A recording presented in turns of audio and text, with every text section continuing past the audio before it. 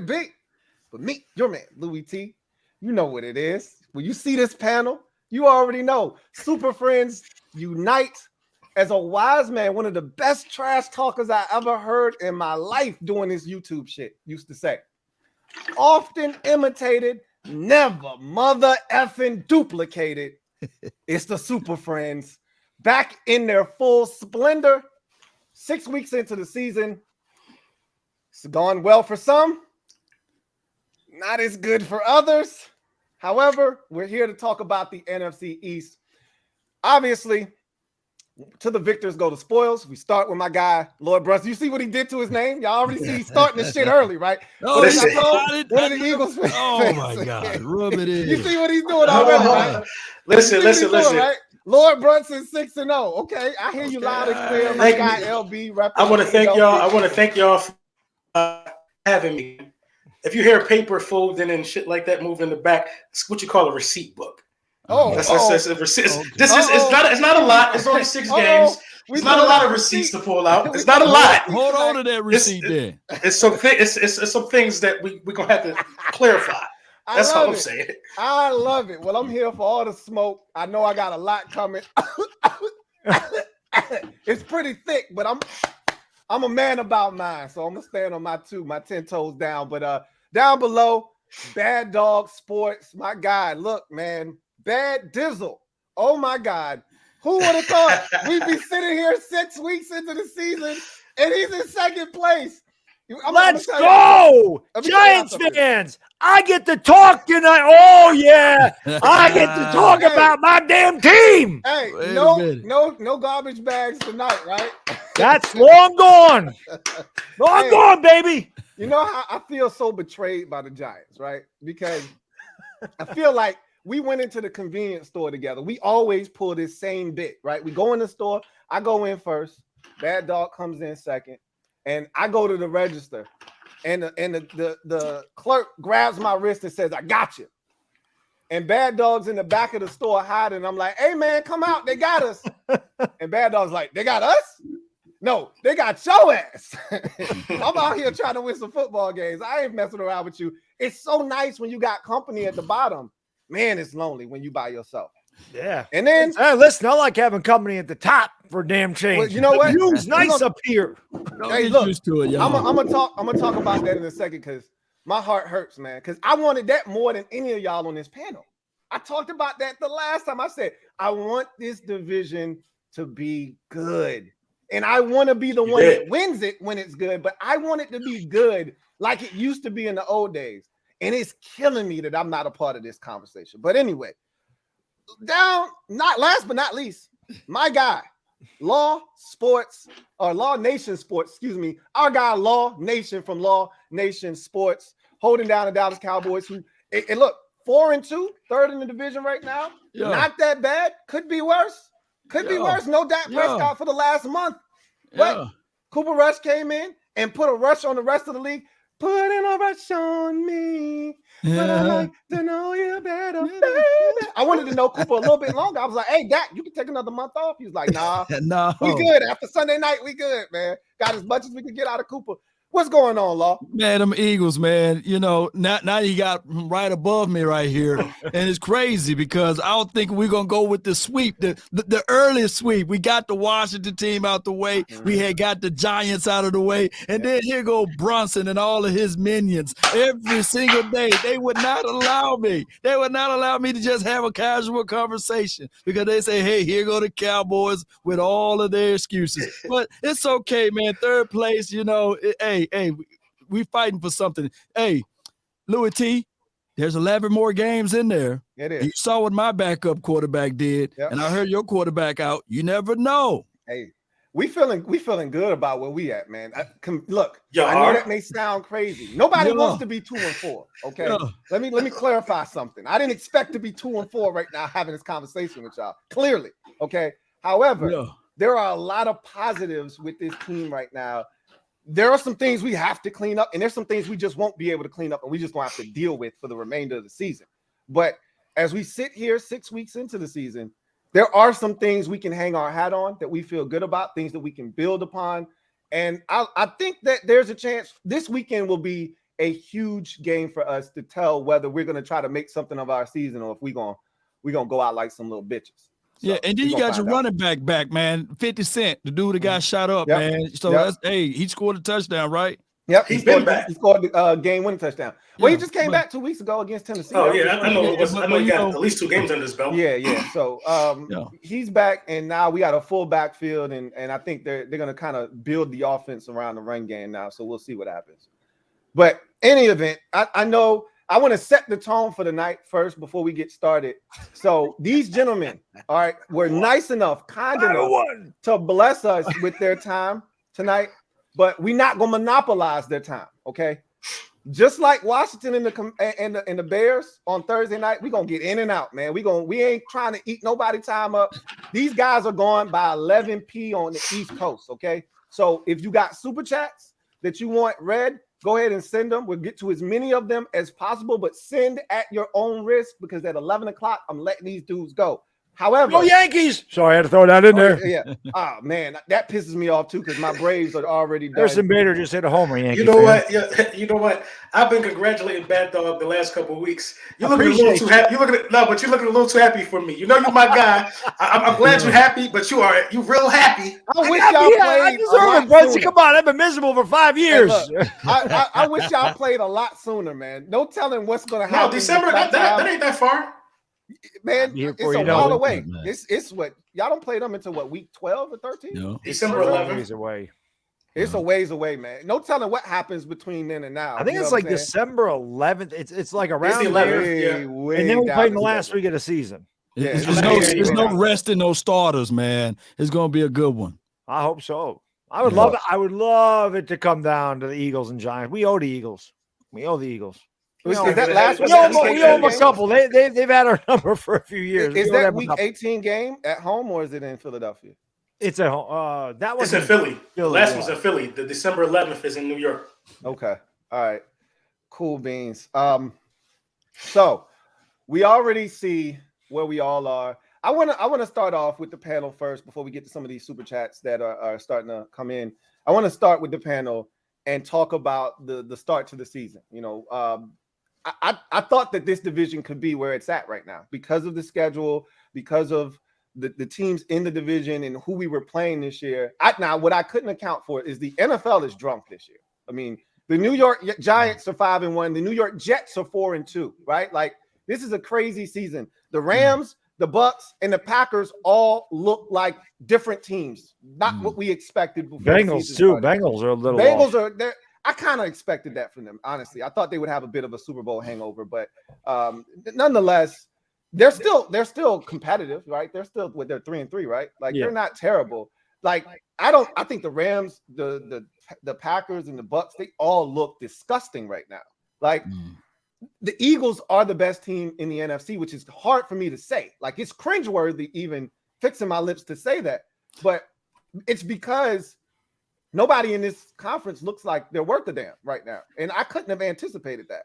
So for the first 6 weeks of the season, give me your outlook on what has happened with your team, what you were expecting, what you got, and then what you think moving forward is going to transpire with your team. We'll start with Brunson, obviously 6-0. I couldn't have gone any better for you to start the season off, but talk to me about the feeling around the team. Obviously, you guys are playing exceptional football, but talk to me about what you see for the future of this football team. Is this sustainable, what you've been able to do to start the season off? There were questions about your defensive coordinator. There was questions about your quarterback, obviously.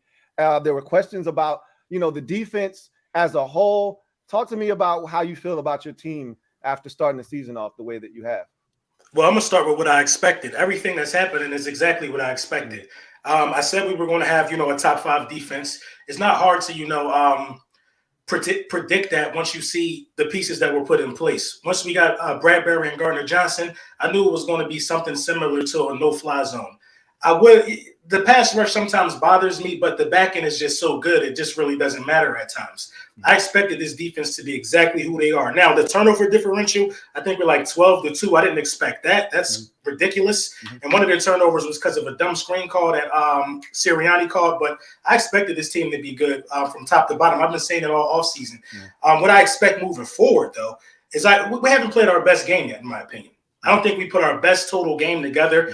We've gotten rid of, a majority of the teams that we played by halftime, and we seem to kind of idle it down. Nobody has really forced us to come out. Dallas did, though. Dallas forced us to put a drive together to back them up. That's the only team that's done it, and we've done that.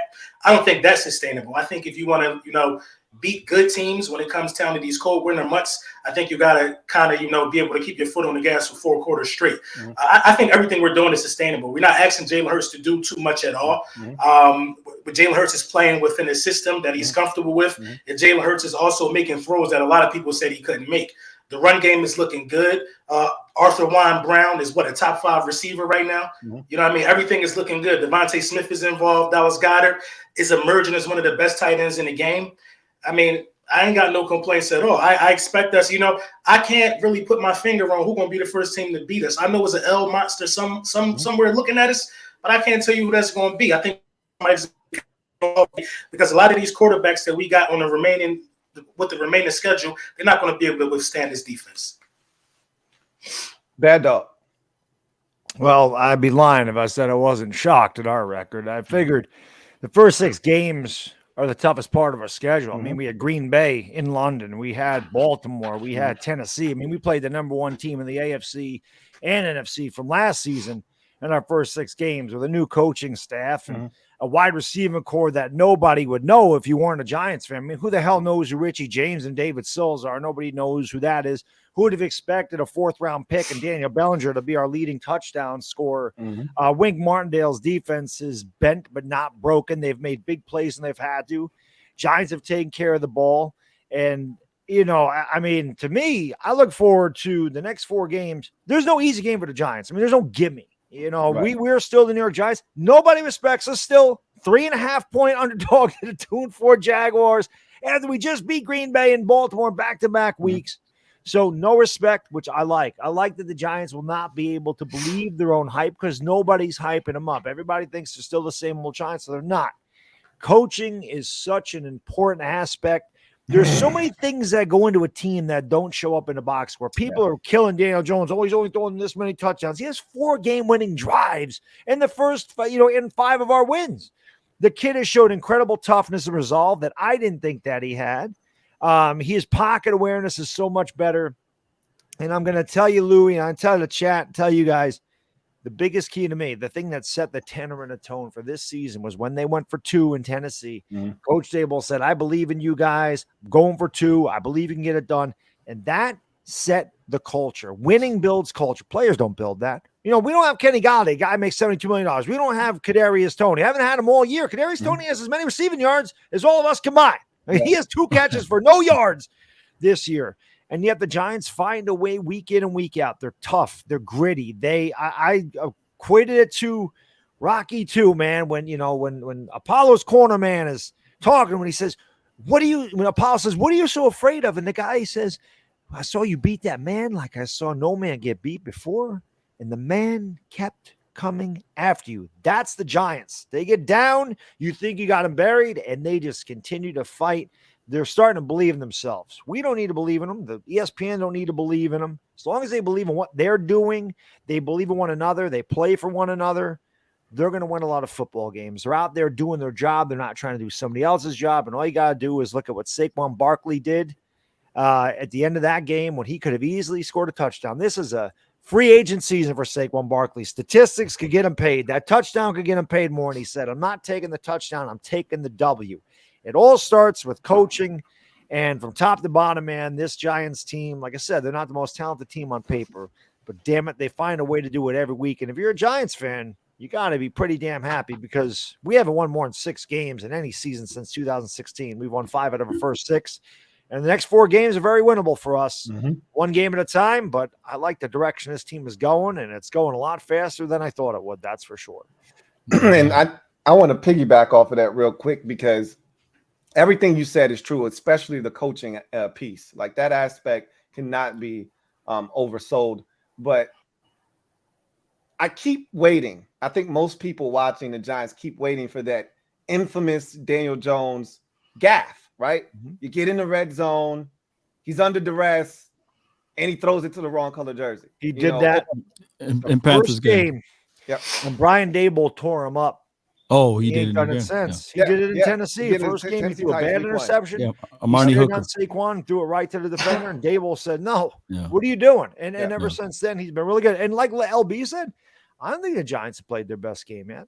Yeah. I think they're only going to get better. This offensive line is starting to improve, and they're getting acclimated to the system. And I think that with each win, they build more confidence. And like I said, Jacksonville, Seattle, Detroit, and Houston, they're all very winnable for this team. Yeah. And I'm looking at it this way, man. If we go 5-6, Giants fans, the rest of the year, we're 10-7, and we're in the postseason. We should be able to at least be 5-6 for the last 11 games with the schedule. Toughest games are within the division. So we'll see what happens. Winning games you're not supposed to win, and brings a lot of confidence in that locker room, especially with a new head coach on both sides, defense and offense. What you guys? So if y'all don't go for that if y'all don't get that 2-point conversion that you guys went for in Tennessee, do you think it's kind of detrimental to like the psyche of your football team? Do you think it goes in reverse if you don't get it? I'll be honest. It's hard to say. I don't think so, though, because I think that his decision to be aggressive and go for a win would have still told the team, I believe in you guys. Like, I have confidence that you're going to get it done. You know, this isn't the Joe Judge. Yeah. We're running back-to-back quarterback sneaks to make room for our punter. Right. We're punting the ball from 4th and 2 from the opponent's 39-yard line. I think Dable's, aggressiveness, I think him believing in the team would have taken the team farther. But obviously you get a win like that and you start to believe, hey, we can do this. We've been here before. We no panic. We've got this. Down 17-3 to Green Bay. We got this. We've been here before. Whereas years past, they've lost those games and it's like, oh, here we go again. Here we go again. You know, here's something inevitably bad happens. So it's just a very different feeling around the Giants. It's nice to have a coaching staff that knows what the hell they're doing. We had 3 Ivy League minds last year between bring back Jason Garrett, man. Go ahead. 3 Ivy League minds, but they weren't football minds. Ivy League doesn't translate to football IQ. We have very high football IQ coaching staff on this team. I'm happy, damn it. December, baby, let's go. December 11th, we're going to help you get back down to where you're supposed to be. Hey, listen, man, Daniel Jones has beaten you guys a couple of times already. Beat you last year. And, of course, we should have beat you before. But, we had this guy named Evan Ingram that kind of dropped the pass at what ended the game there. Cost us the division that year, too. Yeah, I'm about to say, well, we wouldn't have won the division if he caught that. So thank you, Evan Ingram. Yeah, there you go. Thank you, Evan and we Ingram. get to play him this week. We also get to have a little revenge on Dougie P, who decided, well, let's put – what the hell was that quarterback's name he put in there? Sudfeld. Yeah. So, you guys think we tanked to help Washington? You didn't put forth your best effort. I won't use the word tank. We did. Your best effort. I mean, we had to go get Devontae Smith. They were going to lose that game anyway. They probably were. They were going to lose. I'm not they were terrible that year. Go ahead, Law. Well, it's in the middle, man. Losing out your starting quarterback. I think I have, when we did our predictions, us being 5-1 at this moment, right? But now we're 4-2, so I'm a game off. And I would tell everybody that, hey, we got 11 more games. There's plenty of season left. And the Dak Prescott, the division warrior, he's coming, Eagles. He's coming. Hold on, time out. He's coming. Let me get a 30 second. Let me get a 30 He's second. coming. Let me get a 30 second. Because you talking like you 2-4 like us. Okay, you talking about 11. They feel like it. I'm telling you, that's how they feel. Let me ask you a question, because my dad is a Cowboys fan, so we talk all the time. And after week 1, you lose 19-3. You get dominated. Your offense looks disgusting, but your defense. It's the only reason you didn't lose and get a 40 spot put on your head that night. The Buccaneers were in the red zone 4 or 5 times and settled for field goals. And so after that game, I called him up, and the first thing out of his mouth is, the season's done. Wow. He thought the season was over because Cooper Rush is coming in. You got the Bengals coming up. The Rams are somewhere in there. Giants on the road on a Monday night. Washington. it could get ugly quick. Mind you, this is after week 1. Washington had won, and the Rams, they got embarrassed, but we still thought the Rams were the Rams. The Bengals, they lost, but you're like, oh, it's still the Bengals. Like, there's no way you're going to win these games, right? With Cooper Rush at quarterback. What was going through your mind immediately after week 1 and the news comes down, right after the game, Jerry tells you, hey, Dak's going to be out a while, hands broken, going to have to have surgery. What's going through your mind at that point at 0-1? Man. I was like, man, come on, stick a knife in me, man. But over here, I try to give as much optimism as possible. And I was saying, okay, we got to lean behind the defense, rally behind the defense, run the ball, create play field. Don't try to have whoever the quarterback is to throw the ball 50 times, 30 times, or 40 times. You really didn't need to, because your receiver core was like literally bare. You were going to bare. I mean, Noah Brown is out here getting work. Noah Brown is getting work. Yeah, man. And Cooper Rush came in. I had to do a few videos of eating crow because all I seen in Oxnard, I was out there. Like, he wasn't the best quarterback. It was Will Greer, right? And Will Greer had got injured at the latter part of training camp and preseason. And of course, Cooper Rush, he was thrusted in there. I was like, come on, bang the table on someone. But Rush, he stood tall, man. But the thing is, with my organization and franchise, Jerry Jones got to sell stuff. So he was saying that, hey, he wouldn't mind a quarterback controversy, right? And then it's a third of the Cowboy fan base that they just don't like Dak Prescott. They wouldn't stand him. They can't stand him. And they was like, yeah, Dak is gone now. Bring in Cooper Rush. So I'm fighting. I fight more with Cowboy fans than I do with Washington and Giants. I still fight with Eagles fans because they love being over here. Yes, that's man, we all fight their boy. Oh, my God. We're going to be united in that fight. That's for 6 weeks straight. And then I didn't even know the Eagles got a bye week, so they're going to be all in our inboxes all this week, still coming with all of the Eagles droplings. They like to drop stuff all over us, but that's okay. There was another bird team last year that was 7-0, and they peaked. Yep. You know that team? Yep. I know them all. I don't know nothing about that. Yeah, wait, just wait. We're gonna figure out the high school offense. We're gonna figure that out. You got to worry about the Lions, because boy, this could be ugly. You got to worry about the Lions. Well, we need a comeback game, and this will be the game for Dak Prescott this weekend. This Sunday noon game. Let's get it. I got a question for you. Was Dak healthy going to that Eagles game? Yeah, man, I know he was healthy. Listen, that's my sentiments as well. I feel the same way.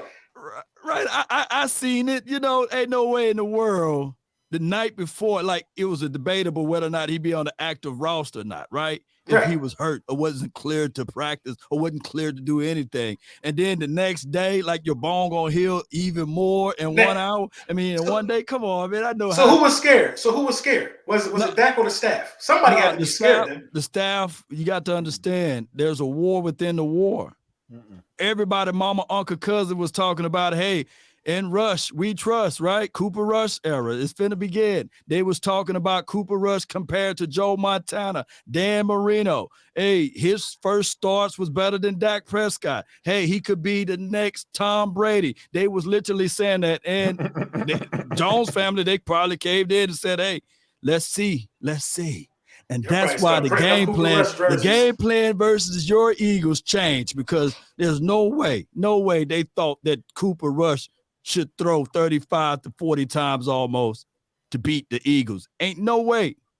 No tape shows. I thought the game plan was flawed from the word go. I mean, you guys get in a 4th and 1 and you decide to go play action. Like, quarterback on your own side of the field. First of all, why are you going for it? But if you're going to go for it, it was only inches. Quarterback sneak the ball. You got Cooper Rush throwing the ball. First of all, is that where they should have challenged it? Is that where they should have challenged it? They should have challenged it. It was a first down. Clearly a first down. It was a first down. Even if you hard count, right? Right. Even your hard count and see if your guys can jump. Y'all did it. The Eagles did it to y'all at the end of the first quarter. I thought that's when the game changed right there. Yeah. The whole game changed right there. A free 5 yards from Dante Fowler, dumbass. Yeah. So, Crazy. So I disagree with you, and I know you know more about the inner workings of your team.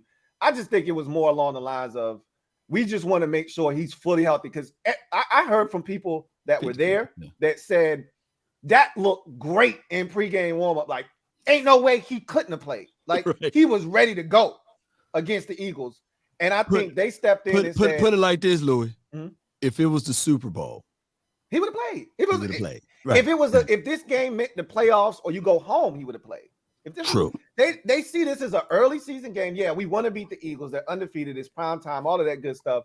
But they're thinking, like you said, it's 11 more of these things left. But this is my thing though. The division, first place is on the line, and the Giants are 5-1. Right. You got a chance to make everybody 5-1. Like it's right. The best teams are within your division. These division games matter. If he's healthy, it's huge. But if he goes out there and let's say he throws a pass and it doesn't hit someone's helmet, but he grazes somebody's shoulder pad, and a week more would have just been a little bruise. Now it's refraction because of just one more week to give it more time to heal.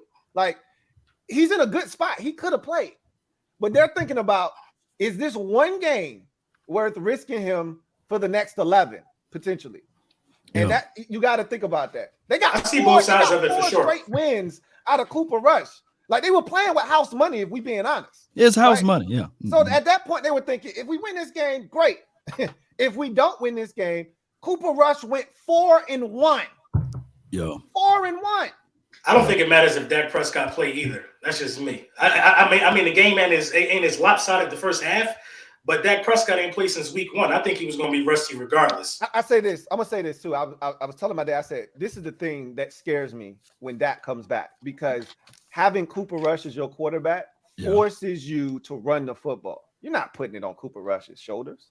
You're going to run the football. Oh, they're going to abandon that run game now. So now that Dak comes back, we could see the return of Dak throwing it 43 times, the run game going to sleep, and now you're putting this defense that has been lights out constantly on the field. That time of possession changes because the Cowboys, you say what you want about the offensive line, and I still think that the Smith kid stinks at tackle, and he's been getting away with a lot of holding, boy. Let him get away with a lot of it. Holding that hasn't been called. And then there have been some that has been called.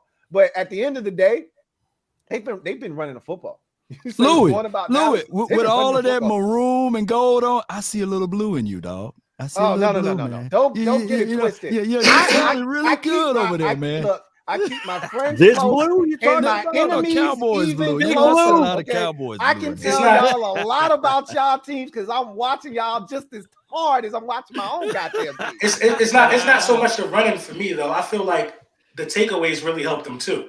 So once you don't give them gifts with Cooper Rush, you're going to beat them. They were getting a lot of gifts versus a lot of teams. And like I said, our turnover differential, we don't turn the ball over. Were they getting gifts or were they taking them away? Yeah, the gift is a gift. It don't matter how you get them. You can steal a gift. They got a good front seven, that team. You got a good front, man. There are gifts, and then there's me taking shit from you. There's two different turnovers. Okay, it's all called a gift. You either gonna let them take it or you gonna give it to them. We ain't let them take nothing. You would argue, Lord Brunson, that your offensive line is one of the best in the NFC East, right?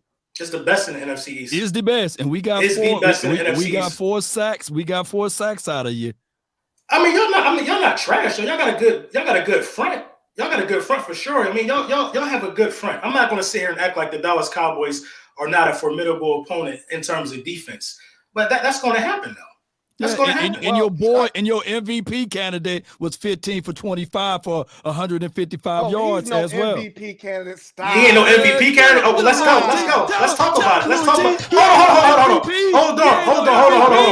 Hold on. Before we go any further, Louie Tee, I have spared you. I spared you.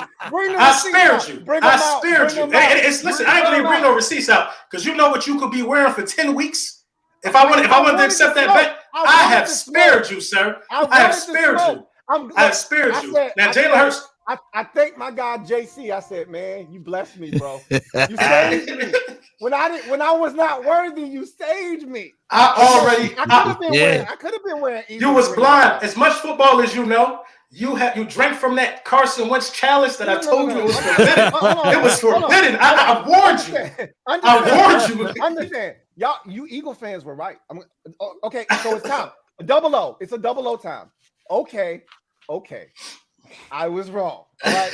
So I was talking to a guy at the barbershop. My guy Chris. Shout out to my guy Chris. He's probably watching. We talk at the barbershop all the time. Massive Eagles fan, right? Wow. And he said something to me that stuck with me more so than anything else anybody said. And maybe other fans have said this, and I just dismissed it because they were talking, cold hard cash. But me and Chris, we have these real conversations, right? And he said, I'm going to tell you right now, he's Jamaican, so I'm going to tell you. He said, I'm going to tell you, Louie Tee. Louie Tee, I'm going to tell you right now, Carson Wentz, he's not mentally tough. I told you that. How you gonna sit here and tell me that he told you something I ain't already told you? No. So this is the thing. I knew Carson Wentz was mentally fragile, right? Mm-hmm. I knew he was mentally fragile. I knew he was inaccurate. I knew all of those things, but because I felt like the upside of Carson Wentz with what we were going to surround him with. This is the thing that I didn't account for. We haven't had offensive line issues. We've been one of the best pass blocking offensive lines the last 4 years in the league. Okay. The one thing I did not account for was our offensive line going to hell in a handbasket. I did not see that shit coming. It was he does that though, Louie. He made my offensive line full of all pros look like yours. Carson Wentz does something to people. It's amazing. No, I'm not gonna put this. I feel like we failed Carson Wentz. He didn't fail us. We failed him because that first week against Jacksonville, he looked like what I thought he was gonna look like. That second half game against Detroit, he looked like what I thought he was going to look like, right? It wasn't until the Eagles game, y'all is what really did it, right? Because they felt the offensive line. That was the first game we had without our center. He hurt his leg, broke his ankle in the Lions game on the very last snap. So we lost him for the season. And so we had a new center. We had both our guards were new from last year. They both sucked, both of them. And one of them got benched. In that game, matter of fact, the Cowboys game, the first possession, he got his ass beat. They took him out and benched him. He should have got benched in your game. So the offensive line, he got molested in your game. I mean, absolutely destroyed. And then the following week against Dallas, is the worst 2-game stretch because both of those teams, that's the shit that pissed me off. You don't supposed to get pressure on the quarterback. Your line outside of Josh Sweat, I don't respect none of them bastards. Okay, no. We had 9 sacks. Exactly, that's my point. That's how. What are you talking about? Was. And we top 3 in. I'm gonna let you go. You ain't top 3 in sacks. Stop that. We top 5. We top something. We ain't outside of the top 10 in sacks. 4. You're not ahead of us. We're 4. So I know you're not top 5 in sacks because you don't get sacks. The only reason you're even in discussion is because we gave you like 8 or 9 of them bad boys. You take that game away, your ass is at the bottom of the league because you don't get no pressure for real. But I'm not talking about that. My thing is we failed Carson Wentz, and in turn, he failed us. But we failed him first, and it sucks because he showed us glimpses of what he could have done for us with the talent that we surrounded him with if we could have just put a semblance of an offensive line in front of him. And now he's shell-shocked. I'm watching him in games, and he's scared. He's scared. And that's where that mental toughness comes into play. That sounds like the Giants for the last 3 years before this one with Daniel Jones. That's absolutely exactly if you get your brains bashed in, you get beat up enough, you start to see ghosts like Sam Darnold. You start seeing ghosts, and you're trying to get rid of the football. You're looking to check it down. When has Carson Wentz ever been a guy to check the football down? Man, never. But you know what? You know what, Louie Tee? Lord Brunson and the Eagles and the Giants, they both got future problems, and that is Jalen Hurts. Is he going to be a $45-50 million quarterback now? Look, man. And then that is not my problem. I love it. And then Danny Jones, what you gonna pay him? You got to open up that wallet and Saquon at the same time. See, y'all got monies. What I think the Giants will do is offer Daniel Jones a Derek Carr-like deal where they give him 4 years, but more they could get out after 1 and not get hit with the salary cap. And I think they'll try to tag Saquon. I don't know why Saquon playing under the tag because he's been injury prone most of his career. That's going to be tougher than Daniel Jones because to me, do you really want to give a running back top tier money when you're still, even though you're 5-1, you're still in the middle of a rebuild because this front office only had 1 draft. Giants will have a lot more cap space next year. You're talking $50 million before you cut guys and restructure guys. So they're going to have a lot more maneuverability. But do you want to give a running back $18 million a year? That's why I'm on YouTube and Joe Shane's got the job he's got. I don't got to make that decision. I can sit here and criticize the decisions, but I ain't got to make them. He is such a big part of your offense, though, man. Like, he's a huge when he went to the locker room against Green Bay, you could feel like the air kind of sucked out of your offense a bit. He's huge. He's huge. And he comes back and boom, it's like he's instant offense for y'all. Like the only thing I can say that the drive that tied the game against Green Bay, we didn't have him. You didn't have the shoulder. He was out of there. And Daniel Jones still let us down there to a game tie and touchdown.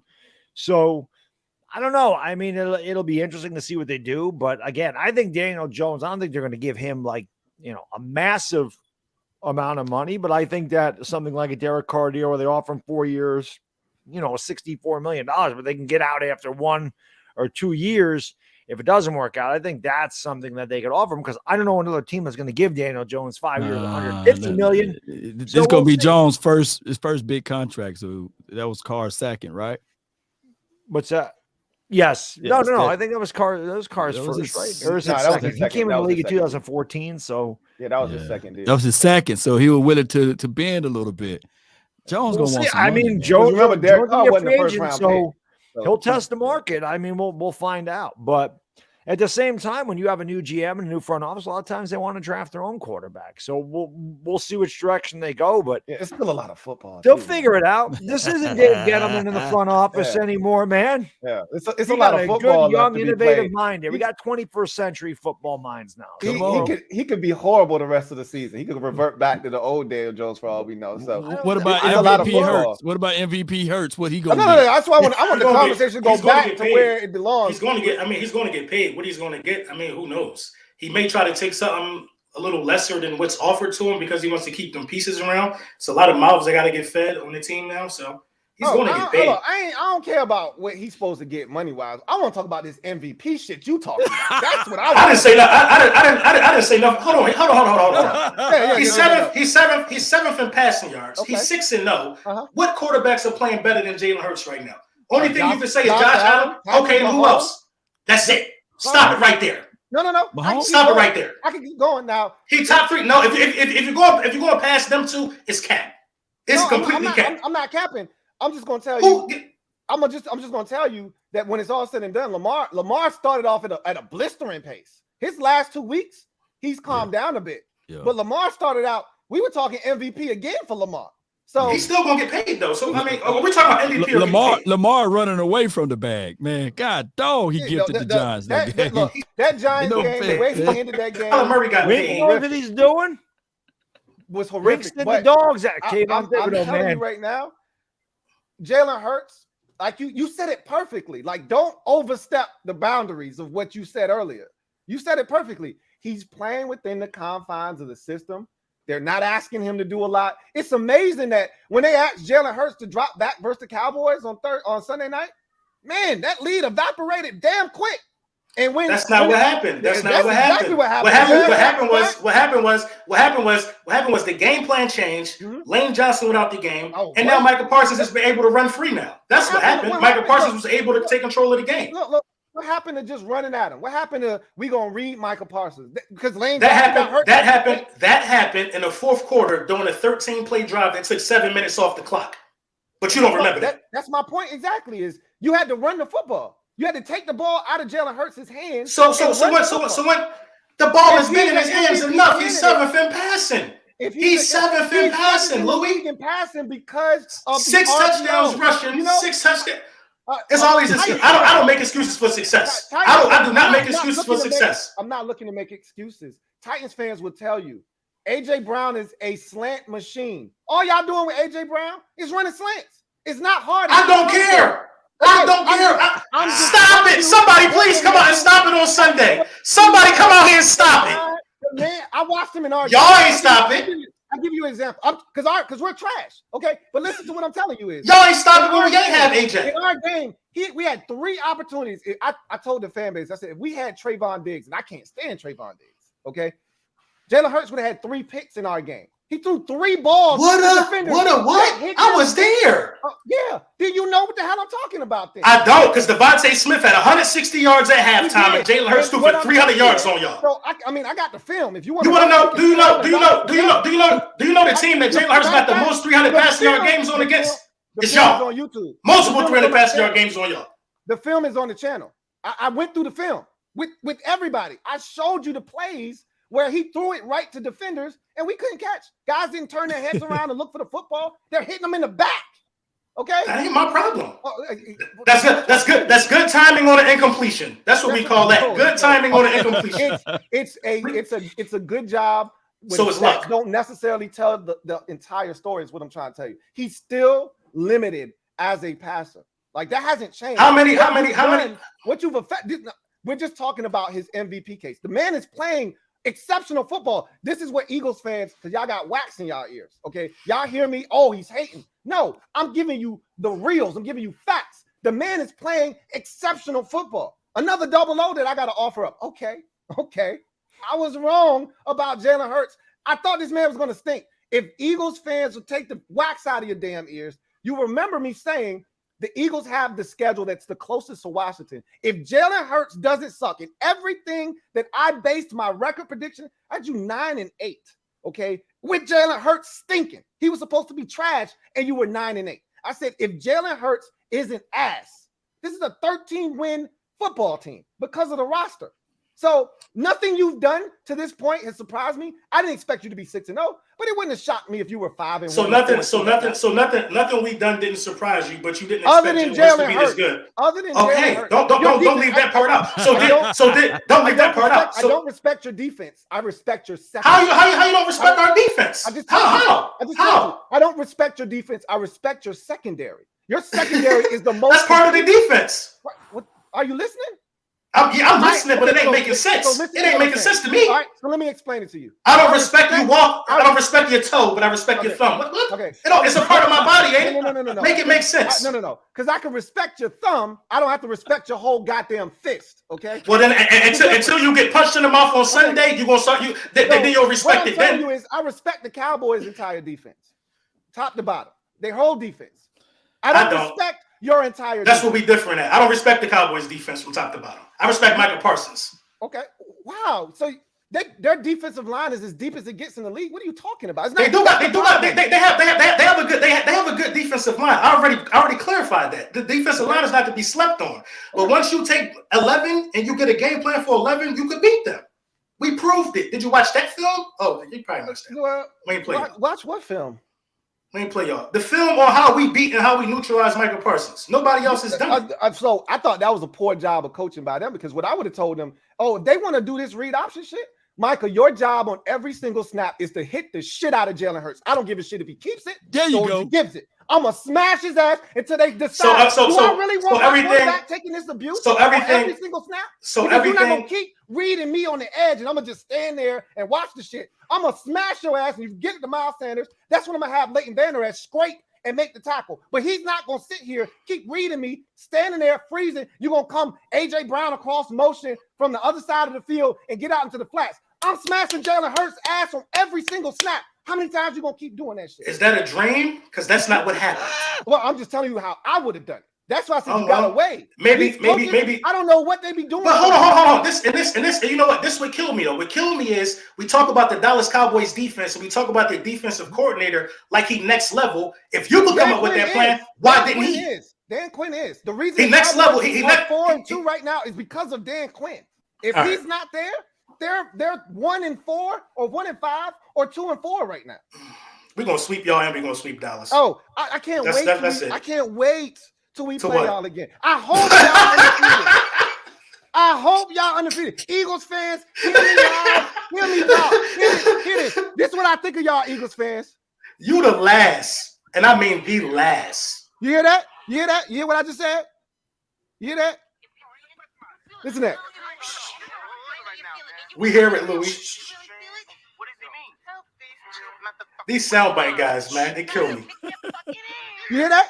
Time to kick your fucking ass. We just dog walk y'all.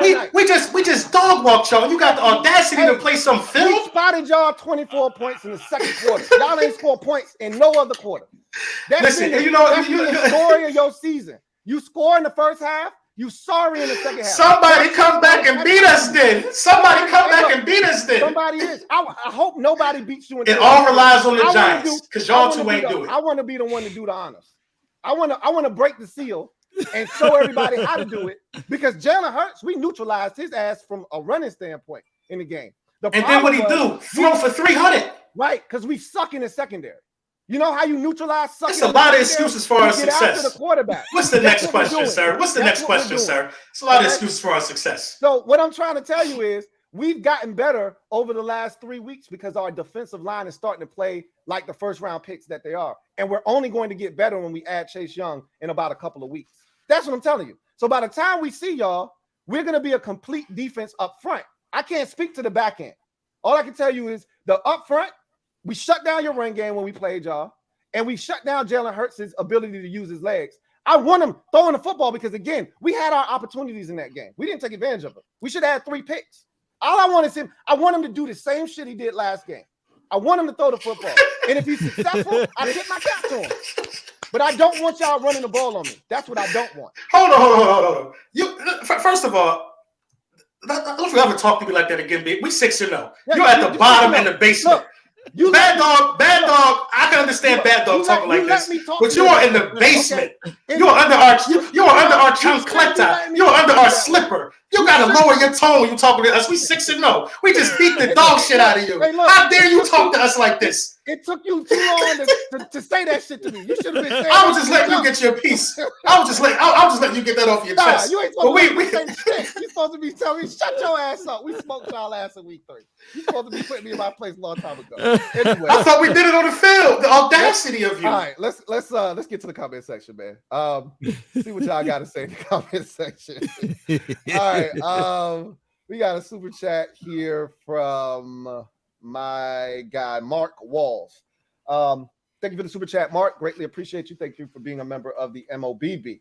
Who writes, LB Bully Nation here, brother. So you got yes, sir. Yes, sir. 6-0 in the building in the chat. All right. Let's see. Got one here from from the real Louie Tee. Thank you for the super chat. Greatly appreciate you. He says, Lou, you already know. Go with the flow. You already know what it is, man. Shout out to my guy, Luck. And y'all got to stop letting Luck get y'all, too, man. I heard he be nutting the hell out of y'all on y'all streams, man. Y'all got to be careful, man. This dude is dangerous. Samuel Mays, thank you for the super chat. Greatly appreciate you. Fly, Eagles, fly. Mad respect to the Giants, says Samuel. Haven't heard that word in the Giants in a long time. No respect for the Cowboys. None, that's what it is. At all. That's what it is. I'm gonna tell you why when we get to that. Why we don't have respect for y'all. D'Angelo Xavier, thank you for the super chat. Greatly appreciate you. Right, since the Cowboys lost, the love for Rush changed. Now he's just a backup. So he's trying to say that y'all were propping him up, and now that he's lost, he's just a backup now. All of a sudden, my guy D-Lo. Nah. He's a serviceable quarterback who did a wonderful job. He did his job. Yeah, he did his job, man. And shout out to the defense too. Big time. Bear it down. And my guy BD, thank you for the super chat. Greatly appreciate you. Thank you for being a member of the MOBB who writes, LB, how much OJ you got in there, man? I know it's some vodka in that. It's gone, man. Yeah. Wegmans orange juice, cold press. It's gone now. About 64 floor ounces. Trying to keep my vitamin C up. That's all. Yeah. Damn, you drank the whole thing? Yeah. Ain't nothing wrong with that. I go through one of these myself. Right. Coca-Cola, yeah. Coke Zero, baby. Oh, that's your vice, bad dog. You don't do too much unhealthy Coke shit. Zero fiend. All right, Michael White, thank you for the super chat. Greatly appreciate you. Thank you for being a member of the MOBB who writes, what up, fellas? In your guys' opinion, who has been the best player in the NFC East to this point? Mine is A.J. Brown. All right, we'll go around the panel. We'll start with LB. Jalen Hurts. All right, Law. Parsons. Bad dog. Brian Daboll. No. I'd I'd say Micah. Parsons for me too as well. But I mean, AJ Brown. I mean, he's been absolutely everything that I thought he could be. But let me ask y'all a question though. So everybody's saying Micah, right? Do y'all realize Micah don't have a sack in the division yet?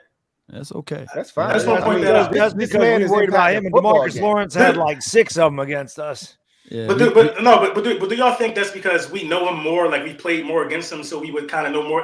Why do you think that is, though? I think the Giants did a phenomenal job blocking him. That was crazy. Well, what happened in that game was they paid so much attention to him, which you have to. But it gave everybody up. DeMarcus Lawrence had 3 sacks in that game. And if he didn't get hurt, he might have had 5. Right? Like you pick your poison. I thought y'all had a great game plan for him. Like, okay, we're not even gonna block your ass. We just gonna read you on the end. And I thought it was negligence on the part of Dan Quinn to not just say, all right, Michael, that's how they want to play it.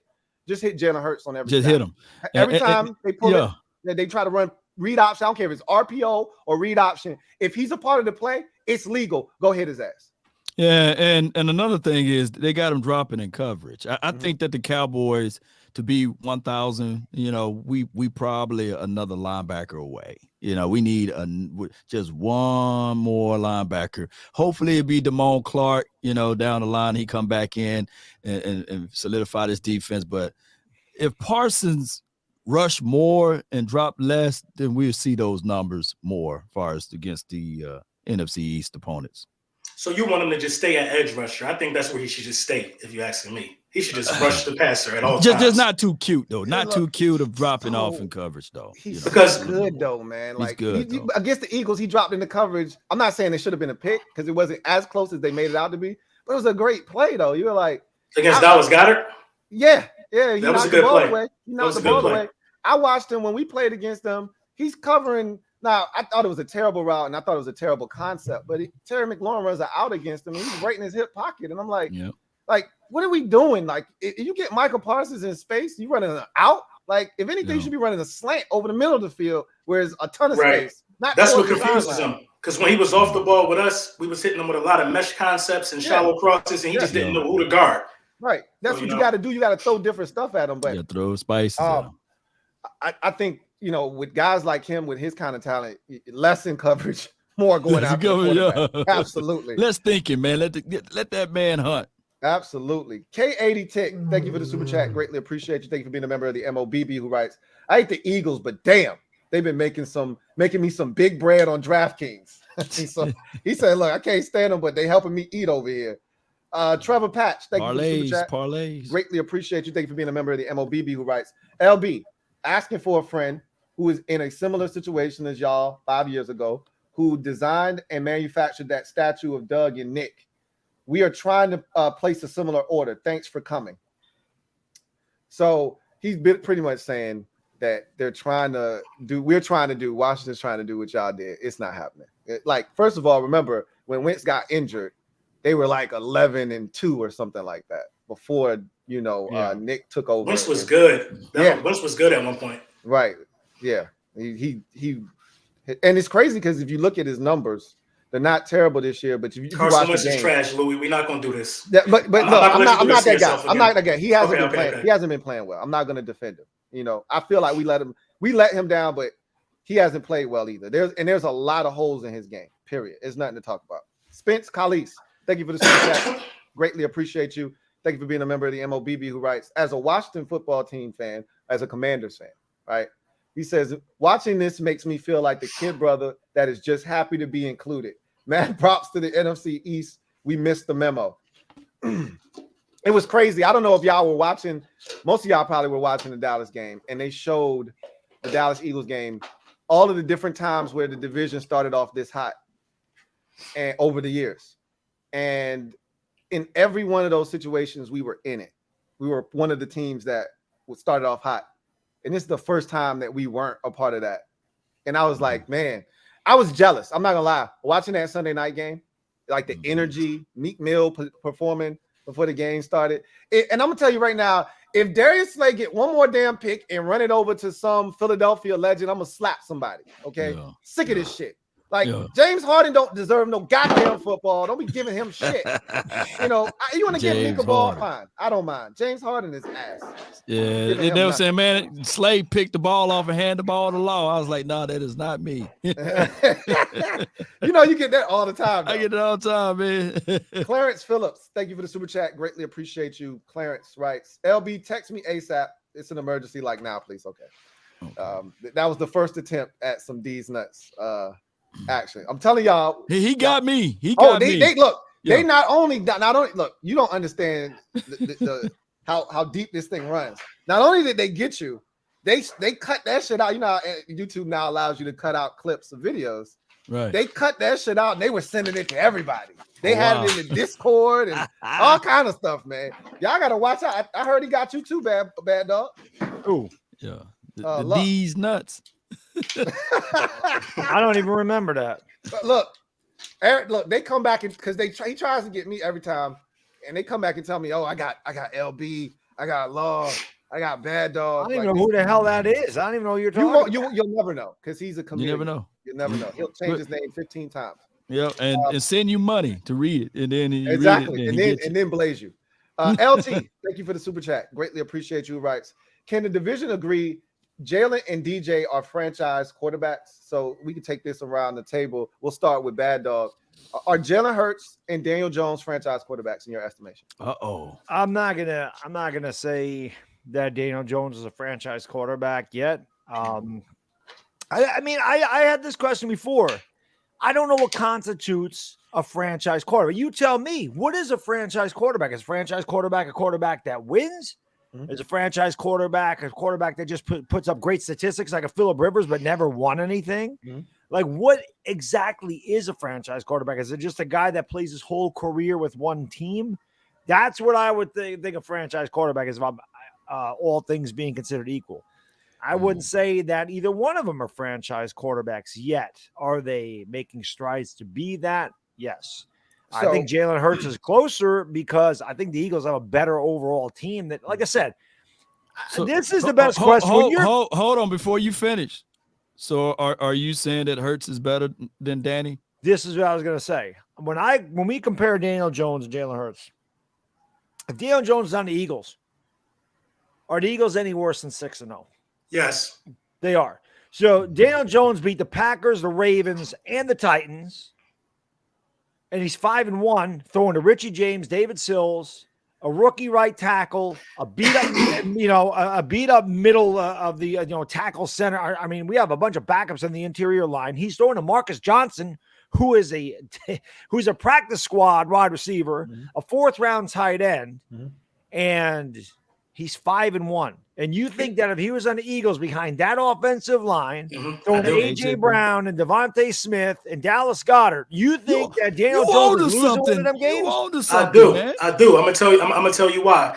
Because in the Detroit Lions game, the offensive line didn't play up to its potential at all. It was free rushers after free rusher running after Jalen Hurts. And the way we were able to sustain drives in that game is because Jalen Hurts has legs. Daniel Jones got legs. He ain't got legs like Jalen Hurts. He ain't got legs like Jalen Hurts. Times by Dallas in that game. It's the most that anybody's kept track of it. He don't got legs like Jalen Hurts. Dallas, Bad Dog just pointed out that Dallas was still able to get through 4 times. It probably would have been more because of Daniel Jones, because you ain't going to RPO Dallas to death with Daniel Jones. Why not? So, what do you mean? Why not? Daniel Jones. I don't think he's like that. He ran for 79 yards on us, man. It's because he had to. Well, put it this way, who are we losing to? We losing to Dallas if Daniel Jones is on the Eagles? This is what I don't know. I don't know. Listen, I don't make excuses for success. That's one of my. Jalen Hurts is a giant. If Jalen Hurts is a giant, the Giants you gonna keep pulling that line out, man. Say that again. If Jalen Hurts is a New York Giant, are they 6-0? They got the same record as the Eagles.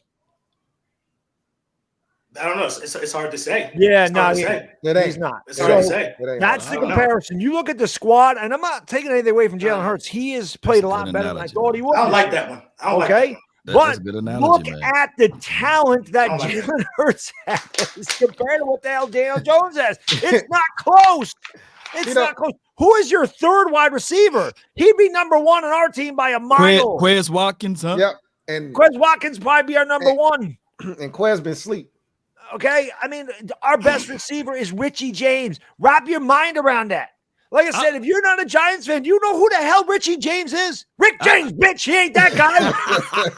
I can tell you that right now. I don't like that. Daniel Jones would not be able. Daniel Jones would not be able to replicate what Jalen Hurts did. We can't do that. Why? It's not even fair because a tougher schedule with he's less 5-1.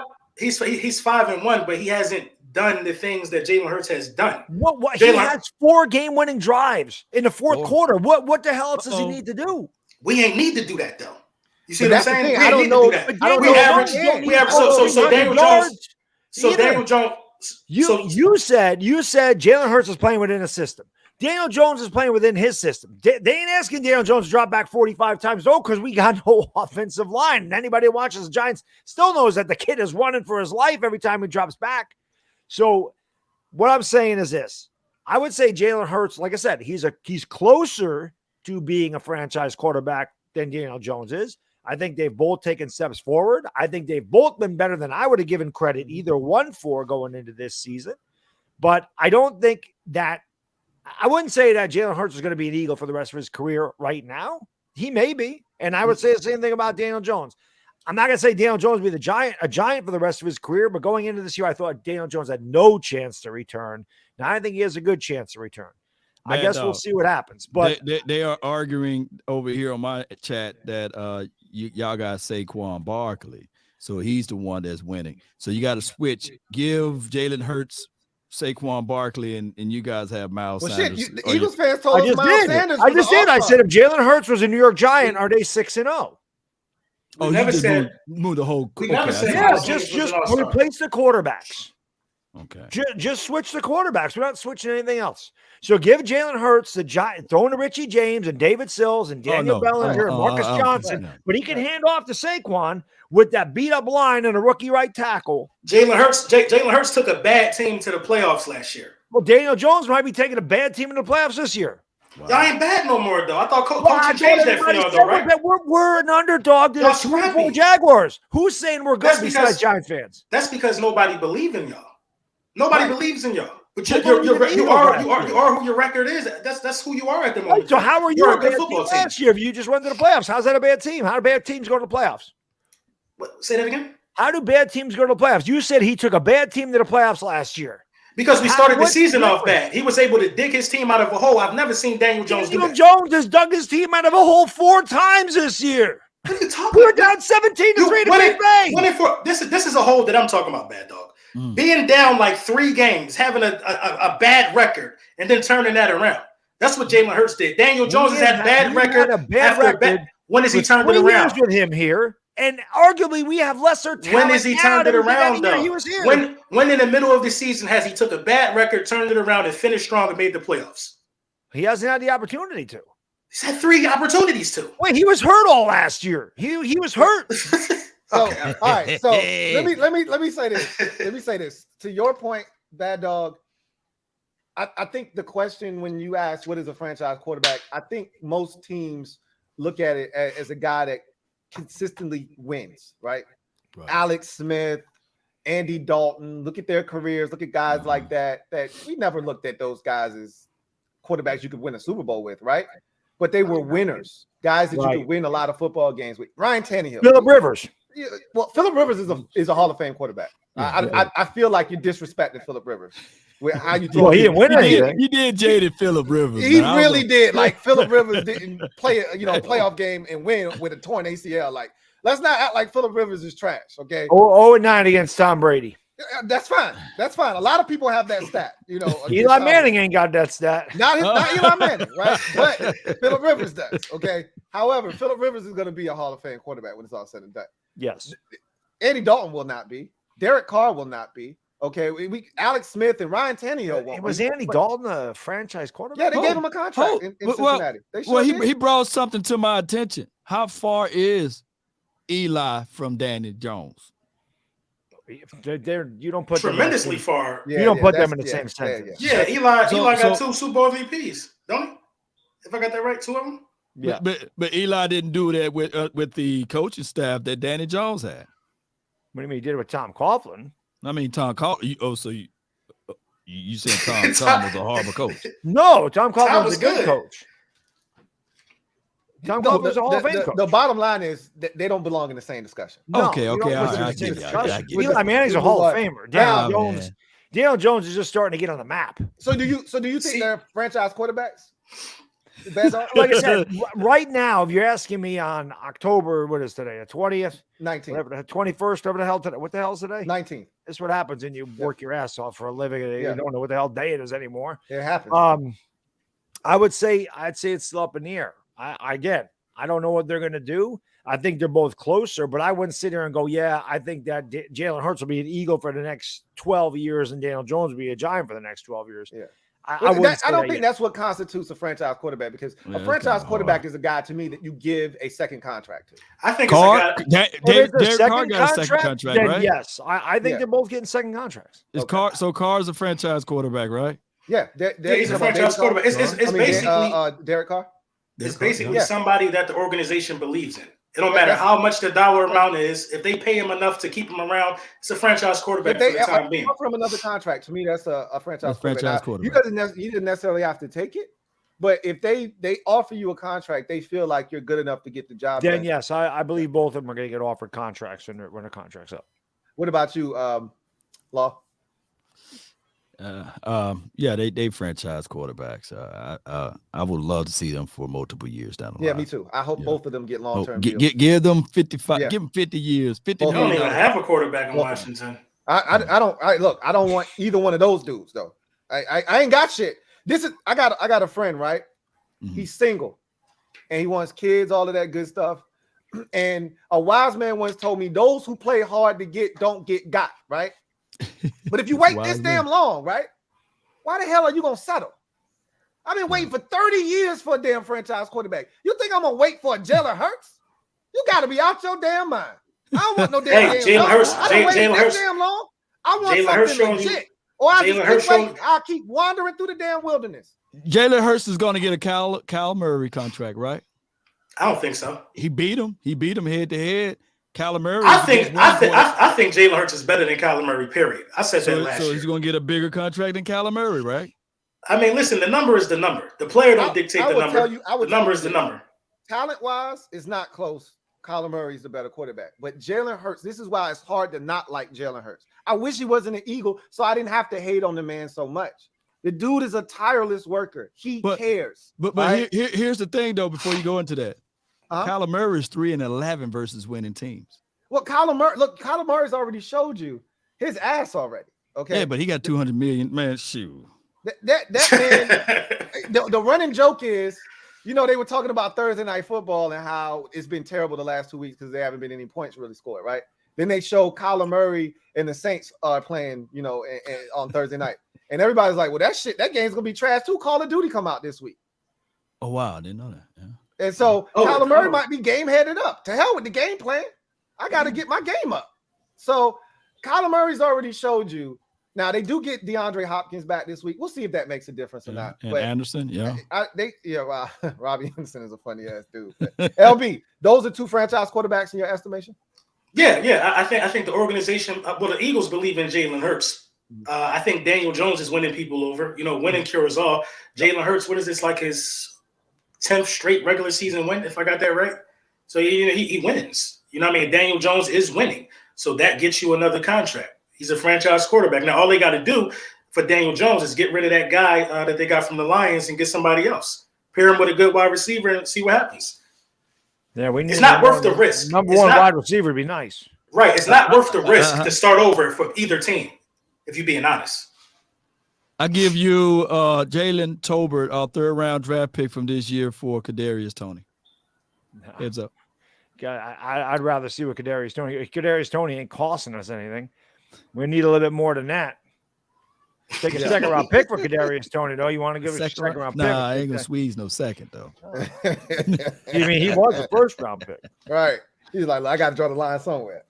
Fat American, thank you for the super chat. Greatly appreciate your rights. Yo, Lou, I just watched the Taylor Heineke highlights from the team's YouTube channel. I don't know if I'm too ecstatic about him playing. Ha, ha, ha, ha, laughing nervously.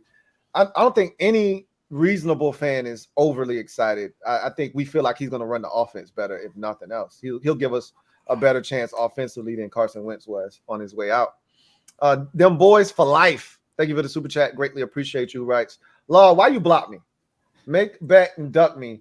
Cray. Because you corny. That's probably why you got blocked. I don't even know if that's a real person or not. Because we got so many trolls around here, man. That could be. Don't fall for banana in the tailpipe. There. Unless you know him and know that name.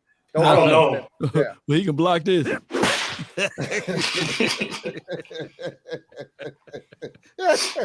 True Eminem. Hashtag ACC Bites. Hey Lou, I think Law told the Cowgirls to give the Commanders their crappy online personnel disguise as our players tell him to keep that crap over there. LOL. I don't know. I can tell you this much. I don't care about nothing off the field right now other than winning. And our O-line hasn't been great this year. I feel like we're starting to put the pieces back together of this O-line, putting a semblance of a group that can get the job done. But we're going to have to run the football. We already know what it is. It sucks because we got all these weapons to get the football to, and it don't really make a damn difference because, as Bad Dog said, coaching makes such a big difference. And our offensive coordinator stinks. He's terrible. Ron Rivera is trash. He's not a great coach, but I can tell you this much. You give him a better offensive coordinator, and I think Washington fans would feel a lot better about him. Ron Rivera is trash. Finally here, 646 NY. Thank you for the super chat. Greatly appreciate you. Writes, Bad Dog, did you see who we're trading for? We up now. Again. No, I didn't see any trades. Bad Dog. You lying, Bad Dog. It's Cap. That's another one of those. No trade. It got to be. Yeah, come on now. I got you. I'm gonna protect you on this. No, I know there's no trades. Okay. I'm saying there ain't no trades. He got me. I'm gonna protect you on this stream. I can't protect you when you leave. Law looking at his phone like what? I'm gonna protect you while you're on this stream. All right, but I can't protect you once you're gone from here. There's no trades for the Giants. We ain't trading anything. I better hope Howie Roseman ain't in the phone picking up mood. Y'all know how he do on the bye week. The real Louie Tee, thank you for the super chat. Greatly appreciate you. Double up. Who writes, do it to him, Lou. Giving you this 3 for 1. So again, y'all watch y'all back, man. All right. I got y'all front. Y'all watch y'all backs. And I gotta say this, you know, LB talking about Jalen Hurts took a bad team last year and took them to the playoffs. Like, that's a terrible argument, man. Because it was a run game. It was his legs. It wasn't his arm. He wasn't actually throwing the football during that win streak. What are you talking about? Oh my God! Come on, you know that. Come on, man. I mean, we did go run heavy for sure. We did, but the quarterback is still the quarterback. Y'all, it's a lot of nitpicking when it comes to Jalen Hurts. He wins. Bottom line. Exactly my point. My point is, you want an MVP. Y'all want to have him in the MVP discussion. The dude don't even throw the football. We don't want to have him nowhere but winning. That's everybody else saying that. That's your fans saying that. That's what I'm telling you. It's true, though. It's true. It makes sense. He's 6-0. His stats are good. He's on the best team. That's the only reason he's in the discussion. He's on the best team in football. You wouldn't even Louis, respectfully, you wouldn't even know nothing about this type of success. I don't know when the last. You wouldn't know nothing about this. You're supposed to. You wouldn't know nothing about this. You're supposed to say that. Okay. I mean, I was telling you before the first ball was snapped. Look, I'm gonna tell you right now, your bubble's gonna burst. It's just a matter of when. Yours has already happened, and it's only week 7. No, it's almost. We on life support. We got oxygen mask on right now. Our shit ain't over yet. So we'll see what happens. Like I said, we just won a game. It was not pretty, but it was a win, right? No, we'll see what happens. Your organization will give us whatever y'all have for Jalen Hurts right now. For that type of work ethic and leadership. Did you hear what whatever I said? Y'all have for that type of work ethic and leadership. Did you hear what I said already? We would not go anywhere near Jalen Hurts. You went near Carson Wentz. If you go near Carson Wentz, you go near anything. This organization wouldn't even keep Kirk Cousins. What are you talking about? If you go near Carson Wentz, you'll go near anything. No, but is Law over there getting ready to dig Washington's grave? No, Pretty much.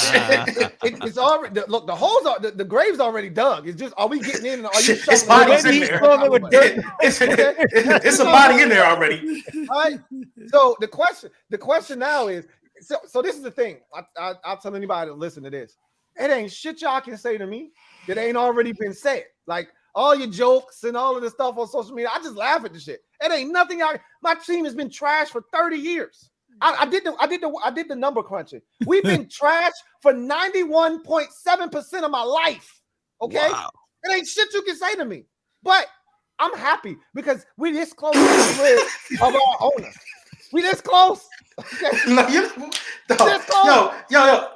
This close. How long we've been doing this for 4 years now, I think, right? This is 3 or 4 years. I think it's 3 years. I've been called delusional repeatedly. Louie Tee, you are delusional. You are exactly what you be calling me. You are the most delusional person on this panel. You're still drinking out the Carson Wentz challenge. You're still telling me his stats. You're still telling me he ain't totally. I didn't tell you a single stat. I said if you look at his stats, they're not bad. But I said anybody again. This is the Eagles fans having wax in their ears. So what's listening? What's the difference? If you look at them, they ain't bad. If you look at his stats, they're not bad. But I said if you watch the games, you know that that's not the truth. But again, because you got wax in your ears, you ain't gonna Carl Salesman me to death. Okay. This is the only sentence that we should be talking about with Carson Wentz. He trash. We ain't gotta talk about those stats or nothing. He is trash. Ain't nobody talking about Carson Wentz. You brought him up. I didn't bring him up. You brought him up. We about to start Taylor Heineke. He gives us a better chance to win. You talking about Carson Wentz. I'm telling you, the source of our problems as an organization starts at the top. Nobody on this panel has dealt with the shit I'm dealing with. Okay? Yeah. You might have 30 years that suck. You might have a coordinator that sucks. Ain't nobody got the kind of shit. The only person on this panel that could maybe relate. Bad Dog, are you a Knicks fan? Yes.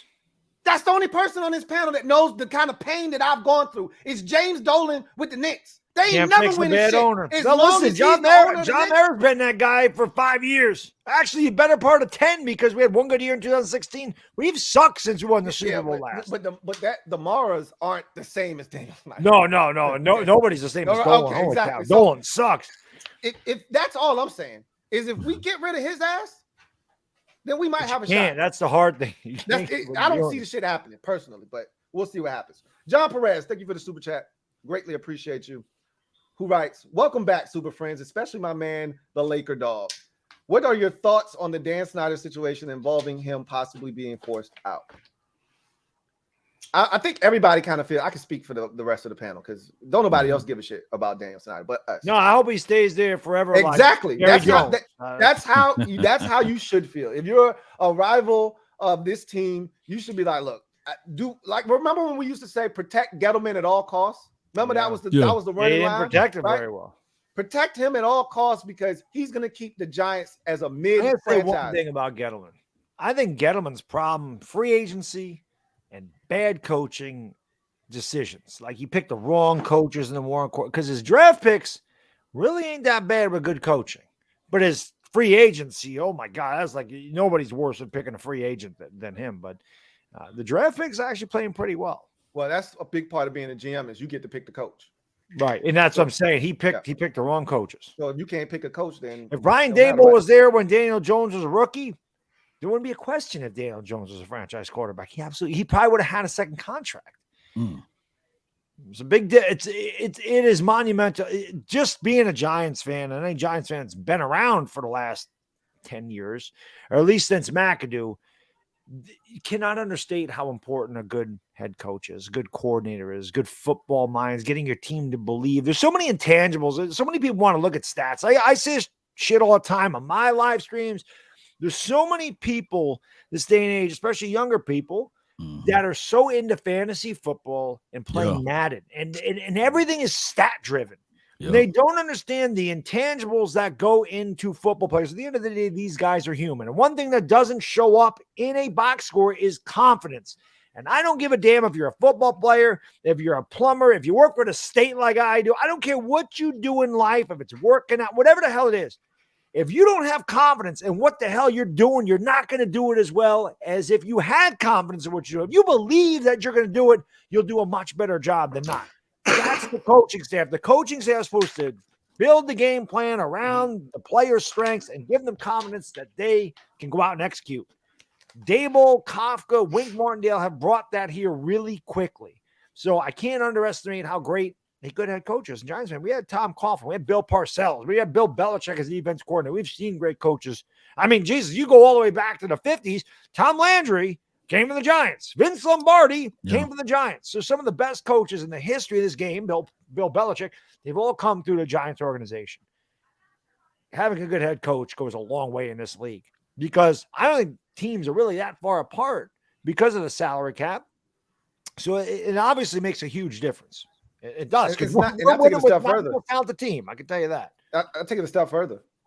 It's not just the head coach; it's the coaching staff too. Right. That's what I'm saying. Because Wink Martindale has made a drastic difference. Yeah. And look, huge. Patrick, what's his face? Graham with the Raiders. No. Now he wasn't terrible, but he wasn't Wink Martindale. Like the defense wasn't good enough to win you games. Right. It was good enough to keep you in games. Yeah. But it wasn't good enough to win you games. Like y'all are making game-winning plays. The adjustments that these guys make in the second, this is something we didn't do. We didn't make adjustments. We would always get killed in the second half because they didn't make adjustments. So they made the wrong adjustments. These guys go, all right, this didn't work. This didn't work. We're going to hit him with this. We're going to do this in the second half. We're going to show them a totally different look in it. And it works because they make the proper adjustments and the team has confidence that they can execute those adjustments and they go out and they do it. I want to ask, there's no let up here, man. We can't sit here. The Giants can't get full of themselves. Go, oh, Jacksonville's 2-4. We're going to go over there and steamroll them because as soon as you believe your own hype, that's when you slip up. But the fact that nobody gives the Giants credit, and I don't think Dable will allow this team to feel its own hype and overlook any opponent. So I expect us to beat Jacksonville. I keep seeing you say we're the worst 5-1 team. I guess that's what you keep hearing, right? Everybody says they're the worst 5-1 team. He's like, well, I hope we'll be the worst 6-1 team. Let's go, Giants fans. Why the hell? Why not us? Why not us? I want to go around the panel real quick and just because this is the temperature, or I forget what Hurt said. I don't want to be the I don't want to take the temperature. I want to be the thermometer or some shit. I don't want to be the thermometer. Something, yes. Yeah, I know. I mean, so it was so fire. It's hard. I ain't gonna lie. The shit was fire, right? So, LB, I want to start with you. Can the Eagles win the Super Bowl this year? Yeah, they can win the Super Bowl. I'm gonna tell you why. A lot of the juggernauts that are supposed to be juggernauts are just not that. Mm-hmm. And I think defense wins championships. And I think we got the secondary that could turn a lot of teams into running teams. I think you can win the Super Bowl. I don't even think we put our best game on film yet. I'm going to just say, I'm going to leave it at that. Law, can the Eagles win the Super Bowl? No. Bad Dog, can the Eagles win the Super Bowl? I mean, anything's possible. I don't even want to think about it because thinking about it makes you throw up in my mouth a little bit, to be honest with you. They're damn good. I mean, I picked them to win in the division when we did this before the season started. They're a good team. Jalen Hurts has improved a lot. They can run. They're a complete team. The Eagles are a complete team. I don't want to say they can because I hate that. Why ask me this question, man? You should did like me. No. Yes or no? Yes or no? But see, Law gonna say that Bad Dog keep it in a buck though. It's very possible. There's one team. That's why he's your boy. There's one team I think can beat him, and that's Buffalo. Yeah. Well, I'm okay. Can they get to the Super Bowl? Let's not. They can get to the Super Bowl. Okay. So you think Kansas City Chiefs can't beat the Eagles, huh? No, I don't. Wow. Okay. I think they could, but I think Buffalo's got a better chance. As far as their DBs. This is the thing, though. This is the thing. Yeah. If we continue winning Buffalo's these regular season games, what does it? Buffalo's defense is really good. Everybody looks at Josh Allen and Gabriel Davis and Stephon Diggs. They look at that, but Buffalo's defense is like one of the top defenses in the league. That's why I think they have a better chance against Philadelphia than Kansas City does. Listen, if it come through Philly, nobody ain't got no chance. I don't think nobody went in there all season. If it come through Philly, ain't nobody got no chance. We still beaten the Eagles once this year. So we're gonna be in New York. So are we. We'll be going there on a Monday night and beating them. But you know what? Your defensive coordinator for the Giants. Hold on, Law. Go ahead. I think the Eagles can go to the Super Bowl. Oh. I don't think it, and it just depends on who's on the other side of the bracket. I'm just gonna say yes, they can win the Super Bowl this year. Lord Brunson, can the Cowboys win the Super Bowl this year? If I'm being honest, yeah. The schedule is weak. You know, nobody really knew what Dak Prescott looked like. He had a bad outing against Tampa Bay. The defense is legit. Gallup is back. Yeah, they could win a Super Bowl. That's a good team. The only thing that was missing for real was Dak Prescott. Yeah, they just can't beat us. That's gonna be the only reason why it won't happen. Bad Dog, can the Cowboys win a Super Bowl this year? Nah, they ain't good enough to win a Super Bowl. They ain't won in 30 years. They ain't winning. They're the Cowboys. They ain't gonna get their playoffs, get knocked out. It's possible. I'm just saying it's possible. They will. I'm just saying, could they? Could they? I'm not saying they will. Could they? Law. It's possible. Y'all win the Super Bowl. Why you do me like this, man? I'm putting everybody on the spot. Everybody except me, because we know we ain't winning shit. It's been a long minute, and that's why I'm tempering my expectations because it's Super Bowl or bust every year for our Cowboys. Don't do me like that. Don't do me like that because I'm not finna super jinx this. I said that I want my Cowboys. And see, I know what y'all doing. Y'all ain't finna cut this snippet up. So what I'm gonna say is I just want my boys to get back to the playoff, back-to-back playoff, because it's been a long time. And then when we win that one, see, y'all gonna have me slipping. When we win that one playoff game, ask me that question once again, Louie Tee. After we win that one playoff game, because I owe it to myself. I'm not finna go crazy over here. I'm not.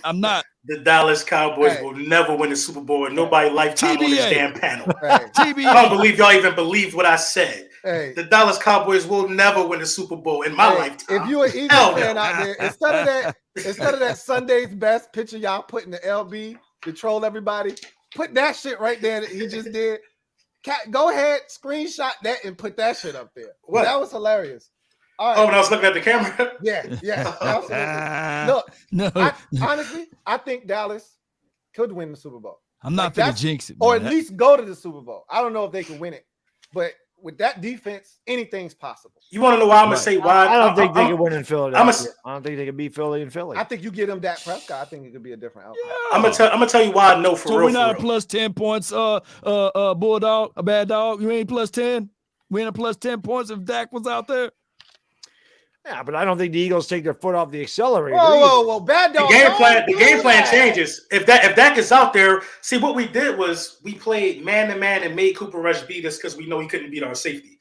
We know he couldn't beat our secondary. We're not playing Dak Prescott that way. Yeah, I agree. The game plan is different. We don't know. We don't know what Philadelphia would have done with that. Bronson, why did Ezekiel Elliott average 6.2 yards per rush? The game plans are totally different. LB is right. No. I'm not. Why did Zeke average? Why did Zeke average 6.2 yards per rush? Because he did. It didn't help y'all win. Zeke ain't no bum. I mean, what we talking about that for? Like it was a deciding factor. I'm confused. I mean, he had 13. He had 13 totes. I mean, so is that what y'all happy about this week? Having a reassurance game for a cookie, but what I'm trying to tell you is that right here, if you play that style of brand of football with 4 back there, and you have a single high safety, and you playing man to man on the outside, and Zeke is still able to get 6.5, man, don't you know what Dak would do against that defense? Y'all not gonna feed Zeke when Dak come back. We all know that, and this is the thing. This is why you really can't win the Super Bowl. Your coach don't instill discipline in that team. Y'all jumping off sides, giving people free yards. Now that's facts. Then you're talking about with CeeDee Lamb. Listen, CeeDee Lamb reached over. I was close enough to see it. I'm like, damn, first down. I'm all mad. Then I'm like, oh, bad spot, no challenge. Let's go. Stupid coach on the other side. I knew it was going to happen. It's your coach. Look at how y'all ended against San Fran. He got a couple more of them in this season. Hey, coaching really matters. So bad dog. What I was talking about was don't give the Eagles that narrative of they took their foot off the gas pedal. That shit doesn't happen. NFL teams don't take their foot off the gas, especially when you're not that team yet. Okay. The Eagles. Don't tell me the Eagles don't want to put a 40 I gotta be honest. I didn't watch that game, man. The Yankees were playing game 5 against Cleveland. That was more important to me. I wanted to watch that Eagles Dallas game. Okay. I didn't watch it. I watched the second half. I watched the second half of that. We don't play. We don't play that way though, because that's how you force turnovers. We have no reason to throw the ball when we up 20 points on somebody. But you're supposed to have a dominant. That's supposed to have a know dominant what would have happened if Dak was in. You know. Show it, right? Hold on. Who was able to come back? You guys scored 8. Let's think about this. It wasn't. But listen. This is the part that I've been trying to explain to Eagles fans. But some of y'all, not all of y'all, some of y'all are dense. Y'all don't understand this. The elite teams in the league, there's no taking your foot off. When Buffalo has a chance to put a 40 burger, I mean, they got juice dripping down their wrists. They taking a big ass bite of that 40 burger. That's not how we rock. You're not. That's not how we rock. You're not that kind of team. In terms of what? In terms of talent? If you could, you would, but you can't because y'all. I don't think so. Okay, you want to know? We had a shootout week 1. We a shootout the whole game, 35-33. You can't we can't put no points with Detroit, but you couldn't put them away. That's my point. And how did you put away Arizona in the fourth quarter? And it came down to you having to run the clock out. How did you put away Arizona? A blocked field goal, game winning drive. Jalen Hurts put us in field goal range. Seal the game. The Arizona start making a little run. We blocked that too. I got confirmation. I asked Milton Williams himself. Block that. I mean, so what? No miss. Everybody, it wasn't no luck. Okay. Whatever the case may be, you've been up in every game this season except for that Arizona game. Big. Mm-hmm. Well, they were down to Jacksonville, 14-0. There you go. The Jacksonville game. That was an interesting game because the monsoon. If the weather wasn't the way it was, I don't know. Oh no! Turn the ball the way that they did early in the game. I don't know if Hurts throws a pick 6. Like I really felt like that game. I kind of throw that one out because Jacksonville turned like Trevor Lawrence had an awful day with just handling the ball. You can never throw out any game in the NFL to where one team is down 14 points. No. Because I don't think you start that game down 14-0 if it's not weather aided. Jalen Hurts, he missed that first receiver. I think that ball slipped out of his hand. Like, it wasn't because of the weather that we went down 14 points. We went down 14 points because Jalen Hurts threw an interception. You say that one slipped out of his hand? I think that slipped out of his hand. You see how far it went over the receiver's head? It went right to the safety. I don't think he throws that. No, it didn't. No, it didn't. He threw that into a crowd. Okay. And then it popped up in the safety court. I know it went over the head of the receiver to the safety, and he took it to the house. He made a residency call, right? Mm-hmm. That game started 14-0, and you're down in that game. And I really felt like a lot of that was weather aided. And then you can't say the weather didn't have an impact because Trevor Lawrence has a wide open receiver out in the flats on a 4th down, and the ball comes out of his hand. Like, both teams played in the same weather, though. You did. And one team was spotted 14 points. One team handled it better than the other. That's why I said I just threw that game out. But back to the original point, like we're getting away from the point at hand, which is you've had big leads. You scored 24 points in every single game in the first half except for 2, right? Mm-hmm. And you've had massive leads. And in the Philadelphia, in the week 2 matchup versus Minnesota, Irv Smith dropped the touchdown, a wide open touchdown. Yeah. Kirk Cousins got in the red zone 3 times and threw 3 picks. Again, that's your defense making plays, right? Don't get it twisted. But they were there. They had opportunities to score. Don't tell me you were done at 24 and that the defense did this and the defense did that. They were in the red zone multiple times without Justin Jefferson getting off. If you score, we shake back. Score. If you score, we shake back. That can't be the mindset. It's that simple. That can't be the mindset. No, I agree. I agree. Doing that. I agree. That can't be the mindset. But when you know you got that, I agree. You can't live off of that. And that's all. But with the rest of this schedule, with Mitchell Trubisky and a lot of these other guys coming up, y'all gonna eat. Trap games, Steelers.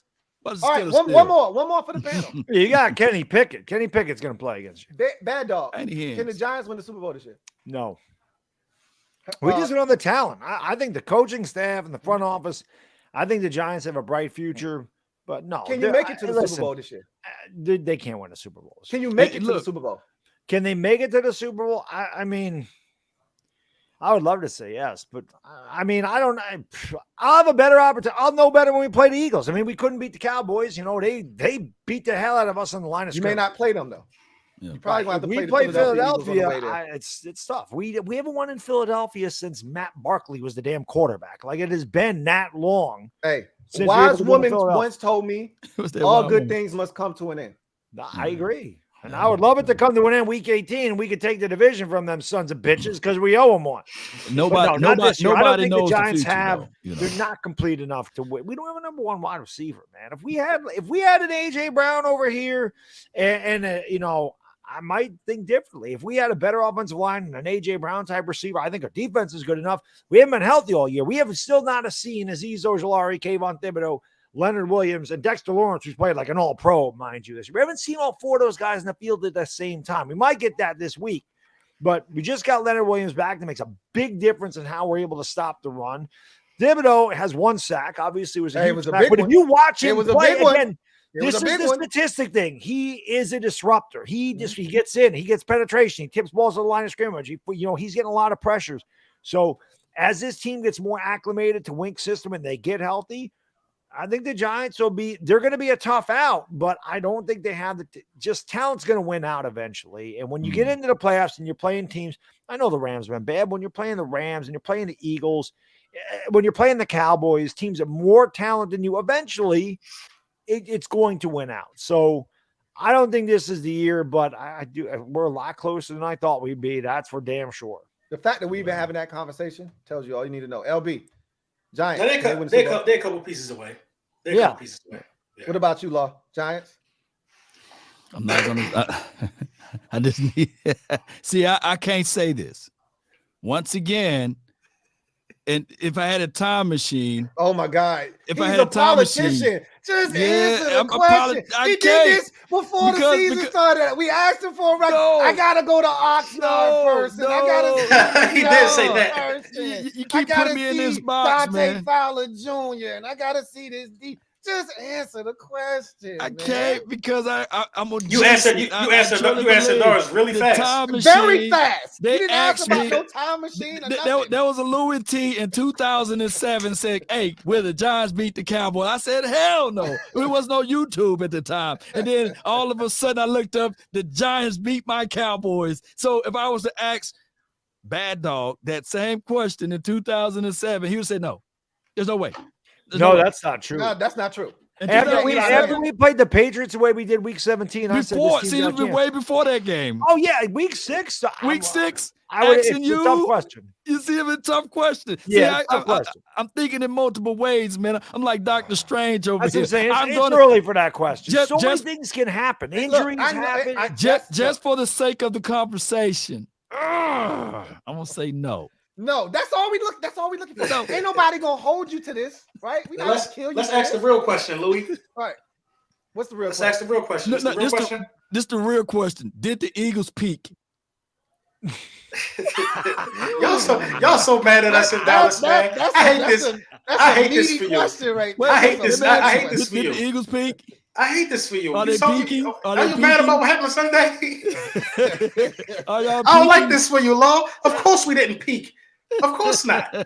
Nah, I don't think according to improve it. What y'all need to prove it? What y'all need to I guess we gotta show somebody. I guess we gotta show y'all that we can take somebody's head off. We gotta be savage. We gotta be savage and blow somebody out 40-13. What is your team weakness right now? Nothing. We don't have none of that. So y'all peaking? No how we peak?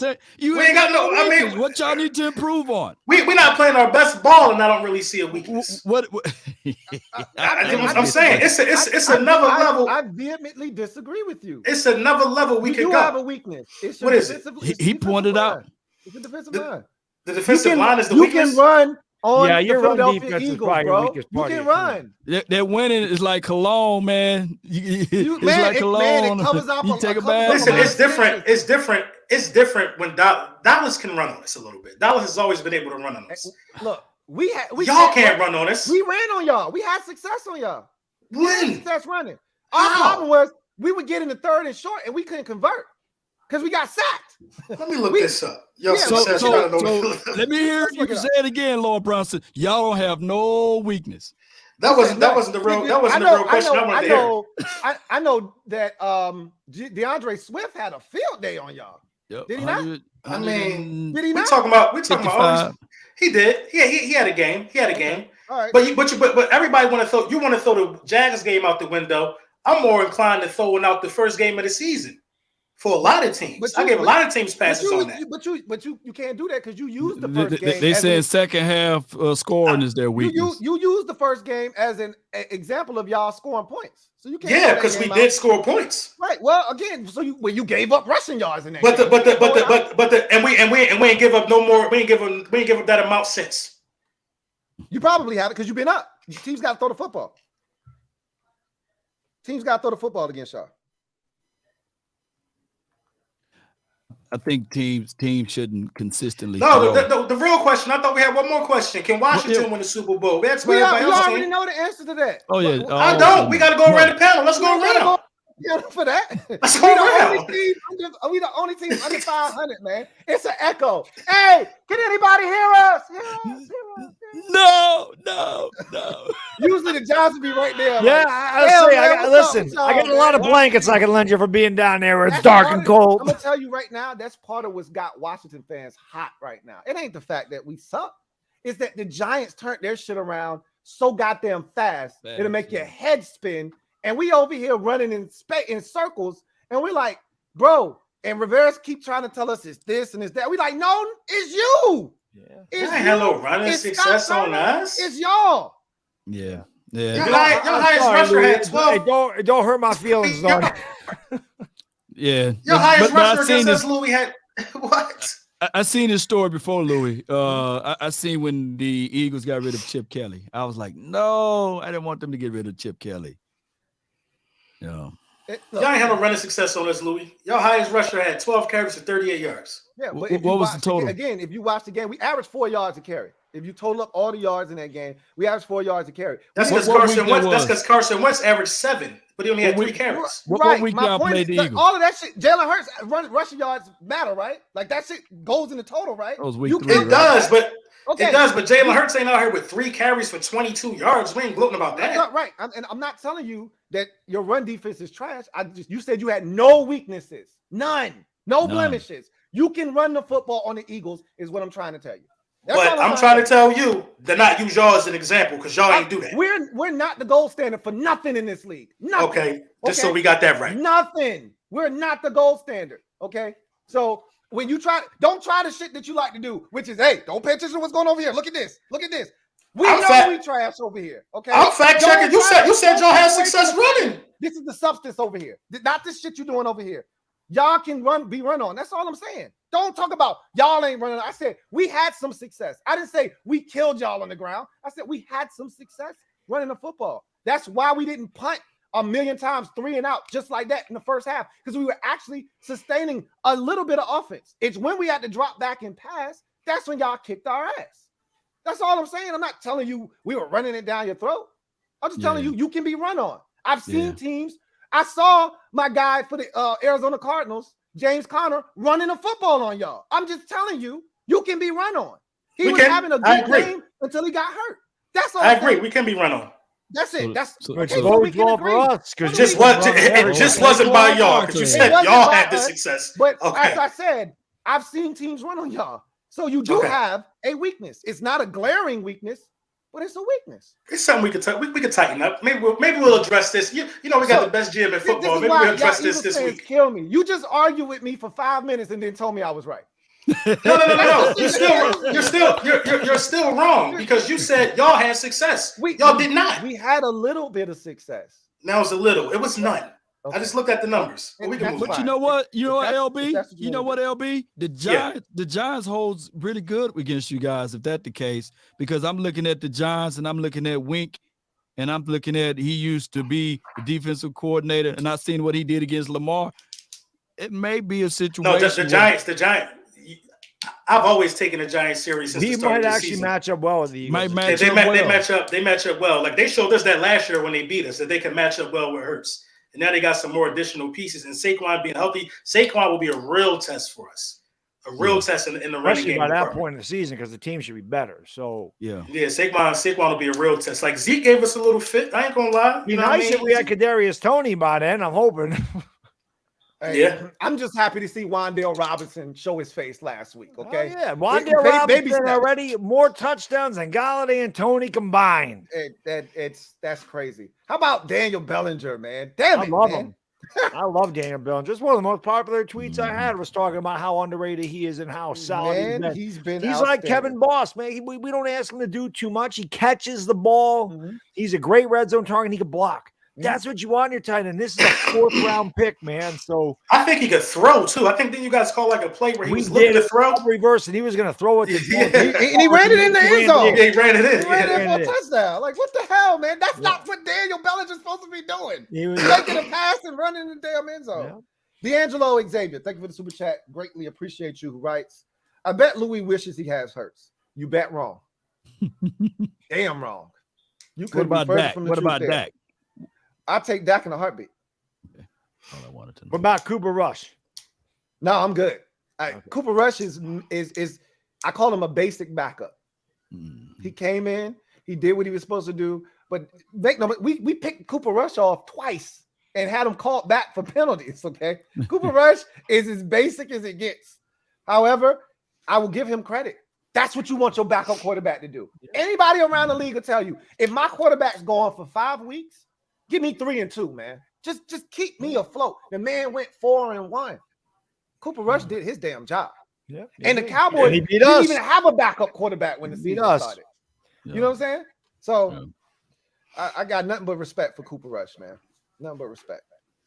But I was like, there will be some dumbass out there that if the Cowboys keep Cooper Rush out there and he kept winning, somebody was gonna get finessed, right? Yeah. They were gonna Patriot somebody. Bill Belichick has made a living off of showing you one of these backup bums, sporting them for a little bit, whether it's the preseason, Brady gets suspended, and then you fall for the trap. I thought somebody was going to happen to somebody, but I think we got to see what we needed to see on Sunday night. Lamont Hubbard, thank you for the super chat. Greatly appreciate you, right? How the biggest loser, the loudest in the room, because I'm that dude. I'm that guy.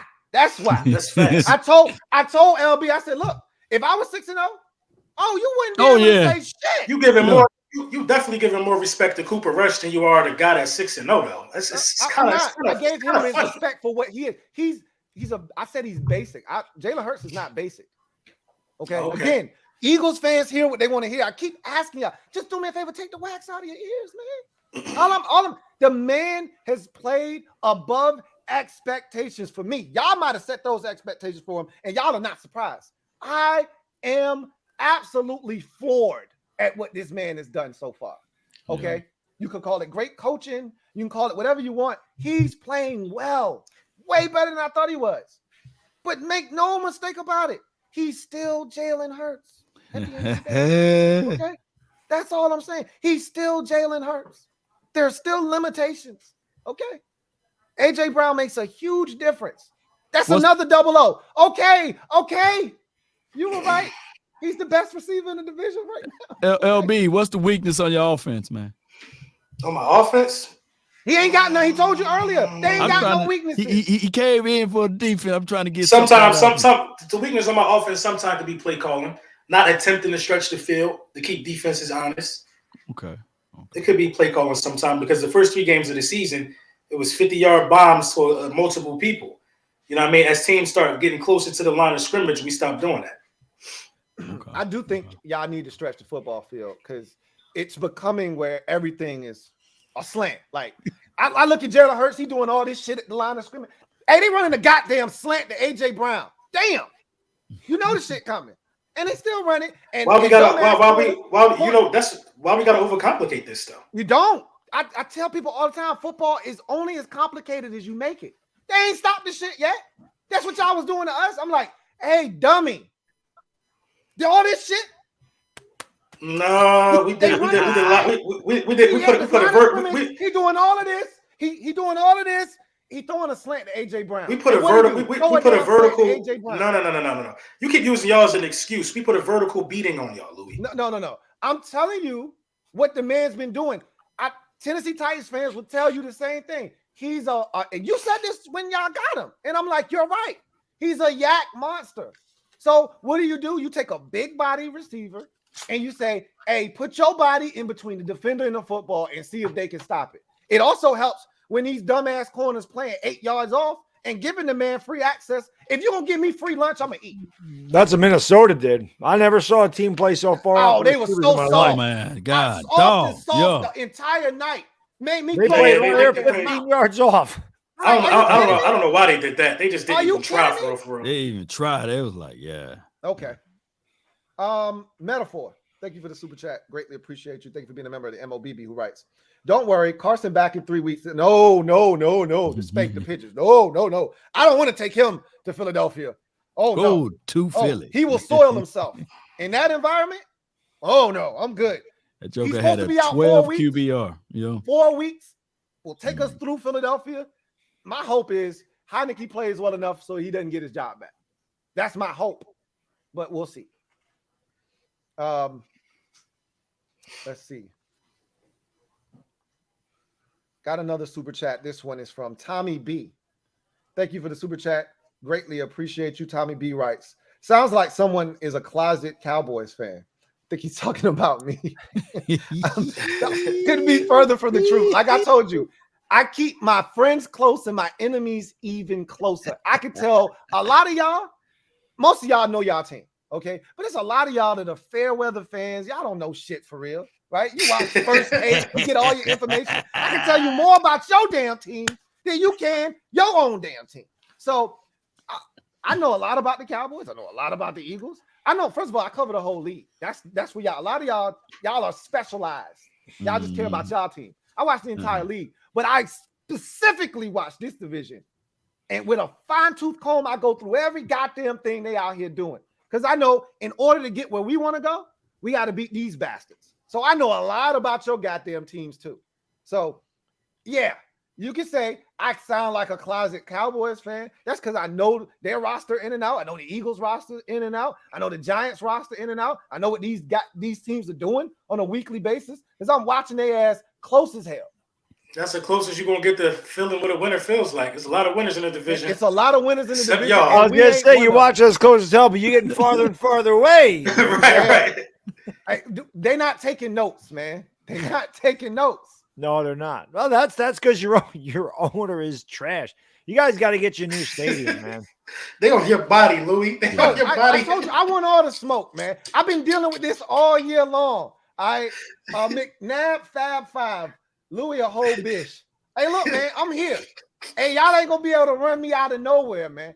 And yeah, if you could have run me away for 5 years, you ain't running Louie. Hey, look, man, my mouth is loud and it ain't never going down. And I'm gonna be proud. My team is garbage. I know my team is garbage.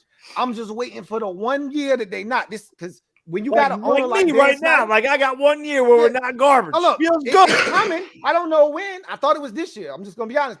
The football god set it up for it to be this year, and maybe it still is. What? How many games we got left, Law? 11, I think. 11 games left. He was supposed to have that on cue because he said it like 10 times. 11 games left. 11 games left. It ain't over yet. We 2-4. We not 1-5. We 2-4. So it's a lot of football. It might be this year. 13-4 is possible. It is, but it's not gonna happen. But it is possible. It's possible. It is possible. And I'll say this. That's what I tell Washington fans, even though I know this shit ain't gonna happen. Ron Rivera in his third year in Carolina, they started 1-3. They ended up 12-4. I'm not saying. No. I'm just saying this shit can happen, right? No. They had Cam Newton though. We don't have. I was gonna say Cam Newton's a little different. Cam's still available. Cam's still available. I can tell you this much.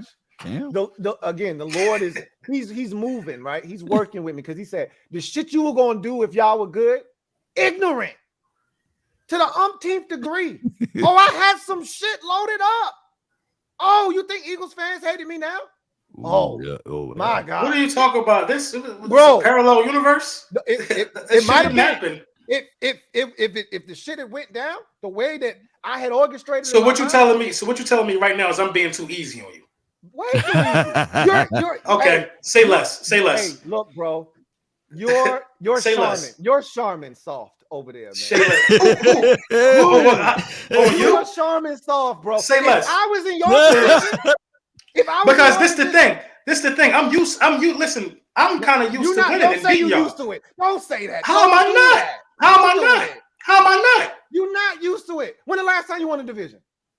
It don't matter. Yeah, yes, it does matter. It don't matter. We've been to the playoff. We've been to the playoffs. What, 4 out of the last 5 years? You ain't used to nothing. That's all. How am I not used to nothing if we've been to the playoffs for that? You know what? You're not used to nothing. Hey, look, you're not used to winning. Do you want a cookie for going to the playoffs? How many playoff games have you won? That's the type of shit that don't happen for y'all, though. Hey, look, we went to the playoffs. You got up here. You got listen. You got up here. We won a division more recently than you. That's all I'm saying. That's all I'm saying. Man, you 2-4 right now. You 2-4 right now. Right now. Again, what I told you 10 minutes ago, please talk to me with some discretion. Exactly. You are 2-4. Everybody on this panel is better than y'all. Right. And I'm talking the most, which means y'all. And we are laughing. We all laughing, Louie. No. We all laughing. We all laughing, Louie. You should have a damn brown bag on your head.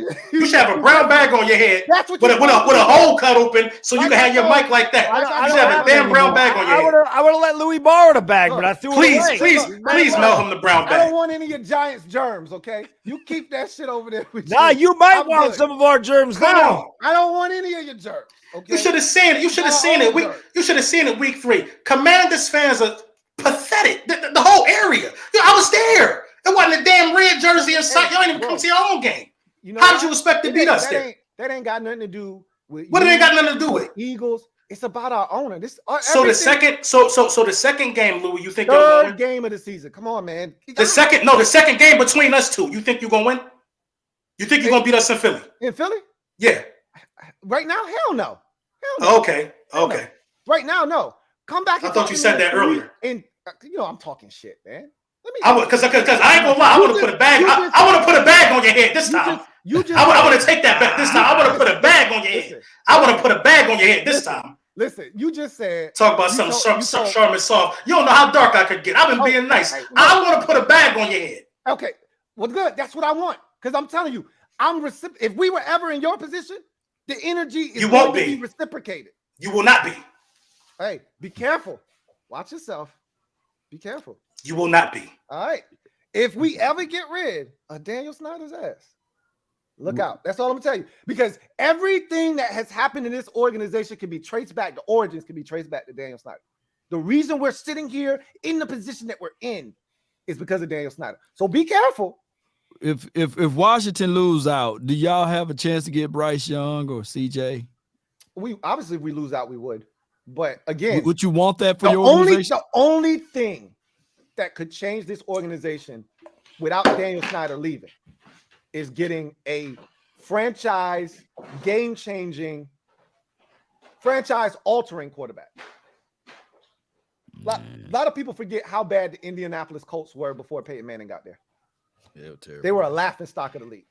Terrible organization. But they were loaded, though, man. They got Peyton Manning. Yeah, and it changed everything. They had Falk. They had Harrison. They had Marshall Falk. They had Marshall Falk for 3 years before Peyton Manning got there. They were ass. Okay, none of that shit mattered. Even Peyton Manning's first year, they were no good. They were terrible that first year. True that. But Manning changed that entire franchise. He changed the evaluation of that franchise. They call Lucas Oil Stadium the house that Peyton built. Yeah, it still took him 9 years though. That's the craziest thing. And then they go from Peyton to Andrew Luck. That's not a great organization in Indianapolis. Don't fool yourself. They got it right here.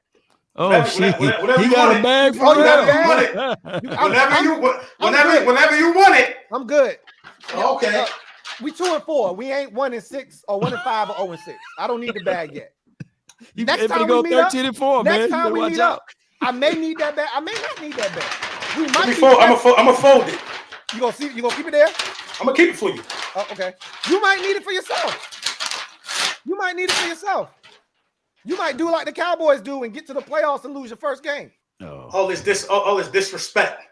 All this disrespect to the Philadelphia Eagles on this goddamn panel Jay today. Versick, thank you for the super chat. Greatly appreciate you. Who writes, Cowboy Nation, stand up. Sheagles and Cowboys are both 2-0 in the division. LB, or chill, LB. Nah, Cowboys aren't 2-0 in the division. They just lost to the Eagles. I mean, we 2-1. You just wasted $5. Look, some people leave my guy alone, man. Some people have some issues with math sometimes. Wait a minute. Aren't always the easiest to do. I get it. It's all good, man. You tried. I still like you, Jay Versick. You left me out of it, so no strays over here. John Livingston, my guy, JL Smooth, resident Bills fan right here. Thank you for the super chat. Greatly appreciate it. Thank you for being a member of the MOBB who writes, I didn't hear you say it, LB, but some Eagles fans in here trolling saying Hurts is better than Allen. Y'all can't really believe that 17 touchdown Allen, 6 for Hurts.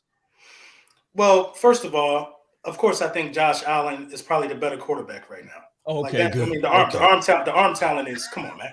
It's Josh Allen. It's Josh Allen. You said definitely, right? That was the word you mean. You said definitely. He's the better quarterback. Like, it sounded like you were going to try to explain it.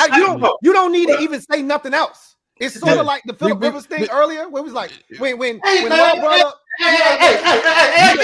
You better be careful. You better be careful with LB, Louie Tee. He was saying Hassan Reddick is pretty much better than Parsons. We know that's LB's move, right? Listen. All right, that's his move. Listen, Hassan, go ahead, break it down. The thing with the 6 touchdowns of Jalen Hurts is bothering me because everybody in here knows that rushing touchdowns matter for QB as well. So Jalen Hurts accounted for actually 12 touchdowns. But Josh Allen, good for Josh Allen, 17 touchdowns. He's playing well, and Josh Allen is the better quarterback right now. But I don't think you got a better team right now. See, that's the shit that gets me, right? You see how you just try to slide that shit in subtly. You want to know why? So right now, Josh what are you talking about? The best quarterback, and then we just move on. You don't know. You don't know. Jalen Hurts is 24 years old. You don't know where he's gonna be at in 3 years. He ain't gonna be Josh Allen. He ain't never gonna be. Y'all told me he was gonna be benched by week 6. He ain't gonna be Josh Allen. I don't know who told you he was gonna be benched by week 6. I mean, that didn't come out of my mouth. Y'all told me. I know I told you he's gonna be trash. But there's one thing to say a guy's going to be trash, and then there's another thing to say he's going to be better than a guy like Josh Allen. Y'all didn't even know Josh Allen was going to be Josh Allen based off his first year in the league. Wrong person, because you can go back in the archives and check what I said about Josh Allen. That you said Josh Allen was going to be like this in his first season. That was my dude in that draft. They ball. Good for you. Good for you. All right. Fat American, thank you for the super chat. Greatly appreciate you. Fat American says, double up. Thank you for doubling up for rights. LB, all BS aside, is Hurts your franchise guy? Yeah, I mean, you could keep your BS in the front or the side. He's a franchise quarterback. 200 million, 250. I agree for right now. The way he's playing, absolutely. Pay the man. How you gonna get rid of that? Man. Man's winning games. Brian, thank you for the super chat. Greatly appreciate you. Who writes, Louie is so hurt. Cowboys make so much excuses, and I will be at the Giants game. LB, what up?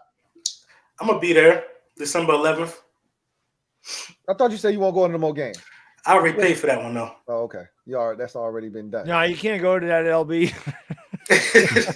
That joker undefeated when they go to the games, man. You can't go to that one. You go until one that they lose, and then you're okay. Yeah. Stop going to those games, man. LB's gonna be there. I should try to get there December 11th. Yeah, man, pop up, man. It's gonna be a good time. But I'm going with probably 1,700 Eagles fans. So I roll with like 15,000 Giants fans. It's gonna be a good game. Hey, LB, you got a better experience, man. My first 7 games to the Cowboys, we lost every one, and I said, man, I just stopped going to games. My first couple games was at Veterans Stadium. I was going with my grandma. I really didn't even know what the hell was going on. I'm like, it's so loud. My grandma's standing up, being an Eagles fan like the rest of them. It was crazy. Yeah. Fat American, thank you for the super chat. Greatly appreciate you. Fat American writes, Law, you think Dan is better than Mike? Is Mike here next year?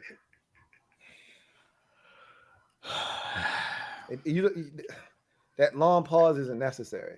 I think Mike McCarthy is on a win-to-win basis. This could be, if he don't go deep into the playoff this year, he's gone. Dan Quinn, they're gonna have to do something to solidify his contract because there will be other teams pulling at him. So that's a good question, man. He put me in the corner, man. Because the only way to probably really keep Dan Quinn is if you make him the head coach and get rid of Mike. Right.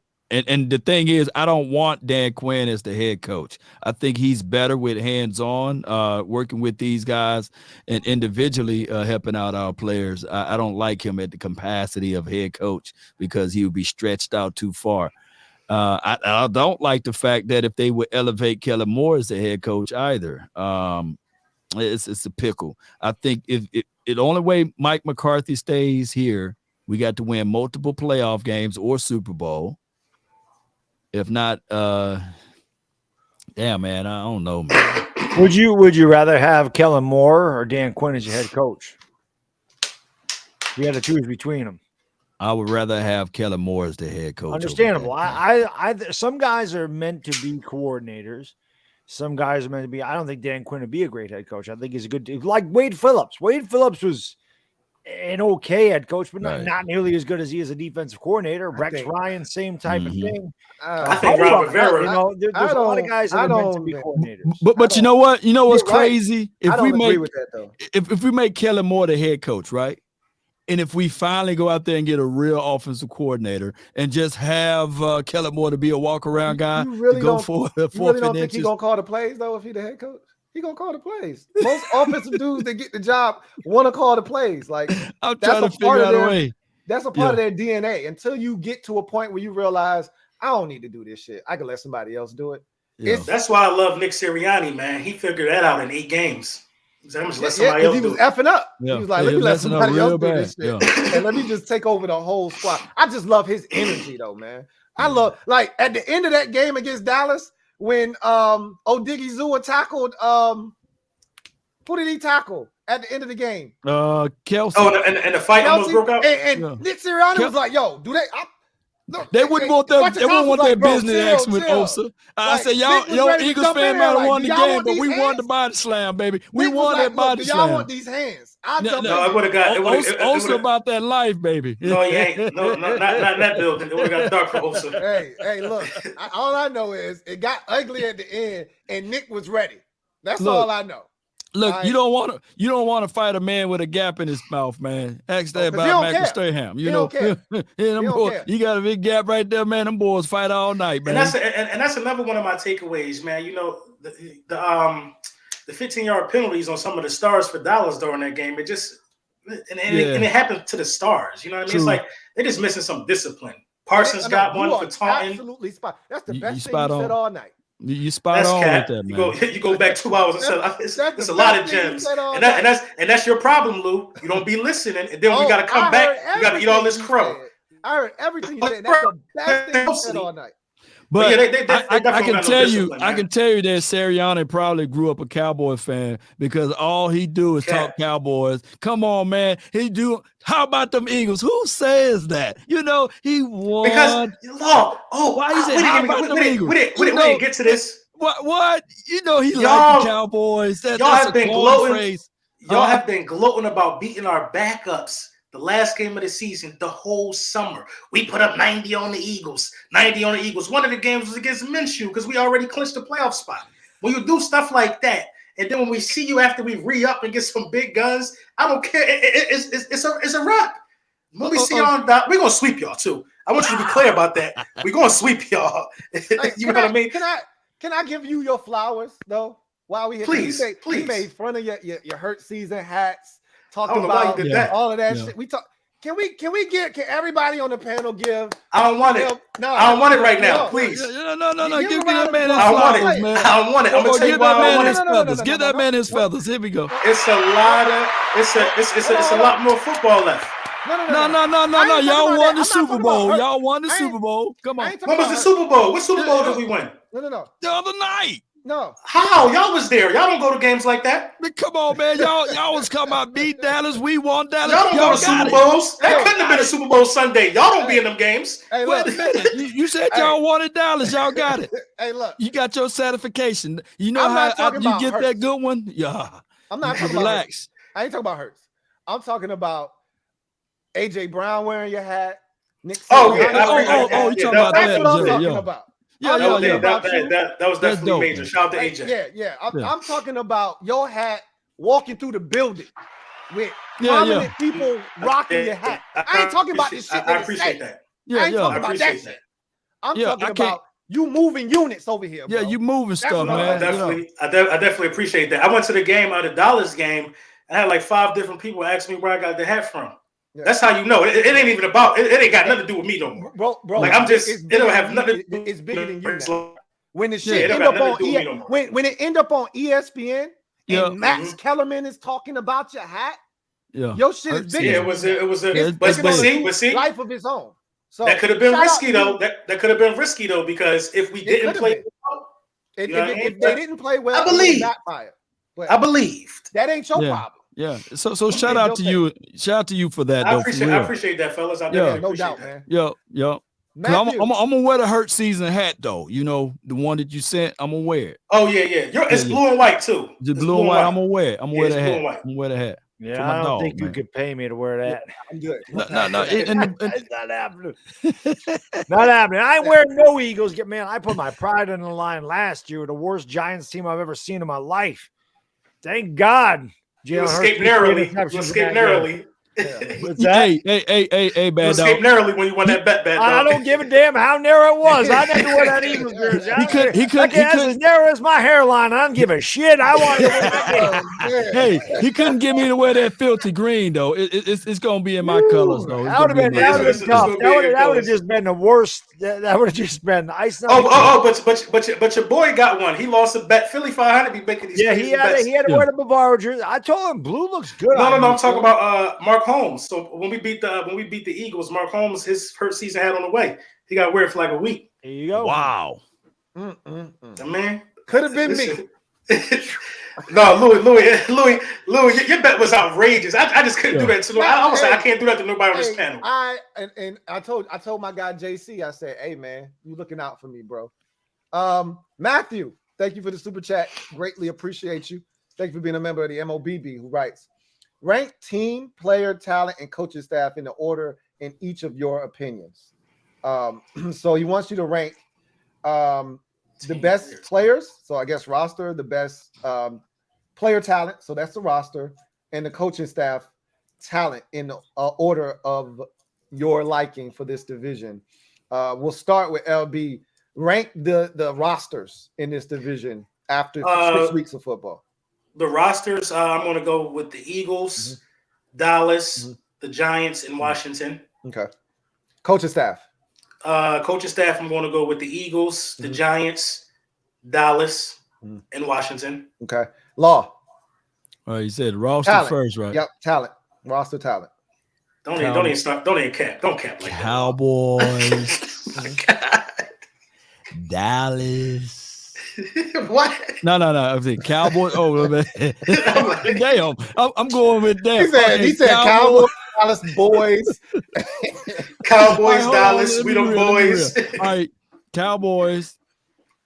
Is it roster right first, right? Yes, Cowboys, roster first. Yep. Eagles, Giants, Washington. Okay. Coaching staff. Can I break it down in sections, or you just want to do overall all the way, right? Just across the board.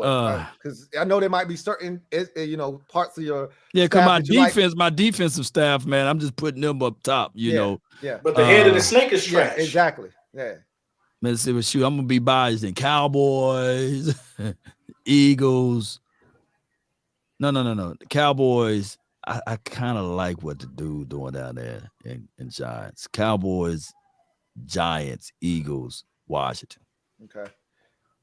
Don't be looking at me like that. That doggone Mark, Wink is doing his thing over there, man, with the pieces he got, and then all Brian Daboll, man, he doing his thing, man. He working with Band-Aid wide receivers, Walmart all-star wide receivers. I ain't mad when you got the Giants. There's I'm no mad when you got doubt the we got Eagles. the best coaching staff in this division. There is no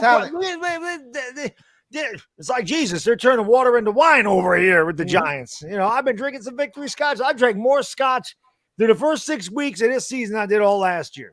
But as far as talent goes, Eagles, Cowboys, Giants, Washington. Coaching staff, Giants, Eagles, Cowboys. I don't think any Washington fan could say their coaching staff is not the worst. Nobody likes Ron Rivera. Yeah. Right quick on the coaching staff. Do the defense right quick, just for you, boy. The defense. Well, I mean, I have to Just do the rankings of defense. I mean, look, Wink, man, come on, baby. They are hurt. They hurt, bad dog. Doing his thing. We shut down Aaron Rodgers. We shut down Lamar Jackson. Right. We shut down Derrick Henry. I like Wink. Now give it to me. Wink. Oh, Wink. Dan Quinn. Okay. I just wanted to make sure I was. There you go. Okay, good. He just needs something. He needs something because that loss on Sunday. He got to have some type of. I'd help him out. Hey, all three of y'all coming off of a win. Is still open, LB. You guys. All three of y'all coming off of a win, and y'all asked me Wednesday to do this show. You know what I'm saying? I'm the only one holding an L right now. Hey, I didn't even think about that because all I've been doing is winning. Hey, look at him. So talent-wise is Philadelphia, it's Dallas. It's crazy because this is what losing does. The Giants roster is ass. But their defense is good. Our defensive roster is a wash because Washington and your defense, to me, the roster, the talent, to me, is equal. Leonard Williams and Dexter Lawrence are pretty damn good. Okay, Jonathan Allen and Deron Payne are pretty damn good. Dexter Lawrence is an all-pro right now. Okay, Jonathan Allen is an all-pro right now. What are you saying? Jonathan Allen's playing the best football. We haven't even been healthy. We're not healthy. Jonathan Allen, what? Louie? He's playing the best football of his career right now. Jonathan Allen is. So is Dexter Lawrence. That shit ain't translating to wins, though. I would have never known. Yeah, exactly. That's my point. Y'all, again, a lot of y'all don't watch other teams. You watch your team, so you don't know. But no. I watch this division. I don't watch nothing outside the division, but I watch the NFC EAST. In the Giants roster, just because they're winning football games, they're a better coach team. Their roster, their talent isn't better than Washington's. And all of y'all universally just put the Giants. Let me ask you this. They look more talented, though. They look more talented. Between Washington and the Giants, who's got a better running back?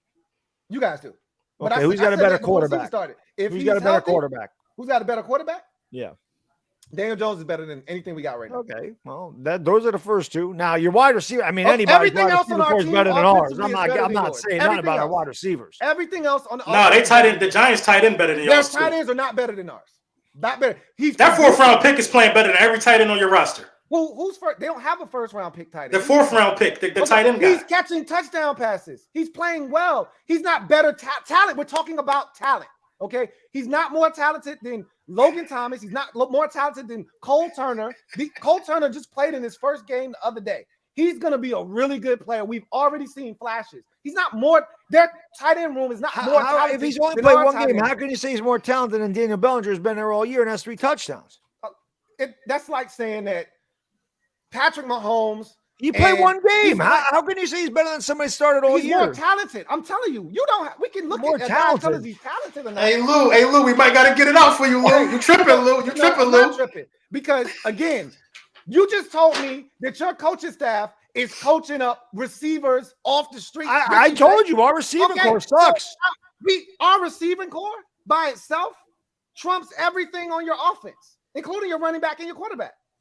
No, I wouldn't go that far. Yeah, that would make sense. Okay, I wouldn't go that far. All right, so Curtis Samuel, is he not the best receiver on your team? He probably would be. Okay, all right. Terry McLaurin, is he not the best? Yeah, he definitely is. All right, and then Jahan Dotson, is he not the best receiver on your team? I mean, the guys that were trotting out there, yeah. Listen, I'm not arguing our wide receiver core is no good. Right. So what are we again? He has multiple positions on his offense that are better than yours. Mine? Yeah, I think so. Our left tackle's better than yours. You just named. Our left tackle's better than yours. You say what? Our left tackle's better than yours. Their offensive line is better than yours. Your offensive line overall is not. I think both of our offensive lines stink. Our interior offensive line is no good. Our your left tackle is good. Your right tackle. I'll say this: Bredesen was one of the highest rated guys this week. He stinks. Who? Evan Neal stinks. Evan Neal, you're crazy. Yeah. He's young. He's young, right? He's doing the Andrew Thomas thing. Andrew Thomas stunk in his first year. You just said talent, so you're talking about your tight end played 1 week. He's better than Daniel Bellinger, but now Evan Neal, he's no good because he's a rookie. Evan Neal and Sam Cosmi is a wash. That's what I'm telling you. Talent-wise, you're crazy. Absolutely, you're crazy. Absolutely, you're crazy. It's a wash. Crazy. What I'm saying is, all of y'all on the panel, And we're arguing over third or fourth. So I'm going to stop right now because it's dumb. When I think about it, I'm arguing over something that's stupid because it's Philadelphia number 1, it's Dallas 2, it's Washington 3, it's the Giants 4. If you want to flop those, knock yourself out. Coaching staff, it's well, it's the Giants, because if we have the worst talent, we're 5-1. You got. I'm trying to think because I don't want to crown your staff yet. You're 5-1. Crown it. Because I did the same thing with Joe Judge and he made an ass out of me. Yeah, he made an ass out of a I lot of remember people. that. So I don't want to go there yet. But Joe Judge even win 5 games combined. No, he counts. But see, this was your mistake with Joe Judge, Louie. You crowned him before he the season started. You're absolutely right. Before the season started, he got me with the introductory speech. He won me. He got me. He got a lot of people with that. So if I'm able to just extrapolate 6 games over the life of the season, it's the Giants. And then it's the Eagles, and then it's the Cowboys, and then it's Washington. If right now I'm kind of in limbo, and if I'm not sure, then it's Eagles, Giants, Cowboys, Washington. But I don't think the Giants got a better coaching staff than us, though. I do. I think the Giants are second. I don't love either of your coordinators. I think I'm starting to like Shane Stankin. All right, and I did call him Shane Stankin. I know his name is Steichen. He stinks in the second half. But I do not love Jonathan Gannon. I don't even know how this guy's being mentioned for a head coaching job. I feel the same way when people were mentioning my offensive coordinator, Scott Turner, for a head coaching job. How the hell is he getting mentioned for a job? He stinks. I don't know. Just as it's difficult to, get the best out of bad players, but it's also difficult to get a bunch of good players to play within the system. You are absolutely right. So either way you cut it, Washington, the Giants and Eagles 1 and 2. I'm just gonna go with the Eagles because clearly we 6-0. Mm-hmm. When I say clearly, that shit is clear. We're 6-0. Fat American, thank you for the super chat. Greatly appreciate you. Bad writes, Bad Dog has been humble all day. Shout out to my guy. Yeah, you know how we do. That's always this season's a far away from being over. So he brings a balance to the panel. I never thought in my life out here I bring balance to anything. You got LB. Wait. What? Law, did you see that super chat, Law? What he do? He was over there too quiet for a minute. That's how Lou was saying. Oh man, I can't go down that far. Oh man, that's funny. Right. Yeah, you can go down there. You can go deep. You can go deep. I want to see it too. I want to go down there. You got to support the nation. Cowboys. Thank you for the super chat. Greatly appreciate your rights. Eagles won their Super Bowl last Sunday. Again, I asked you, Cole. It wasn't a Super Bowl because you was there. Y'all don't go to those type of outings. It wasn't a Super Bowl. It wasn't even an NFC Championship game. You don't even get there. Oh, they go law right there. Yeah. Oh, they go law right there. Okay. All right. Hold on. All right, I'm gonna read this one. We gonna get the laws in a second. Fat American, thank you for the super chat. Greatly appreciate you. Who writes, "Hey Lou, we suck, but I'm happy the East is a beast. All I've ever wanted was this division to be respectable again. I wanted to be a part of the reason they were respectable, but I just hate when. First of all, I'm big on this division, so that's why we do these roundtables. That's why when I thought about this, because when COVID hit, there wasn't a lot to do. There wasn't a lot to talk about. Right. And I said, I think it'd be cool to have the NFC East together because clearly it's the greatest division in the history of football. The only division that's had all of its teams win a Super Bowl. We've been to 20, I believe, between the 4 teams. We've won 13 of them. I mean, this division and the rivalries are fantastic. And that's why we're the Super Friends. We can't stand one another's team. But we all come in here, we talk a little trash. At the end of the day, it's all love. This is the best division. It is the best division by far. So that's why I love doing it. And that's why whenever Louie Tee's like, I'm always ready. I'm always ready. I appreciate y'all, man. Yeah. All right. Victor J. Thank you for the super chat. Greatly appreciate you. Thank you for being a member of the MOBB. Or actually, this is a member of Law's channel. Excuse me. He says, well, tell the other quarterbacks to stop throwing to Slay then. Facts. Okay, Yeah, listen. facts. Shout out my He guy. got LB's hat on too. Right. Shout out my guy Victor with the Hurts season hat on. Listen, can we just get this out of the way? Darius Slay is the best cornerback probably in the NFL. One of. Just say division. one of. Don't say D. Don't say D now. He's one of. He better than Diggs, right? One of. Yes. I mean, He's better than Diggs. Got more experience, Okay. man. Come on, man. Okay. Diggs got more experience. Diggs is a riverboat gambler, man. But give me Diggs ceiling, man, over Slay's overall body of work. I know that he's going to be good or what have you. I've been watching Slay since he was at Hell State. Shout out to him and his process. And I love Mississippi. You know how it goes, man. Shout out to him. I see no flaws in Darius' game, though. Good DB. Definitely. Mark Walls, thank you for the super chat. Greatly appreciate you. Mark writes, everyone in the division is salty because the Eagles have multiple masks. Underdog, Batman, and Bully. Tell them, LB. You know what I'm saying?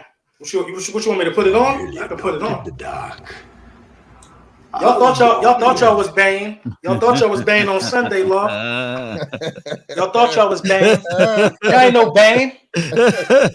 Hey, y'all, that's the picture right there. That's the one y'all should be putting on social media right there. What you say? Y'all thought y'all was Bane on Sunday, huh? There was a couple people in the audience with their little Bane mask on with their Cowboys gear on. Some of the brave ones that wanted to come out. Okay. Joe Rockhead J, thank you for the super chat. Greatly appreciate you. Thank you for being a member of the MOBB who writes, franchise QB equals the guy you commit 5+ years to. That's not necessarily true. To me, it is because generally, I said this, the guy that gets the second contract is a franchise quarterback. So he's going to be there for the first 3 or 4 years. Then you extend him. That makes him a franchise quarterback in my mind. So yeah, that 5th year. Yeah. So but then you got some of them Kirk Cousins cases where you just keep franchise tagging them along. Right. So that's the exception to the rule. But those are right. You know what I mean? Most of those guys get that contract and they keep it pushing. So yeah, that's not too far off right there. Jalen Hurts. Lord, here we go. Thank you for the super chat. Greatly appreciate you. This he said, it's the team around me. I'm just a bus rider. Okay. Adam Scott, thank you for the super chat. Greatly appreciate you. Writes, Hurts is Tim Tebow 2.0. That's disrespectful. That's very, very. Yeah, he's better than Tebow. Way. That's not even a conversation. We don't even acknowledge that. Thank you for the super chat. The real Louie Tee, thank you for the super chat. Writes, I hit you on first IG first and all. I feel betrayed, Lou. All right. Take command for life. Thank you for the super chat. Greatly appreciate you.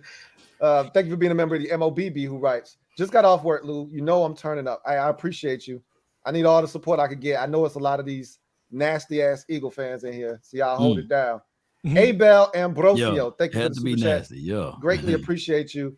Thank you for being a member of the MOBB who writes, has anyone told Law he looks like Demetrius Shipp?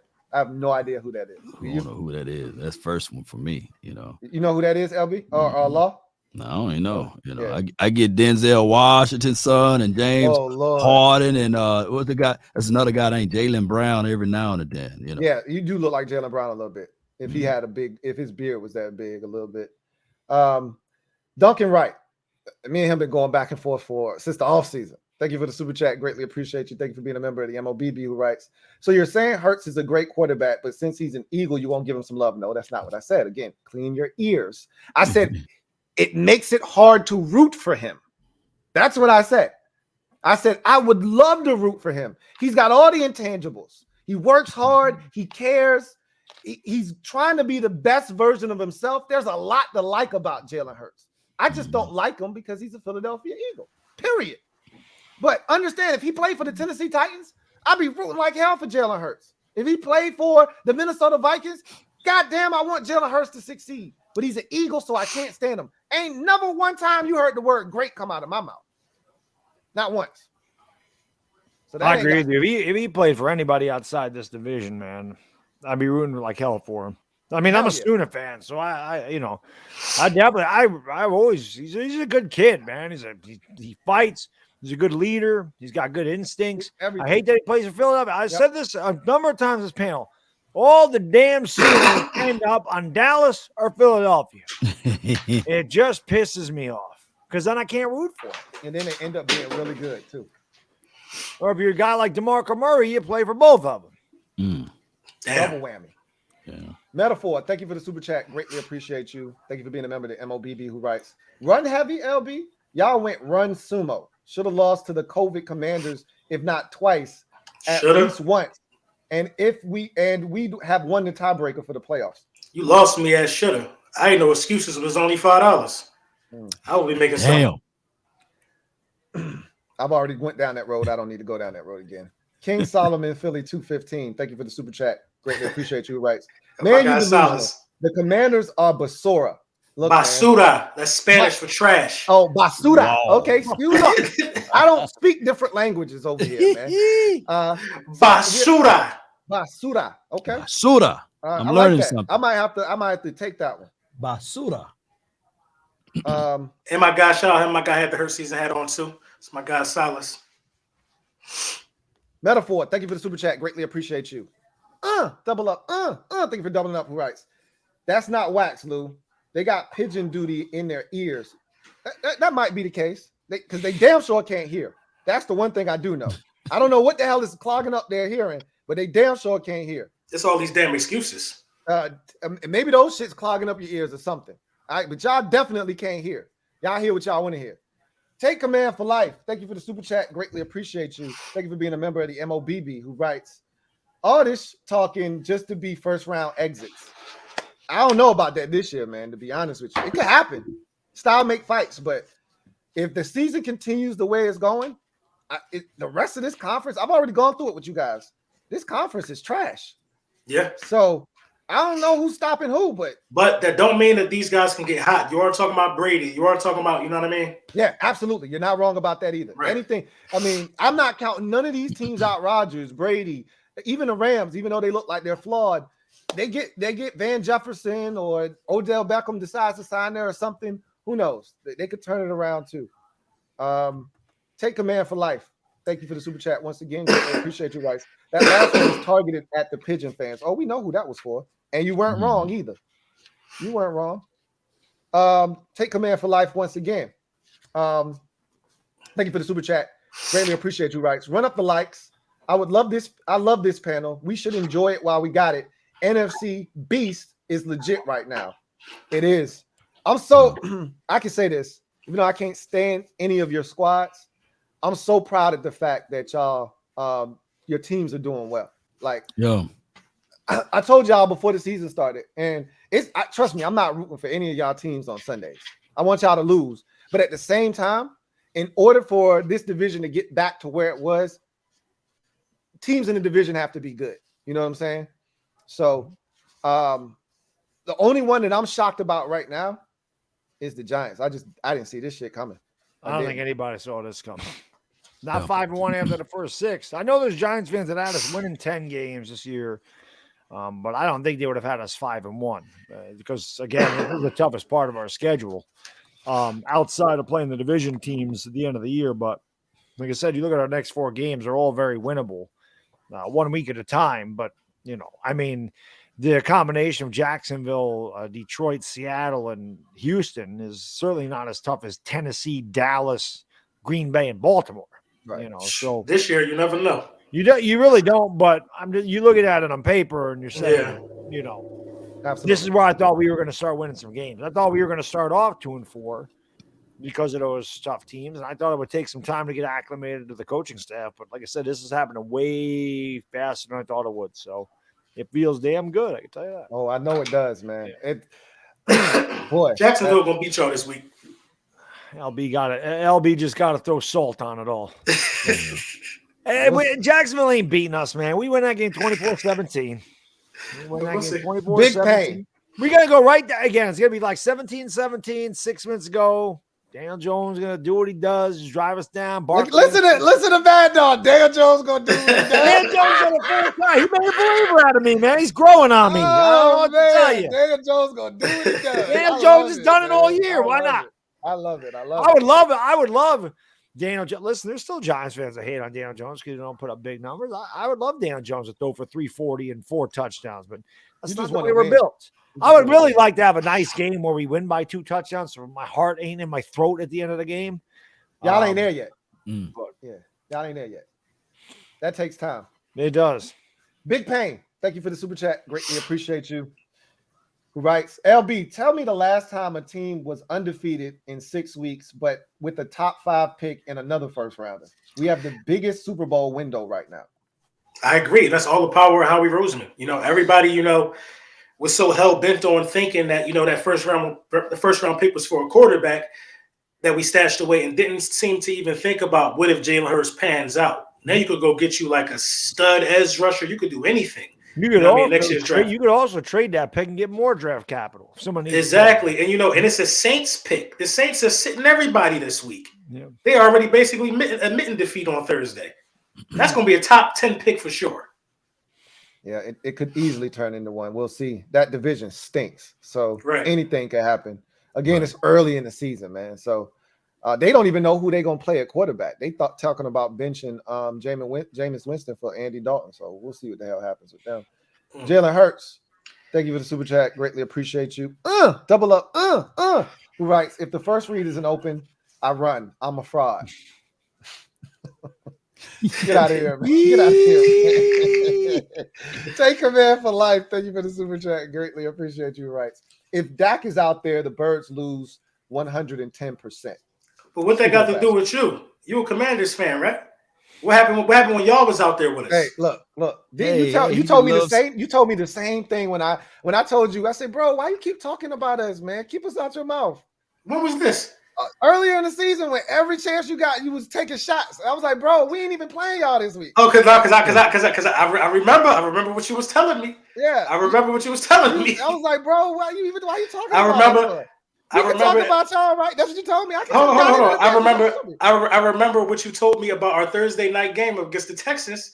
And then y'all went out there and looked like a sad sack of shit. I told you I didn't want to watch us against the Bears when I talked about that. I said, I don't even want to play the Bears on Thursday night. I don't want to subject you. That's a 1 o'clock in obscurity on the 4th window on Fox game that nobody but Bears and Commanders fans should be subjected to. I didn't ask for that. Just like I didn't ask for Eagles and Texans. Okay?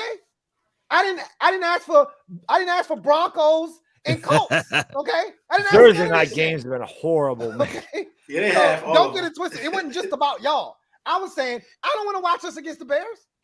Who thought that was going to be a good game when they put it on the schedule?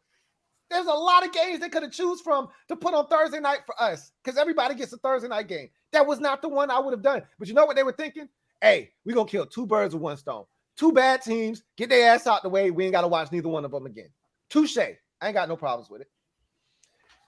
Henny Gang, thank you for the super chat. Greatly appreciate you, Wrights. Washington had Kyle Shanahan and Sean McVay a couple years ago. Also, Green Bay's head coach. What the F happened? It's really simple. We had Jay Gruden. First of all, the owner. I keep trying to tell y'all, everything dysfunctional with our organization can be traced back to the owner. So they ran the Shanahans out of town because they chose Robert Griffin III over the Shanahans, which was the stupidest thing ever. And so Kyle and everybody left town, right?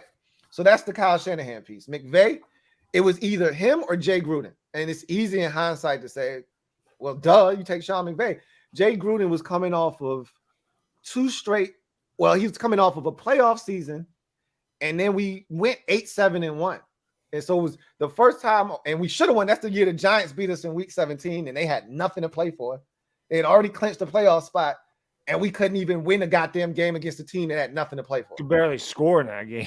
It was a joke. That was the last straw for anybody that had hope in Kirk Cousins. That was the last straw right there. But so McVay got a job while we still believed in Jay Gruden, pretty much. Even though most Washington fans at the time was like, get Jay's ass out of here. I wasn't one of those fans. I didn't have revisionist history. I wanted Jay. Jay was winning football games at the time. And then Green Bay's head coach, I'm not a big Matt LaFleur guy. I mean, he's cool, but I don't love him. So it's easy to win when you got Aaron Rodgers. I'll just say that. I saw a game where he had Jordan Love. Didn't look as sharp, did he? So I don't know. We'll see. It's easy to second guess now. But like I said, everything can be traced back to the owner. Let's see. A lot of trash talking going on. I love it. Donnell Shipley, thank you for the super chat. Greatly appreciate you. Who writes, We haven't put together a complete game yet, man, but we still have room to grow like every other team in the NFL, right? I don't know who he's a fan of. I'm guessing it's an Eagle. Right. An Eagles helmet there. Yeah, that's the Eagles. Okay, I can't see. My guy Donnell Shipley. Yeah. Yeah. I don't think the Eagles have played their best football either. So I agree with that. I agree with that wholeheartedly. Andre Thomas, thank you for the super chat. Greatly appreciate you. Right. Steelers haven't won in Philly since the 50s. LOL. And that's just going to continue. They ain't winning next Sunday either. So that's going to continue. That was cute what they did to the Buccaneers, but that's not going to happen to the Eagles. I can assure you of that. Yeah, not at home. We don't play that. Yeah, I mean, you could have went to Pittsburgh. That shit wasn't going to happen anyway. Y'all would have found a way to win the game. It could be ugly, but you would have found a way to win. LT, thank you for the super chat. Greatly appreciate you. 4 of the best in the game. Great show. Go Birds, man. Appreciate you, LT.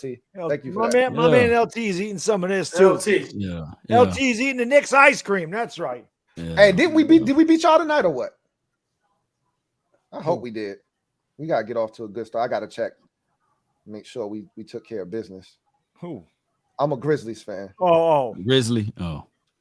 Yeah. Whoo! In overtime. Damn. I gotta watch that.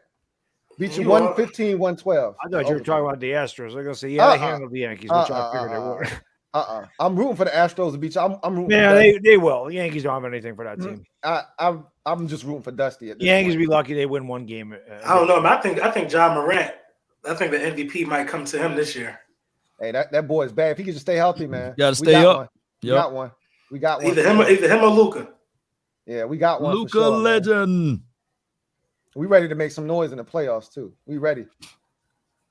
Michael Jolly, thank you for the super chat. Greatly appreciate you. Michael writes, we have a small flaw. No halftime adjustments. I'm assuming he's an Eagles fan.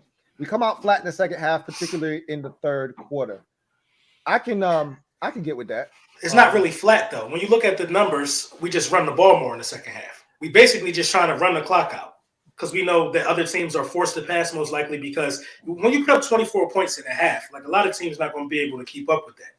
We got the most points scored in the second quarter through 6 weeks in NFL history. Mm-hmm. You know, we go for our kill shot in the second quarter, but we need to go for the kill shot in the second half too. Yeah. All I'm saying is just put teams away. Like don't see if it's sustainable. A wise man told me don't play with your food. No, I agree. But you gotta think about it. It ain't no Patrick Mahomes and none of them type of guys on the roster. So you'll be able to sustain with this, but you don't.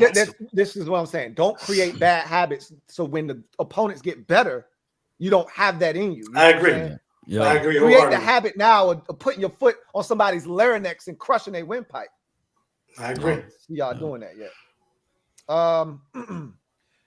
Jay Sate Pro. I guess that is. Thank you for the super chat. Greatly appreciate you. Jay writes, is the NFC Beast back?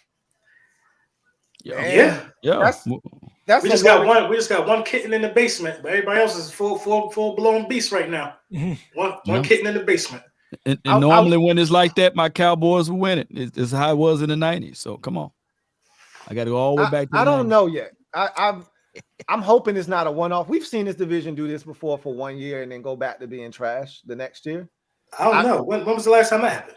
Well, I told you they went through the years in which. Yeah. I missed that because I was there. I didn't see that TV. Okay, yeah. Sorry. Yeah, you weren't there. So they showed it on the TV copy. I think the last time though, it's been a while though. I don't think anything recent where everybody was good in the division this early in the season. I think it might have been like 16 or something like that. 15 something. 2016, I think it was, where everybody in the division was good early in the season, but it doesn't sustain itself. This division staying on top. The only difference is though, I think the Eagles have staying power.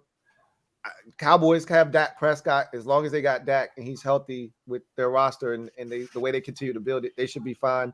And then I think the Giants coaching staff gives them a reason to be hopeful for the future as well. So maybe there is some sticking power this time around. We'll see. I just know it's back for now, and that's good. Yeah, that's good. Joe Rockhead J, thank you for the super chat.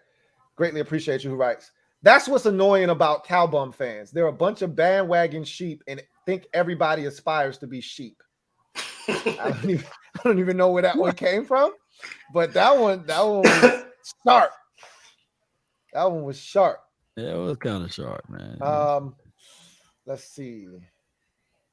Got a lot of laughing. That means somebody said something. Skip Bayless, thank you for the super chat. Greatly appreciate you. Who writes, haven't been scared of Washington since Mark Brunell and Santana Moss. Is that disrespectful to say?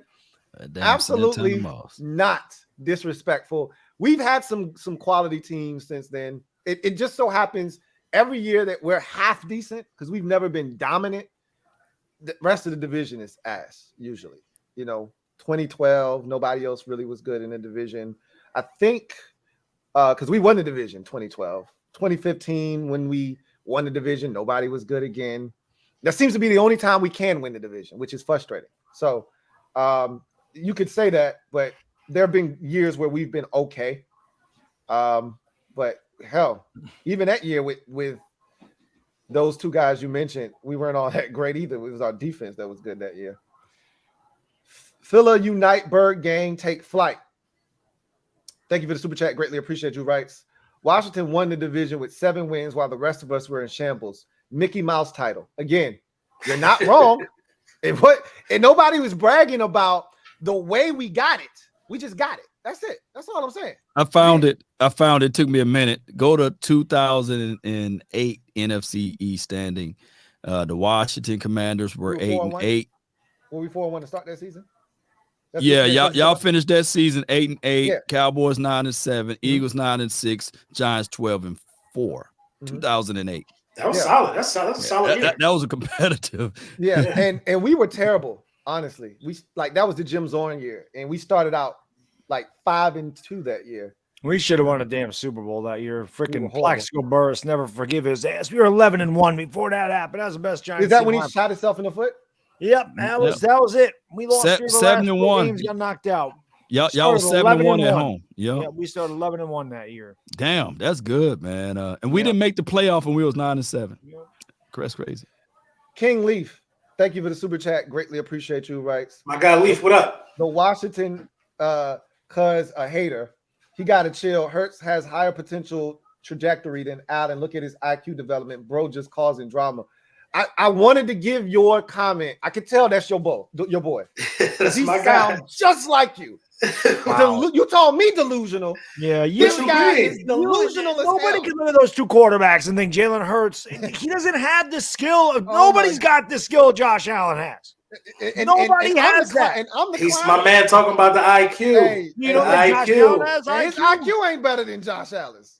I don't know about that. Josh Allen is. I can tell about that. Y'all probably blood related. Dream Team Buddha Film Production. Thank you for the super chat. Greatly appreciate you. Thank you for being a member of the MOBB who writes, Lou Mike lower than the rest. I try to keep my mic. I don't want to turn it up. The game gets real funky. I could bring it in closer, but I like to keep my mic out of the shot. Y'all can hear me. Hell, half the time I'm yelling anyway. I can hear you perfectly fine. Yeah, if I turn this shit up, it's always somebody with they shit damn near low and deaf. Wanted me to turn this shit all the way up so I could have everybody else ears bleeding. I'm good, man. Appreciate you though, Dream Team. Austin C. Thank you for the super chat. If I see a comment from you, I'll read it. But thank you once again anyway. 03. Thank you for the super chat. Greatly appreciate you. Writes, respectfully, Giants beat teams Cowboys can't. Yeah, but the Cowboys beat us, so it works both ways. Yeah. The Giants better than the Cowboys right now. I remember. I heard you say that. They were so mad, dog. I'm sure they were. Now, bad. Now, do you believe that? You believe what LB saying? Your Giants better than the Cowboys? I'll say this. I can't wait till Thanksgiving. Ooh. Not only is that going to be my cheat day for my diet, but that man sounds like he's ready to eat. Eat before the game. Because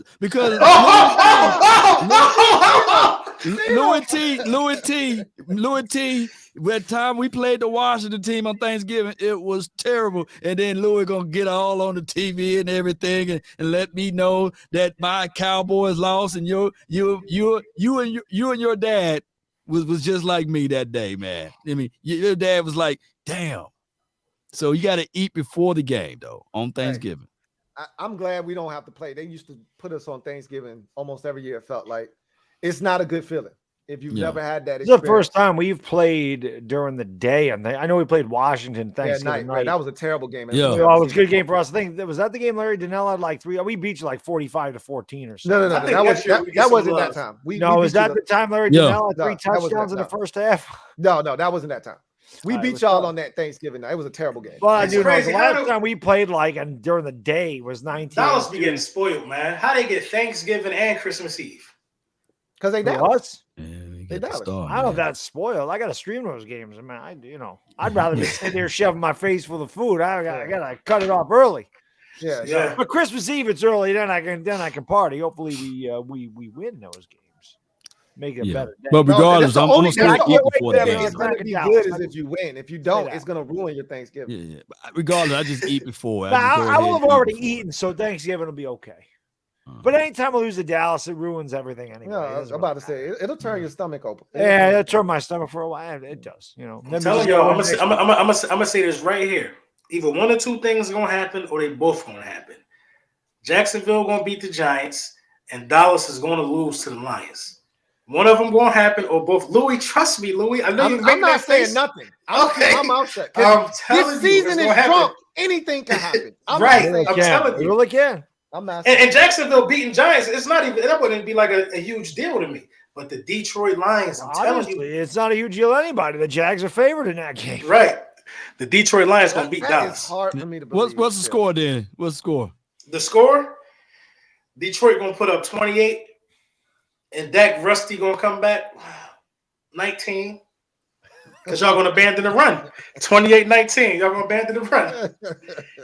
I'm telling you, y'all can't wait to get back to flashy sell ticket football. Y'all gonna start throwing the ball all over the place. Y'all ain't used to that spin. You're used to that Cooper Rush spin on the ball. It's gonna look a little ugly in the beginning. Okay. And the Lions just got the brakes beat off of them. Yeah, but they come back for some redemption.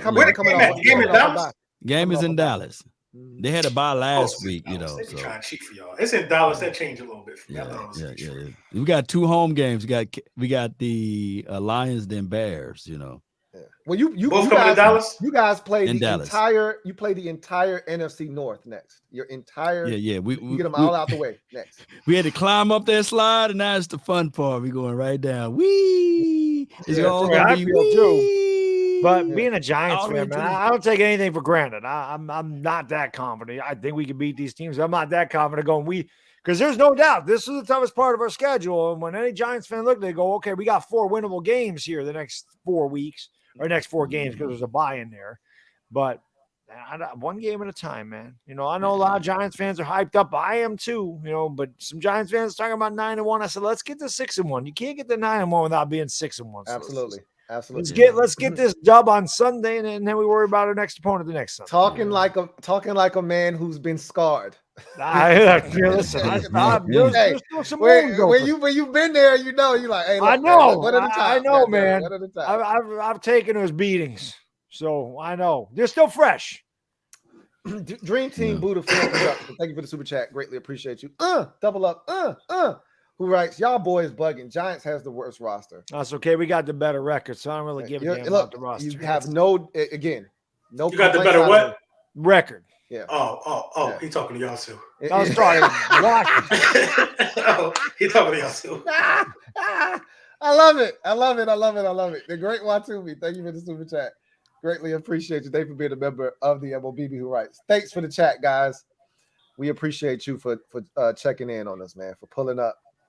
LT, thank you for the super chat. Greatly appreciate you. Who writes? Louie has a 2-4 mindset, 2-4 PTSD.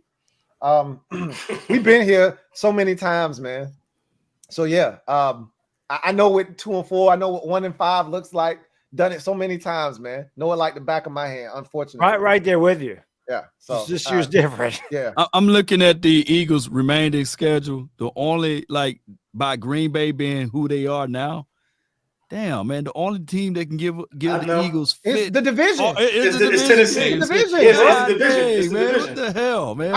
What did I tell y'all before the season started? I said that the schedule is soft. It was soft from the start, though. It was soft before it started, and now it's gotten even softer because the teams we thought were good aren't good. But we never really played none of those teams anyway that we thought were good. It's just.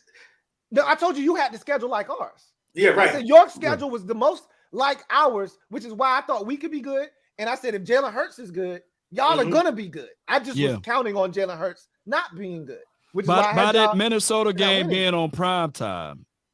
Made it even easier for the Eagles, by the way, because Kirk Cousins just can't play on prime, man. He just couldn't play on prime time. We know that. Come on now. Yeah. You picked them to beat us, though. I did. I thought Kirk Cousins would turn into a third cousin, but man, God dog, man. He's like fourth and fifth cousin now, man. I think I picked Minnesota to beat him too. That's the only game Minnesota lost. Bad dog, you picked us, bad dog. Oh, I did pick you. Okay. You got some breaking news, huh? Look at this. We got breaking news. Law Nation Sports with the super chat. He was over there quiet. LB caught him. He was over there quiet going to work. Law writes, Cowboys Dak Prescott has a 25-6 record against the NFC East in his career. Yeah, baby. You know what? That's pretty embarrassing on our behalf. That's embarrassing on our behalf. I've already taken full credit for our role in that. The man is like 9-1 against us. So we've been terrible. I wanted him to play the first game. I want every opportunity we can get to try to beat him because I'm sick of him beating us. And you, Eagle guy, did you wanted to see Dak? I did. I really did. I never seen Dak in person. I wanted to see him. Okay. Because I know for a fact it don't matter who. Joe Montana, it don't matter who was coming out there that night, Law, wasn't nobody coming out there with a win if it wasn't in the midnight green. I'm telling you, that night was different. Well, I can tell you the energy was different on television. So I can only imagine what it felt like in the stands. Jake, One Love 21. Thank you for the super chat. Is that a hurt season bucket? Is that what? Yes, sir. Of course it is. Oh, that's dope. Who writes, Philly defense is better than Dallas's defense? I agree with that. I don't agree with that statement. There we go. I don't agree with that statement. I think I've said this already. Your secondary is better. And so there's this discussion in the NFL circles. What's better to have, a dominant pass rush or a dominant secondary? Because the prevailing thought is a dominant corner can take away a receiver, but you can neutralize a pass rusher. Right, I'll take Diggs over Bradbury. I'll take all of my safeties. But Diggs isn't your Bradbury. Diggs is your slay. Your slay. Our linebacker, hold on. Our linebacking core is better than Dallas's too. In totality, TJ Edwards, Michael Parsons. TJ, that's one man. That's what we keep forgetting. One guy, one man that you sometimes I don't know if you've been paying attention, but Leighton Vander Esch is actually playing well. Leighton Vander Esch ain't better than Kaiser or TJ Edwards this year. TJ tackling his ass off. TJ Edwards is playing his ass off, but I put Leighton Vander Esch and TJ Edwards in the same conversation. Why not? So who's the Kaiser White then? Michael Parsons. Yeah. See, how's Michael Parsons the guy? So Michael Parsons the Kaiser White and the Just for reference, and the Hassan Reddick. Just for reference, are you using Hassan Reddick as a linebacker? Because I thought he was. What are you using Michael Parsons? He's a linebacker. Michael Parsons is a linebacker. He's a linebacker. Just for reference, TJ got 40 damn solo tackles. Leighton Vander Esch is considered having a good season with 24. Exactly. And not in the same. It's not the same. It's not the same. Passer rating when targeted for TJ is 69. For my guy LVE is 102. Passer rating when targeted. So it's not the same. Edwards is playing well. Edwards is playing by far better. He's playing better. I didn't say he was. I didn't say so. Again, I said they're in the same category. Let me see what Kaiser doing. Okay, 28 solos. I think. Yeah. If we're considering Michael Parsons as a linebacker, both guys got more tackles than LVE. Then the Cowboys linebackers win.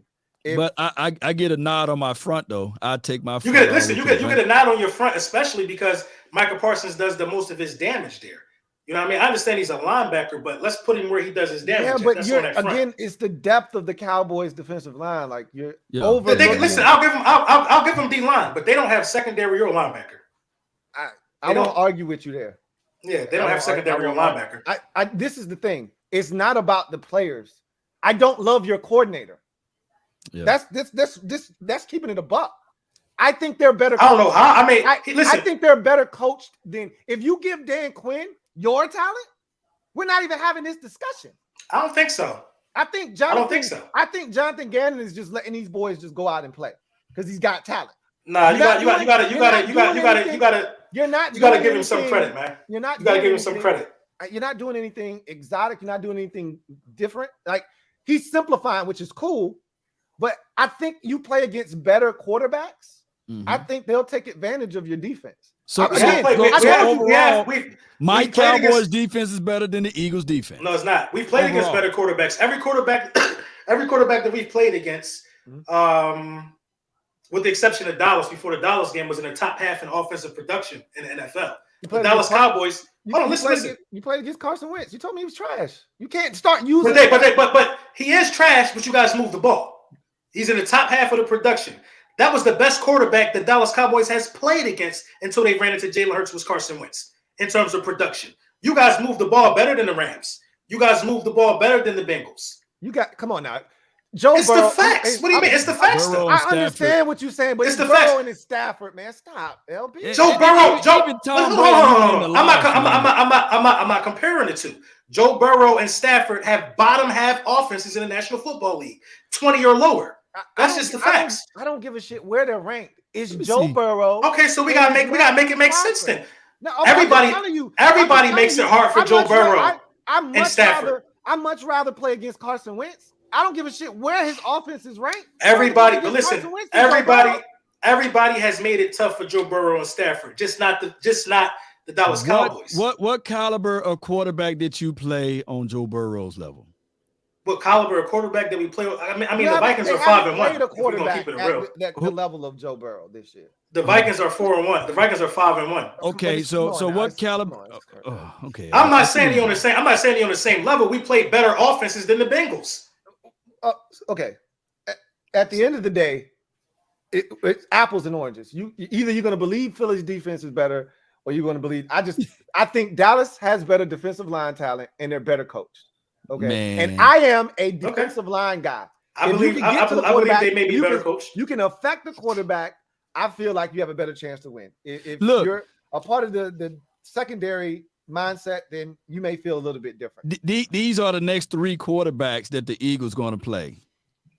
Mitch Trubisky, or it's going to be Tiny Hands Pickens. You know, we don't know who it's going to be. I thought Pickett's not playing it. He get hurt or something? Pickens. He got a concussion. Concussion? He'll be ready by next week. He'll be ready because okay. All right, so not that that's a big of a deal. You don't know how severe the concussion is. And then you got to play Pickett. It's even if he's healthy, that's not. Yeah. And then you got to play Davis Mill, right? And then you got to play Heineke, or it's gonna be Heineke, right? Then you got to play Matt Ryan. So that's the next time you play a good quarterback, and Matt Ryan is suspect. That's not until goddamn November the 20th. Hey, Law, we already talked about the schedule, bro. Everybody in the division is getting some of this cooking, bro. Like, you don't have to bring up all the quarterbacks. Oh, my God. Everybody, I see like 4 or 5 it's only like 3 different quarterbacks. Like, you getting the Bengals is different than what everybody else is getting, right? Because everybody else is getting a different team in that division. Right. We got Lamar Jackson. You got Lamar Jackson. That's not an easy straw to pull. No. Right? You pulled another tough straw out of that mix, okay? And they got the easy straw, but they earned the easy straw because they finished 3rd in the division last year, right? So, or was it 2nd? It was 2nd in the division, right? 2nd. And the Steelers finished, I think, 2nd in their division. That's why you got the Steelers. But they're not the same team from the year before because they don't have Ben Roethlisberger anymore. So the Bengals and the Rams are not the same teams from the year before either. But they still have their quarterback. Is my point. That's I'm not talking about nothing else. Yeah, they still have their quarterback. The Steelers don't have their quarterback anymore. So it's a dead argument. They still got Joe Burrow, and the Rams still have Matthew Stafford. Now, they may not be playing like they did a year ago, but they still got – you just said – we just had this conversation. Don't count Brady out. Is Brady playing the same? Is that Buccaneers team playing? No, but you can't – I don't want to play Brady. I don't want to play Matthew Stafford. I don't want to play against Joe Burrow if I don't have to. You know what I'm saying? It's still dangerous quarterbacks with a ton of weapons. And at any moment, you can get blazed. So, again, the schedule is what it is. I'm not going to sit here and make any excuses. I'm just looking at the talent on these teams and how they're coached. I'll take Dallas. Technically, the next dangerous quarterback the Eagles got to play, maybe that's Green Bay if Aaron Rodgers still the same, and that's November the 27th. If not, it's not going to be into Christmas. The real question is, do the Eagles, they got a legitimate shot. I think they're going to lose to somebody in the division. Can they go undefeated? They might get all the way down to Christmas time. We ain't worried about that. But I tell you what, we ain't losing to nobody in this division. Oh, you sweeping it? So you gonna pull out the broom? We ain't losing nobody in this division. You gonna pull out the broom? The only team that got the best chance is the New York Giants, because I think we match up well with them. I think they don't like us as much as we don't like them. Our rivalry is set in stone in history and time forever. Yes, they got the best chance. The Washington Commanders don't have a snowball chance in hell.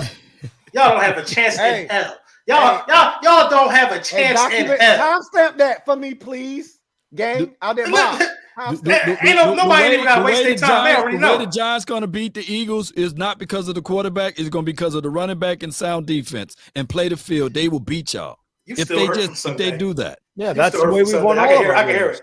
This. I'm not used to hearing Law like this. Law is still hurt from Sunday. I'm not used to this. Well, I will say this: Daniel Jones had some of his best games against Philadelphia. Yes, I did. Yes, I did, Louie. Yes, I did.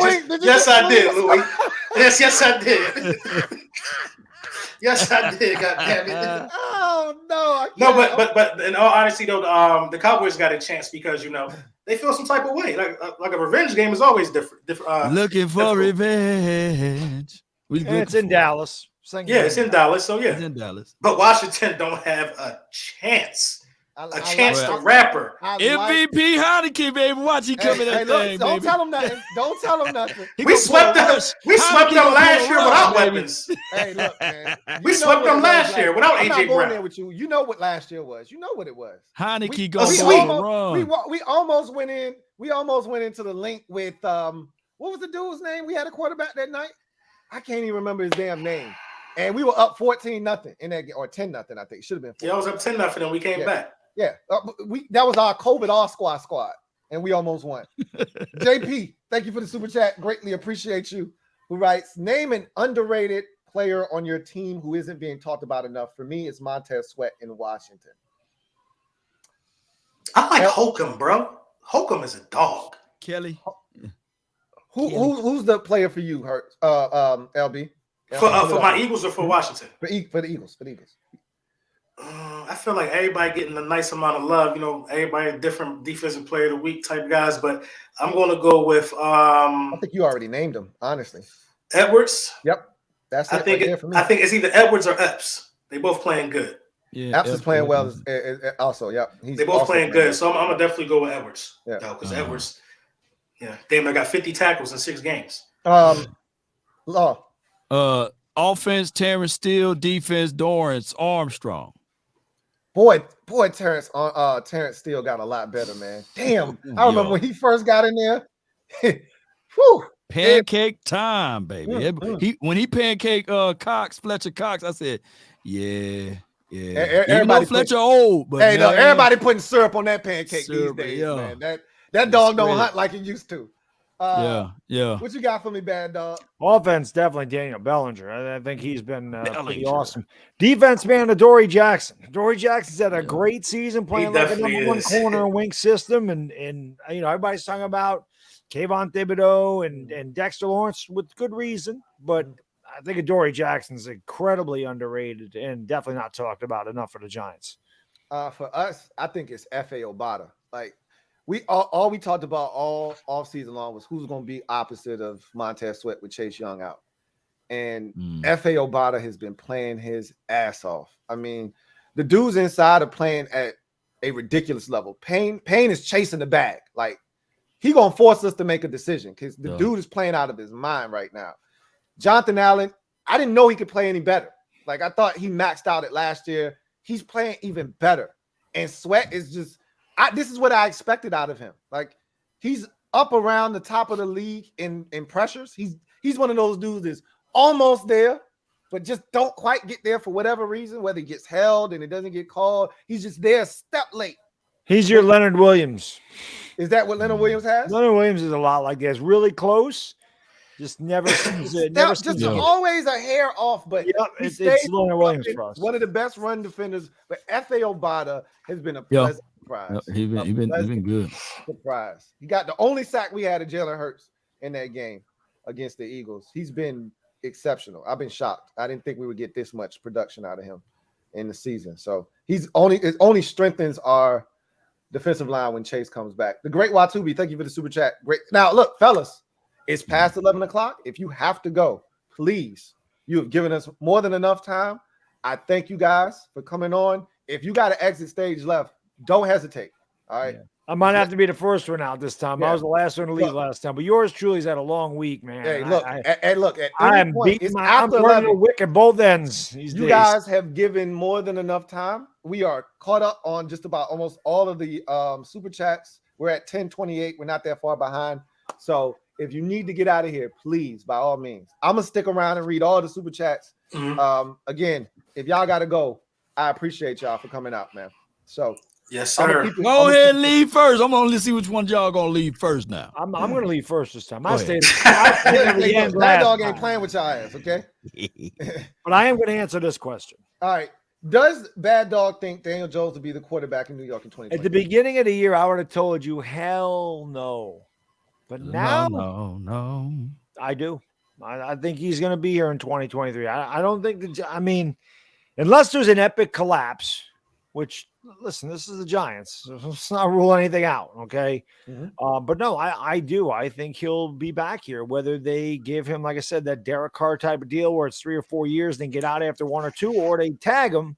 I do think that he'll be here in 2023 because if the Giants are picking 17th, 18th, 19th, they're probably not going to get the quarterback they want. Don't ever force a quarterback pick. You can't just force one because you think you need one. So, again, if the Giants collapse and there's a quarterback they really like, it's very possible they take him. If they finish 10-7 and they make the playoffs and they're picking 21st, I think Jones is coming back. So I'd say it's an 80% chance. So I do. I think he'll be the quarterback in 2023. I think he's winning the coaching staff over. I think they made him earn it, and I think he's earned it so far. That's for sure. I think with how he started the season, to your point, unless there's an epic collapse, there's no way he's not the quarterback next year. Even if they got a franchise tag him, then bring him back. There's no way he's not the quarterback next year. LT, thank you for the super chat. Greatly appreciate you. Who writes? Dog LB, have your quarterbacks earned new contracts? And if so, how much would you pay for Jones and Hurts services today? Lou Law, who you pay either? Would you pay either? Essentially, they're asking. So we'll ask Bad Dog and LB that question. Have your quarterbacks earned new contracts today? Not the rest of the season. Today, yes. Daniel Jones earned, like I said, 3 years, $45 million, 4 years, $62 million. But the ability to get after 1 or 2 years out, taking a really big cap, a dead cap hit at the end of the contract. Yeah, I think he has. You think he would take a deal paying him 15? Listen, man, I don't know what Daniel Jones is going to get offered by other teams. If somebody goes out there and says, Daniel Jones, we're going to give you 5 years, $170 million, then he's walking. We're not giving him that. But I don't think he's going to get that big of a. He's not getting that kind of deal. I don't think he's getting that kind of deal. So, I think if the Giants offer him 16, 18 million a year for 3 or 4 years, I think he could definitely take that. I'm trying to think but that's what I would offer him. I mean, I'm not saying the Giants are going to offer him. I'm not saying he would accept it, but that's where I think his market value is for us. Yeah, I think Hurts' market value was higher than that, though. I think it is. Hurts. That I agree with. 35 million plus for Jalen Hurts, or 30 million plus, however you want to cut it. I think he's earned it. You know what I mean? He waited to the postseason last year. Looks like he got a good chance to win in the division this year. 24 years old. I mean, you would be getting ahead of it if you paid him right now anyway. So I think he's earned it. Would you pay any of those quarterbacks, Law?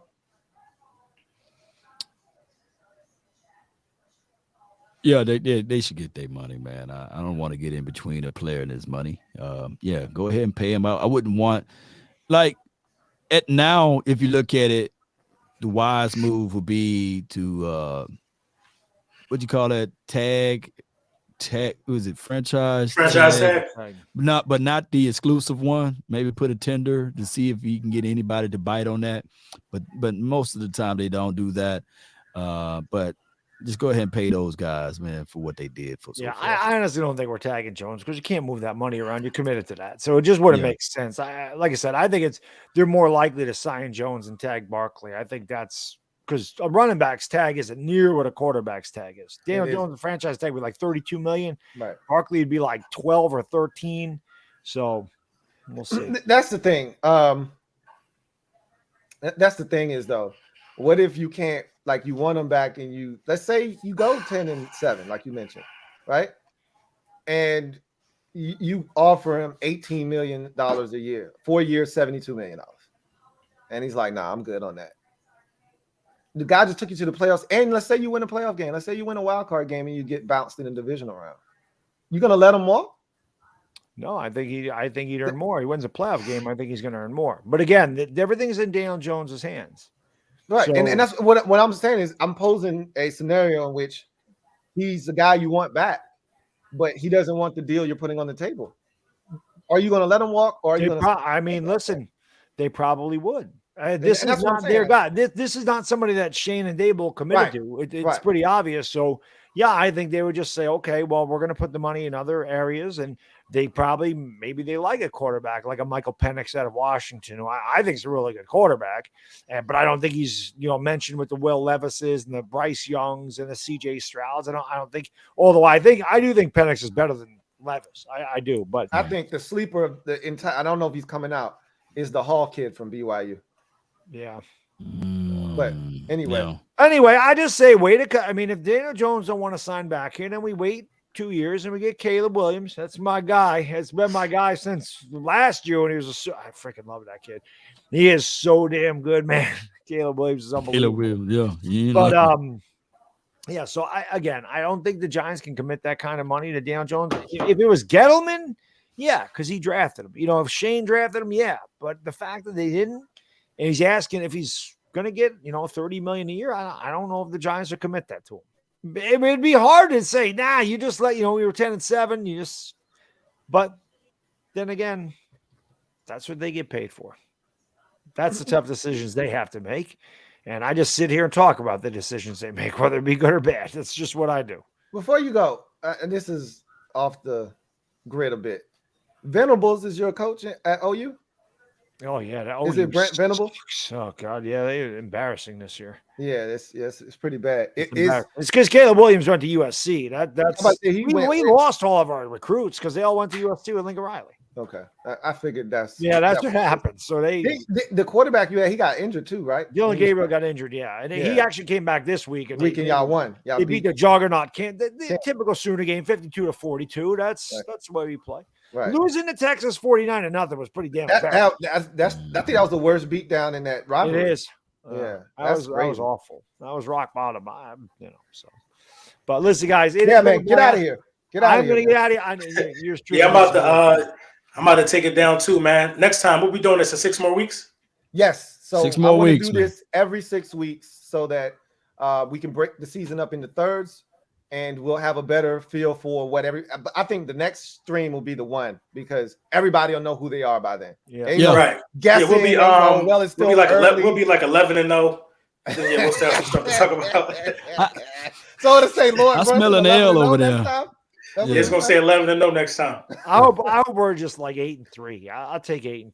I'm not gonna go too crazy, but if we can go 3-2, 4-2, 9-8-3, 9-3, I'm golden.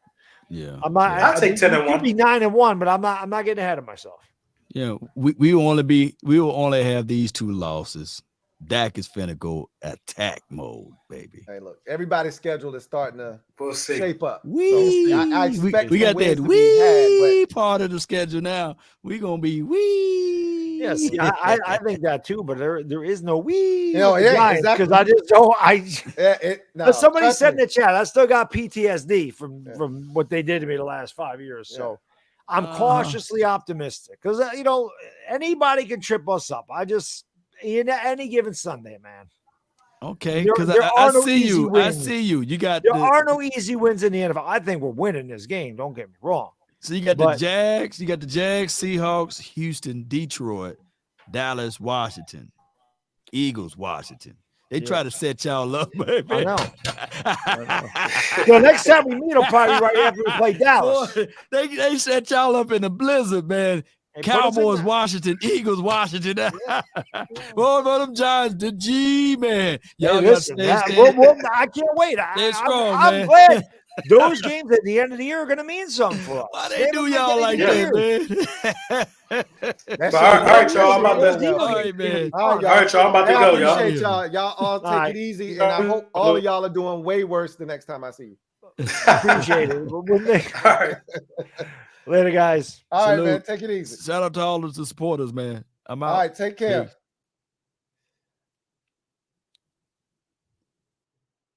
All right, so now it's just me. I'll read all of the super chats that are left, and I want to thank everyone for showing up from all three teams that were here. All four, excuse me. A lot of fun, as it always is. Can't wait till the next time. Hopefully, we've got more to discuss from Washington's end of the spectrum the next time that we get together for our Super Friends stream. Flipping the Bird 85 writes, thank you for the super chat, writes, Louie Tee, why you ducked me when I sent you a super chat after my Birds crushed your crappy team? You a clown and your team is trash. Go Birds. Again, I ain't ducked nothing and didn't see your super chat. So obviously I got nowhere to run or hide. When we lose, you know where to find me. I ain't ducking nobody, ain't ducking no smoke.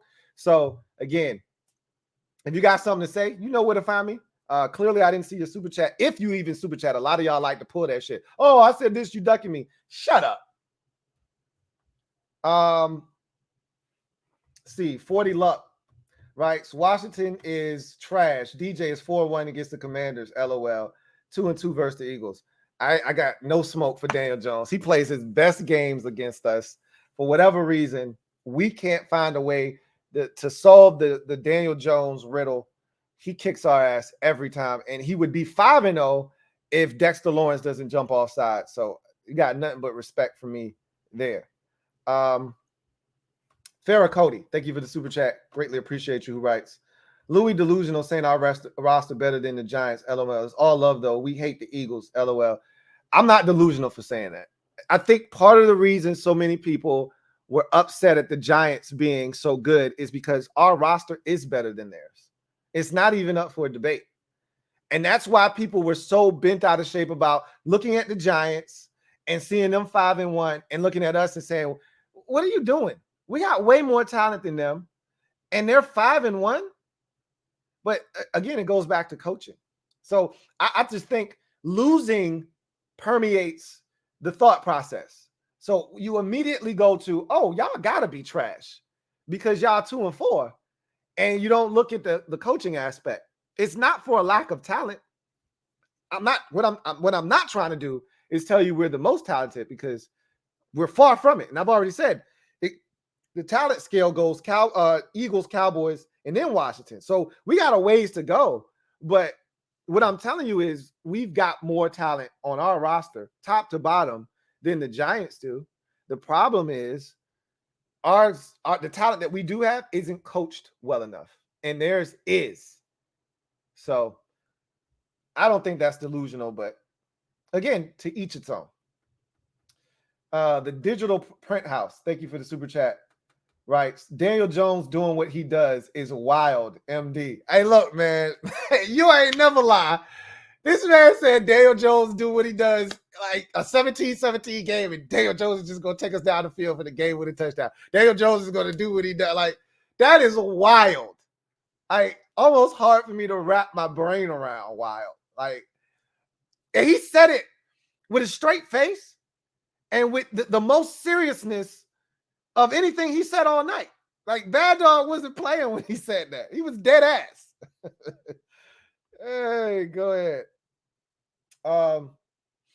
Duncan Wright, thank you for the super chat. Greatly appreciate you. Double up. Thank you for doubling up. Who writes, the gods demand you give Hurts his due, Louie Tee. So give it 6. Then you go drunk again. Texting, super chatting. How come I can never get a complete thought out of you when you super chat. We have this discussion every time, man. You got to speak English when you super chat me.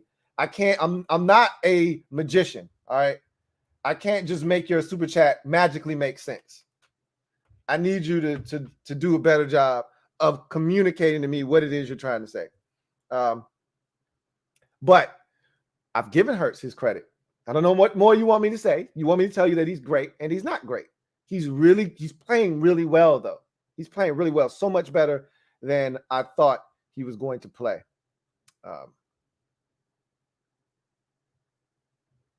Anyway, I digress. Knight Rider, thank you for the super chat, writes, what happens when Dak loses to the Lions? That's a bridge they don't want to cross. Because you think the Cooper Rush thing that was irrational when they were talking about and Jerry Jones stirred that pot unnecessarily, you think that shit was something? Lose to the Lions.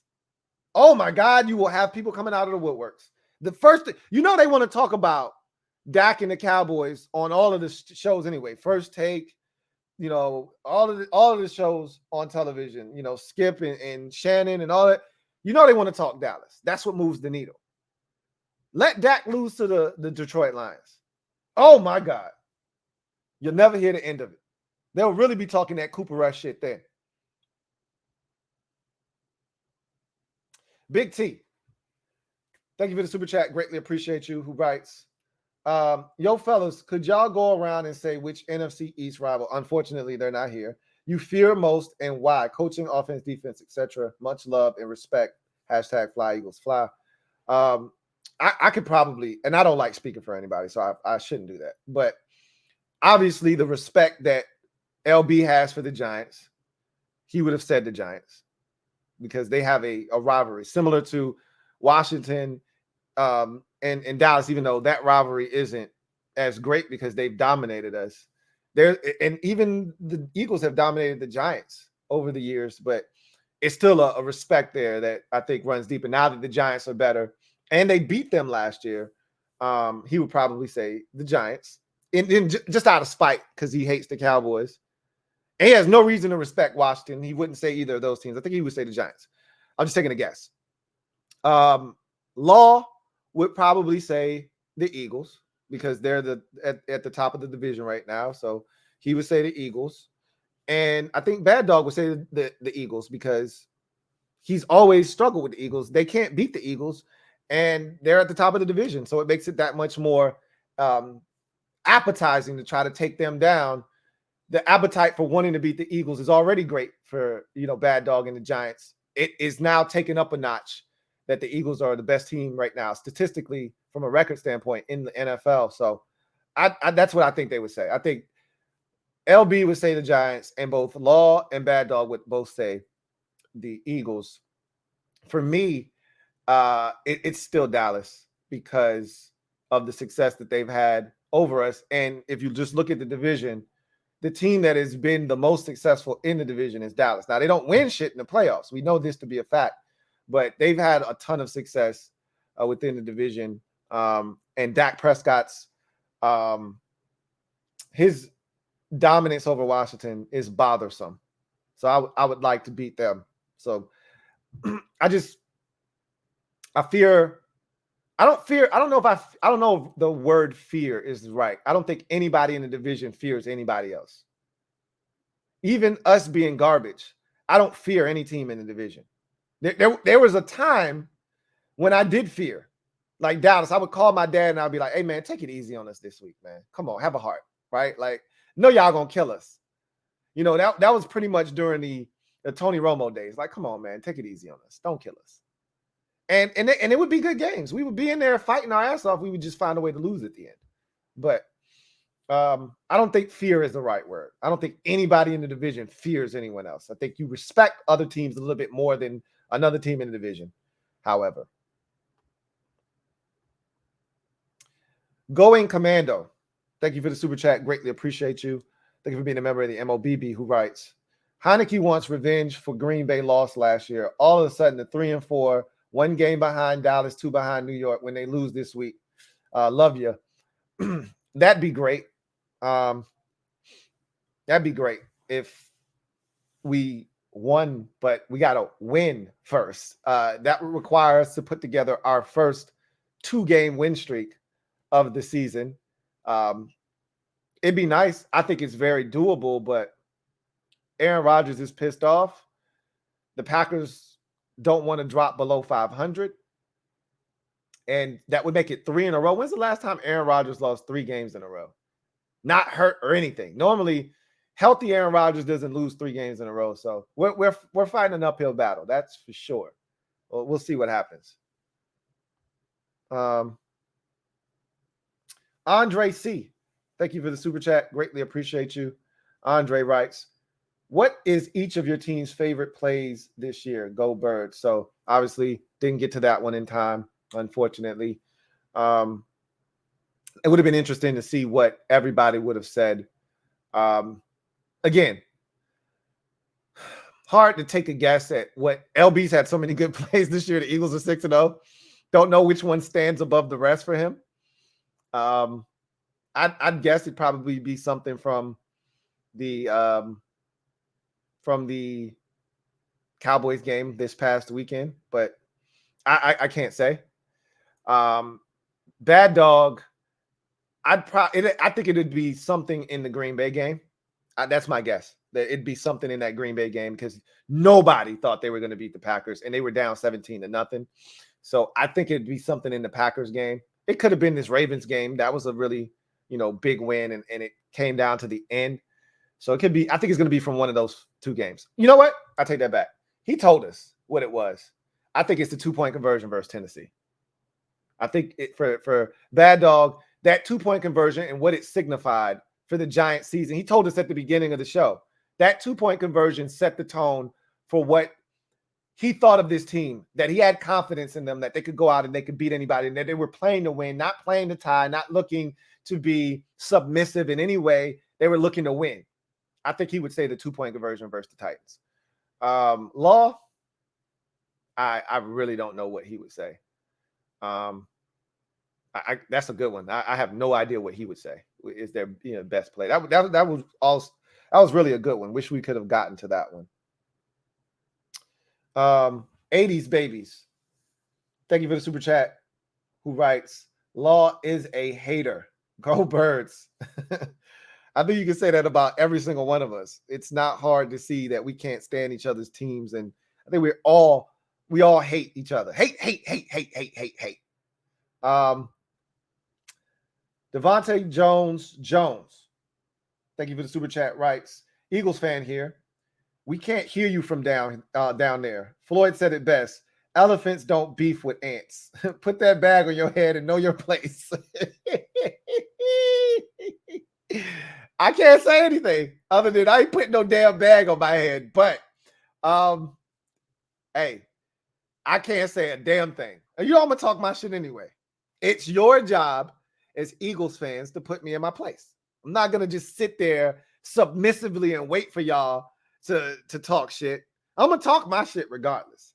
But again, my shit is rooted in, not everything is rooted in facts, but most of it is rooted in facts. And most of it is rooted in opinions that can be argued. It's not just me throwing out some shit frivolously because I'm a hater. And I am a hater. Don't get it twisted. Okay? However, it's funny because a lot of times I argue with LB and then he'll be like, okay, you're right. Like, I'm not looking to demean anything the Eagles have done. I've already said I'm envious of what they've done. They're 6-0. I want to be 6-0. I want to be 5-1. Hell, I'll take 4-2. Shit, I'll take 3-3 right now at this point. We should have beat the Titans. But we're 2-4. So we are what we are. It is what it is. But season's not done. 11 games left. Let's see what happens. The next time we meet, hopefully we're meeting under different circumstances. Hopefully the tables have turned. Austin C. Thank you for the super chat. Writes, Law scared of Hurts because he sees a young Dak in him. Maybe. I mean, honestly speaking, when Dak came into the league, I think a lot of people saw him as a Jalen Hurts type. And Dak got better and better and better as a passer. Now, the difference for me is in Dak's last year in college football, they made it a point of emphasis at Mississippi State to showcase him as a passer, to show that he could throw the football. And they simplified things for him early in his career. And then as he got better, they gave him more and more, and he became more and more prolific. Hurts could do that. Hurts could definitely do that. I just don't see him doing that though. But he's capable of doing it because of the work he puts in. You know, and there is something to be said about Hurts playing in the same system for the first time since high school. A lot of people brought that shit up. And I think there's some merit to that. You know, it's hard to be comfortable when you're constantly changing the verbiage and what this route means in this offense versus what it meant in the last, what the reads are in this offense versus what the reads are. It can be the same exact play, but it's called something entirely different, and your progressions are totally different. So, yeah, there could be some credence to that. I don't think Law is scared of him per se, but I can't put words in anybody's mouth. But I will say that I do see a little bit of young Dak in Hurts, which is why I tell you there's no way Hurts, because Dak isn't even close to Josh Allen. There's no way that Jalen Hurts can turn into Josh Allen. No way. If his ceiling is, you know, it's a great question, and I'm going to ask that of the panel the next time I see them. Is Jalen Hurts' ceiling that of Dak Prescott or greater? Eagles fans are going to say it's greater, clearly. But I want logical heads to talk about that, because I think that's his ceiling, honestly. A more athletically gifted version of Dak. And Dak's no slouch as an athlete, but I think Hurts is a better athlete than him. That's a great question.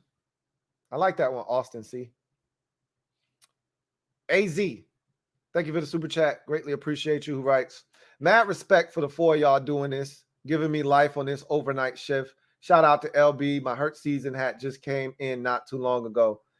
I got to give LB credit on those Hurt season hats, man. I love to see a guy get off on his entrepreneurial shit, and he hit it big. You know, shout out to my guy Ace Boogie, who did the same thing with the Bengals. Joe Burrow wore his shirt to the AFC Championship game with the Three Amigos, you know, shirt with the three receivers. And I just love seeing content creators and that creativity spill outside of YouTube and, you know, on to something tangible and just see that shit, you know, blow up. I love to see it. And so LB with his Hurt season hats, they did it, you know. Love to see it, even though I hate what's on it. Love the fact that that shit's blowing up. Mad respect for you, AZ. Appreciate you. Isaiah Burns, thank you for the super chat, writes, I'm a West Philly rider, Bird game. Holla. NFC Beast back. LB, how can I get a Hurt season hat? Got a rep here in Cali. I'm pretty sure you can get one through his channel. If you can't, find a way, message him. I'm pretty sure you can get at him, and he'll direct you as to how you can get your hands on one of those. They've been selling like hotcakes. So definitely make sure you get your hands on one of those. Donnie Dragon, thank you for the super chat. Greatly appreciate you. Who writes, Dak can come back like Man of Steel, but what happened to Superman pulled up in Gotham? Okay. Y'all are really taking to this Batman thing. I ain't mad at y'all. I ain't glad at y'all, but I ain't mad at y'all at all. Y'all really taken to the whole Batman, you know, persona with skinny Batman. I forgot what all the names were. But I just remember Skinny Batman, which is Devontae Adams or Devontae Smith. I don't remember what the other two. I think it's Fast, which was Quay, or what's the name of the damn receiver? Quez Watkins. I think he's supposed to be fast, and maybe it's big. I don't know. I just know that I'll take it to that Batman thing, and it's taken off, and it's got a life of its own. So, Mark Walls, thank you for the super chat. Greatly appreciate you. Double up. Thank you for doubling up. Who writes? I missed that season. I was deployed to Iraq in 2008. You didn't miss much. It started off great. It ended it like every Washington season seems to.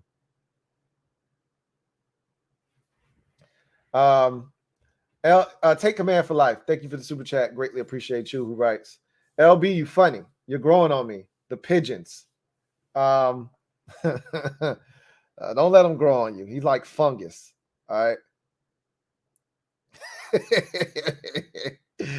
Hey, I'm surprised ain't nobody bring that up during the stream.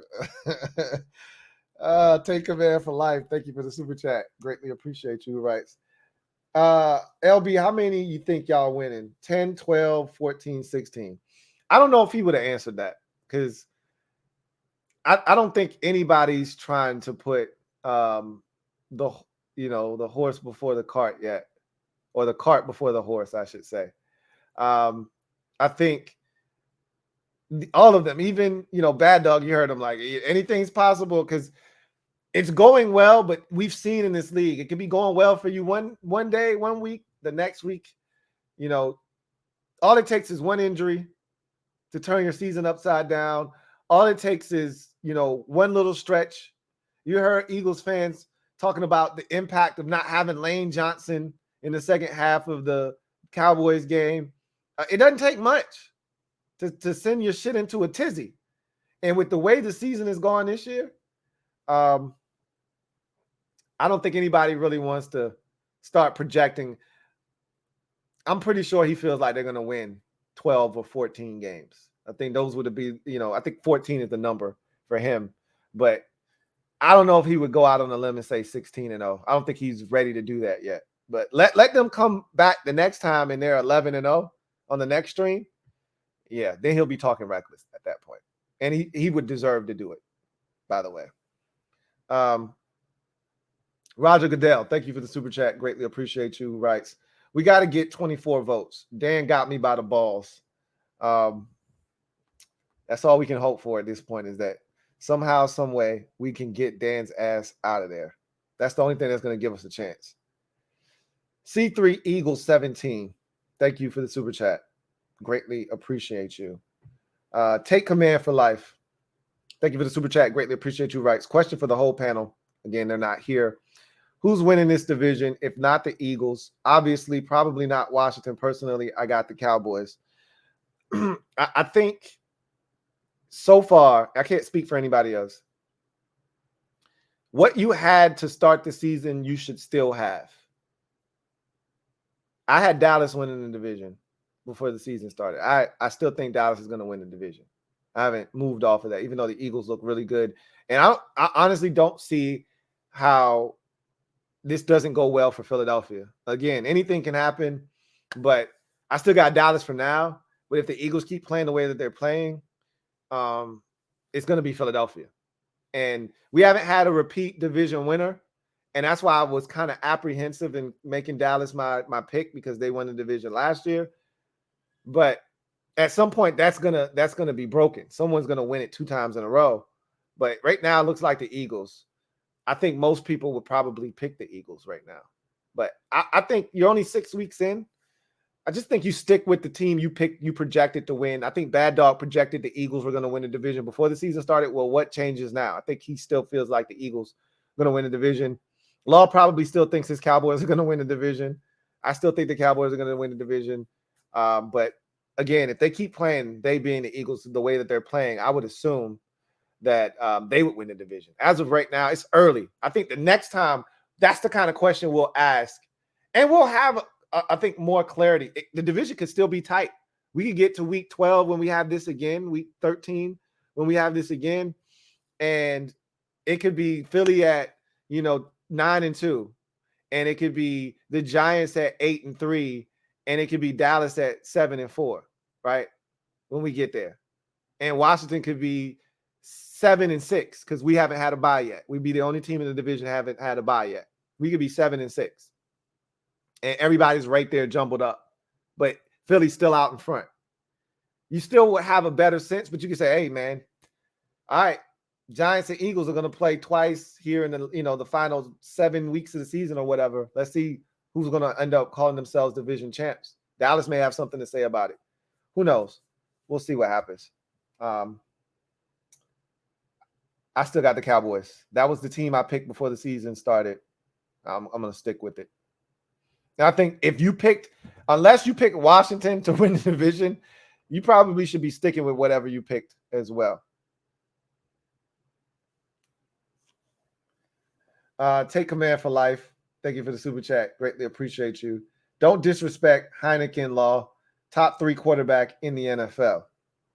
That sounds a little iffy there.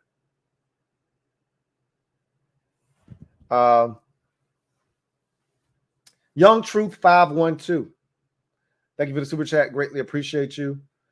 Who writes, LB, we all know the truth. Eagles have the hardest squad, and they just mad because they don't have an undefeated team. Fly, Eagles, fly.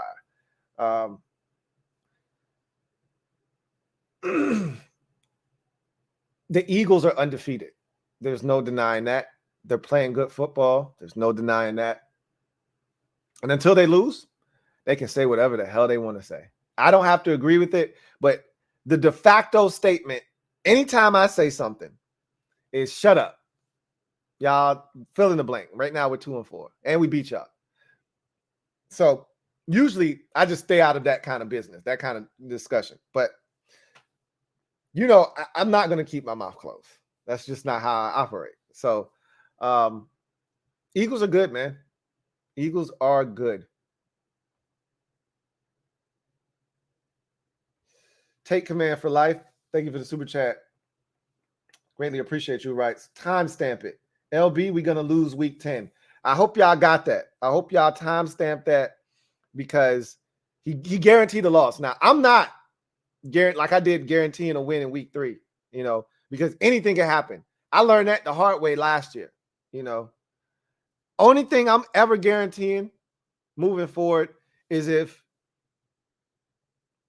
it's week 1, and even that's tough because anything could happen in the preseason. Injuries still could occur unless it's the week of the game. And I know what I'm going into the game with.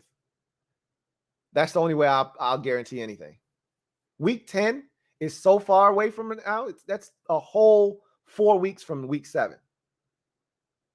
Anything can happen. Now, the Eagles are on a bye week, but there's still 3 weeks after their bye week until you get to week 10. So, yeah, he guaranteed it. Timestamp that because I'm gonna play that shit on a repetitive loop if they don't get it done.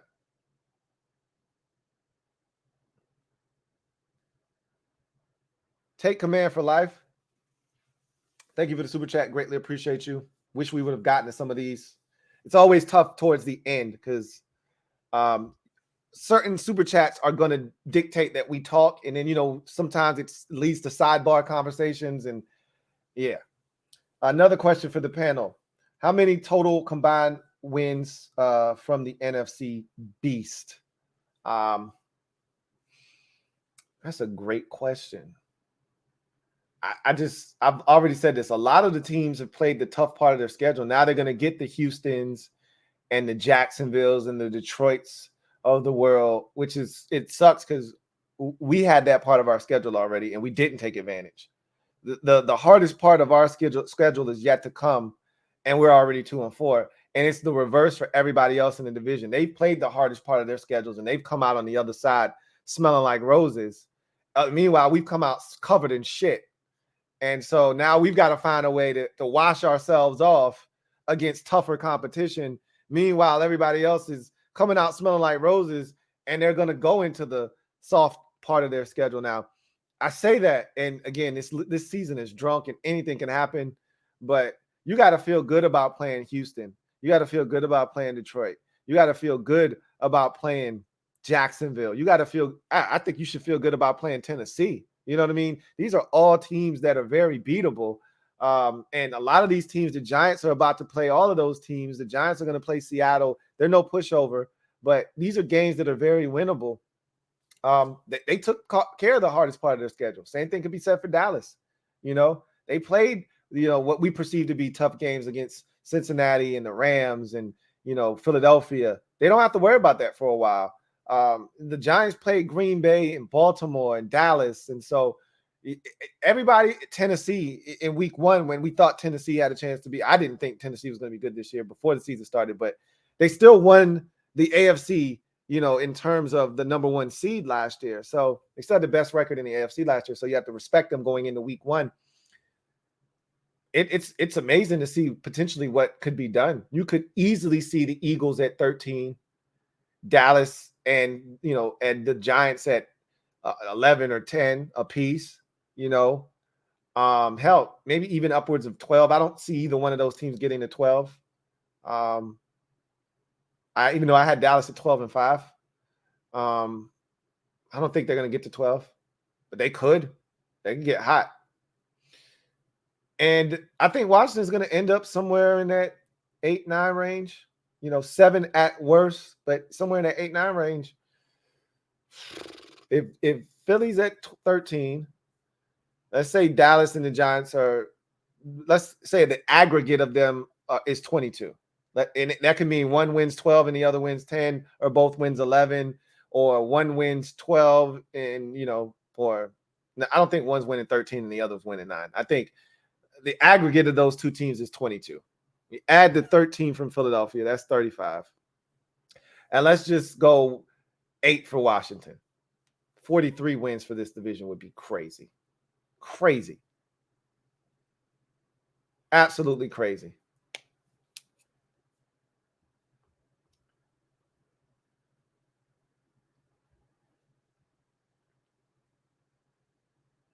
Metaphor, thank you for the super chat. Greatly appreciate you. Who writes, Hurts getting that running back money? He ain't getting running back money, but we called him a running back, but he ain't getting running back money. He playing like a quarterback this year. I give him credit. Okay. LT is translating for my guy earlier. He says, Louie, my guy said, give Hurts his due. He's 6-0. Okay. Thank you for the translation, LT. I need you every time he super chats, LT, I need you to come behind him and translate what he's saying to me. Because every time when he does it, I struggle. I try to make sense of it, but I never can. So LT, I need you to come behind him and tell me what he's saying every single time. Lucky Chuck, thank you for the super chat. Greatly appreciate you. My guy, Lucky Chuck, thank you so much for the super chat. Jay Fazzy, thank you for the super chat. Greatly appreciate you. Jay writes, does Washington keep Rivera after this season? What route would you take going into next season's draft for Washington? So I'm going to say this, take command for life, because I'm seeing your comment. You came late, so you didn't know this. So, and this is the first time I've done this, but you wouldn't have known because you showed up late. But at the beginning of the stream, I told everyone that the panel was done. They were leaving at 11. So if you were going to get your super chats in, get them in early, but we couldn't be assured if you were going to be able to get them read towards the end, because you know how it goes. It's free flowing. There's no rhyme or reason. And so as we go through these comments, and some of them, take us into different conversations, it just, all bets are off. But I said at 11, I was gonna send those guys away. Like, if they had to go. Because the last time we did it, dudes were falling asleep and they were tapping out. And I always have to remind myself, this is what I do. And I can be here until 1, 2 in the morning. Not everybody can. So I wanted to make sure that we respected those guys' time. So I know you didn't know that because you showed up later, but unfortunately, we didn't get to some of your comments. But Jay asked me about Rivera.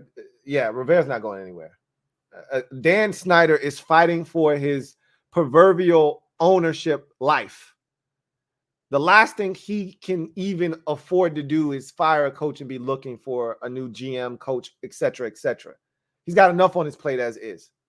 So Ron Rivera's not going anywhere. How would I attack the draft? It just depends on how this season goes for Washington.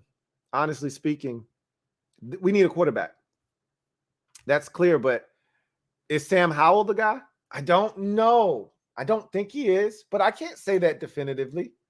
Can't say that Sam Howell isn't the guy. I just know that whether we need a quarterback or not, we need corner. We're going to need corner.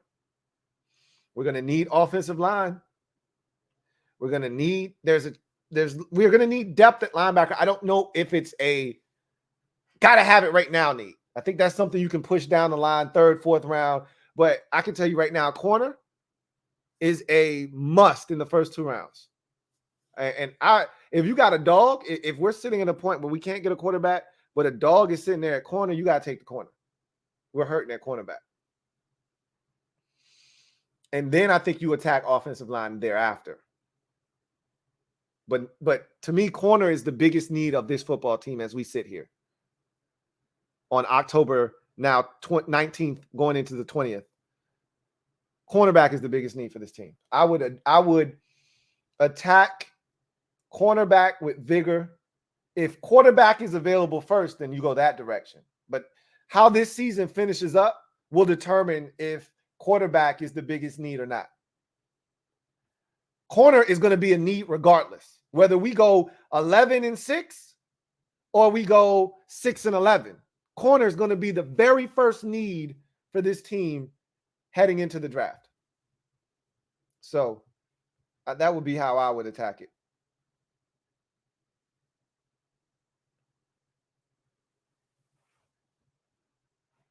Joe Rockhead J, thank you for the super chat. Greatly appreciate you. Who writes, I did a George Costanza, pick opponent or pick opposite of my instincts. You can never go wrong with that theory because a lot of times people do that. You got the crowd that never picks against their team no matter what. And I know a lot of guys that are like that. Never pick against their team no matter what. No matter even if their team stinks. Picking my team, I'm riding with my team. Bless your heart. That's not me. And then there's the person that is superstitious.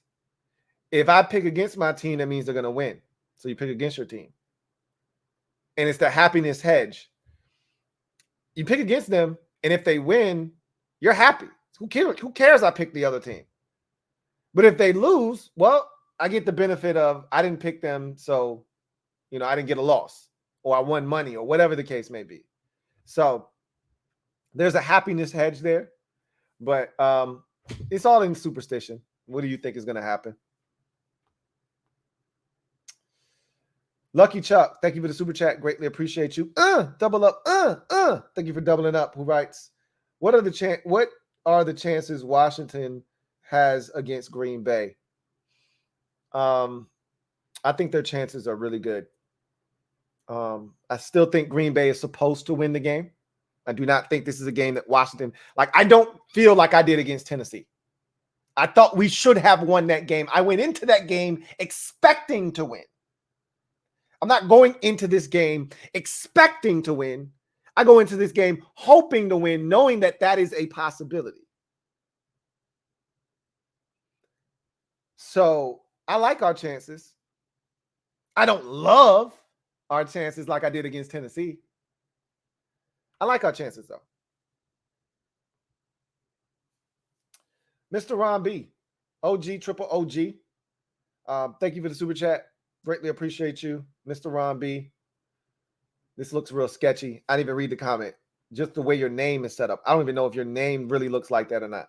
I could be wrong, and it could be the OG, triple OG. Luck has got me on high alert for everybody. I think one of the times he got me as you. So, I'm extra leery. Says, happy Thursday Eve, Lou. We often hear about the 3 phases of the game: offense, defense, special teams. What percentage do you put on our team's 4th phase, coaching? Okay, that sounds like Mr. Ron B. Never mind. Wow, that's a great question. We put so much emphasis on the 3 phases, and you split it up into thirds: 33.333%, 33.333% each way, right?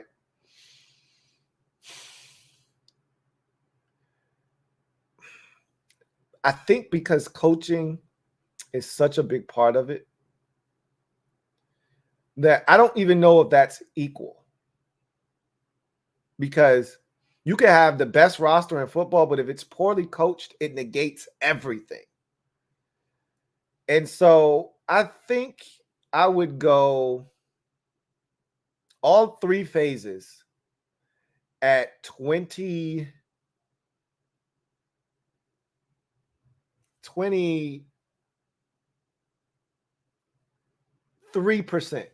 All 3 phases go to 23%, 23.3333%. And coaching, the 4th phase, would be 30%. I think it's slightly bigger than the rest because, as I just mentioned, you could have a dominant defense. You could have a great offense and all the weapons in the world, but if you're not properly coached, it doesn't make one bit of difference at all.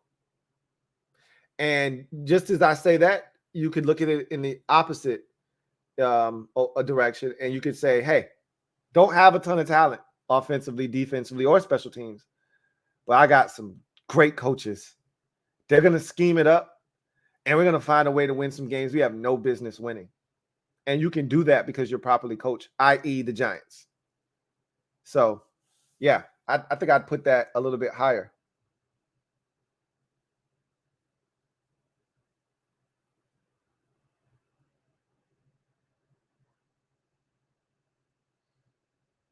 Take command for life. Thank you for the super chat. Greatly appreciate you. Who writes, I'm going into this game expecting to win now, Lou. And I talked about this. I don't know if you had a chance to watch the CNN episode for today, but I talked about that specifically about how hope is fine. It's free. It doesn't cost you a thing. There's no problem with hoping, wishing, right? There's nothing wrong with hope. I told you, what is a man without hope?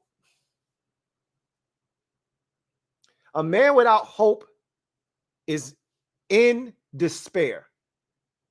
He's hopeless. So I have hope every year, even though I know what the outcome more likely than not is going to be. My team has shown me that there's a large enough sample size with this ownership. I know ultimately what it's probably going to be. It doesn't stop me from hoping every year.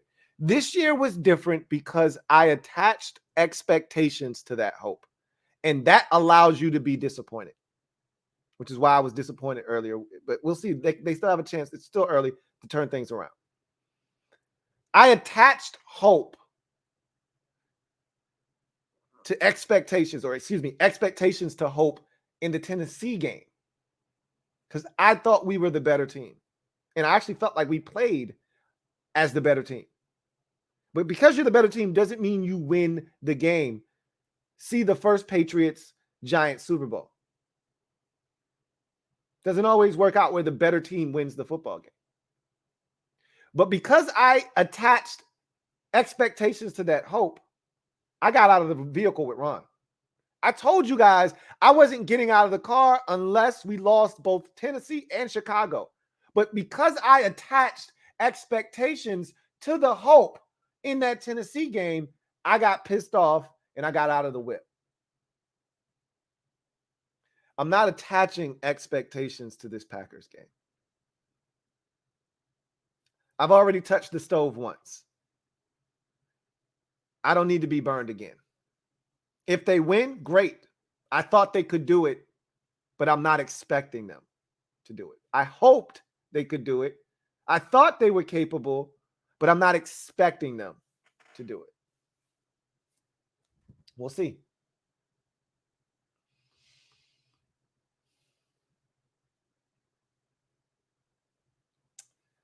Take command for life. Thank you for the super chat. Greatly appreciate you. You know what else I'm expecting, Lou? Not tonight. Not tonight. Look, maybe another night. Not tonight, bro. Not tonight.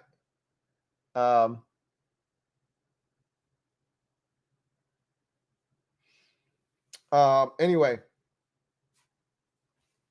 thank you guys for another beautiful NFC East Super Friends stream. I know this one kind of snuck up on you. It snuck up on me. I've been working on this one for about a week now, trying to get the game together. Everybody's schedule was all over the place, as you could imagine. I would have loved to have promoted this a week, or so out, but I couldn't lock everybody in. I want to thank those guys once more for devoting their time and energy and resources to the stream tonight. It's always great when we get together. Expect this again. I've sat down and mapped it out with them. Expect this again in roughly 6 weeks. We're going to break this season up into thirds, right? So we've gotten the first third of the season. Everyone's played 6 games. The next time, everyone should have played at least 11 games. That 12th game may have eluded some because of the bye week, whether you've had it or not. But we'll slice it up in because it's 18 weeks in the season. So we'll be right in that week 12, week 13 mode, right around Thanksgiving, the next time that we come together as the Super Friends and unite to see how these teams are doing then. But I can tell you this. I don't know what the Eagles are going to be doing. I don't know what the Giants are going to be sustaining the start to the season. I don't know what the Cowboys are going to do. All I can tell you is that Washington is going to be either better or worse by then. We won't be just there. I think we would have defined who we are by then. Whether we're 7-6 or 6-6 by the time we meet the next time, or we're 4-8. We'll know if we're trash or if we're dangerous. We'll know. So anyway, Mr.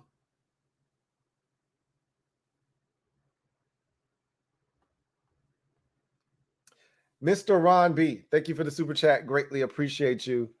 Mr. Ron B writes, don't become a prisoner of luck paranoia, Lou. It's hard, man. I can tell you this. If it's a question that's worth answering, and he's going to just try to throw these, I'm going to answer the question, whether it's him or not. But if it's something like this right here, you know what else I'm expecting? I'm not answering that because that's an easy D's nuts, right? But if it's something like how you asked the question, I'm going to answer that. Whether he's trying to D's nuts me or not, that's not a D's nutsable offense, if that makes any sense to you out there. So I'm going to answer your questions. But I can't help but be on high alert for luck. There is luck paranoia. Absolutely. Okay. But I'm going to answer your questions, though. The real Louie Tee, thank you for the super chat. Greatly appreciate you. Who writes, I attached expectations to the hope that you would spike my alley-oop from all 3 of them. You let me down, Lou. Emotional damage. I couldn't let you get them on my watch. They're guests, man. I can't turn the guest over to the wolves and allow them to be devoured on the channel, man. Okay? Whatever you do outside the confines of these walls, knock yourself out. I'd actually endorse that. Go out there and get them. If they're foolish enough to fall for the banana in the tailpipe repeatedly, like you need to get Bad Dog. He didn't even know what we were talking about. At least Law and LB acknowledged that you got them. Like Bad Dog didn't even know what you were talking about.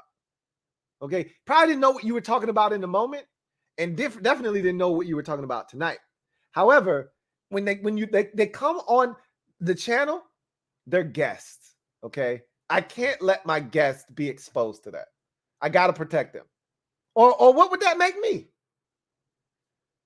I encourage you to go out to their channels and abuse them repeatedly. but I can't let you do it to them here. I got to protect them. They're guests. Okay.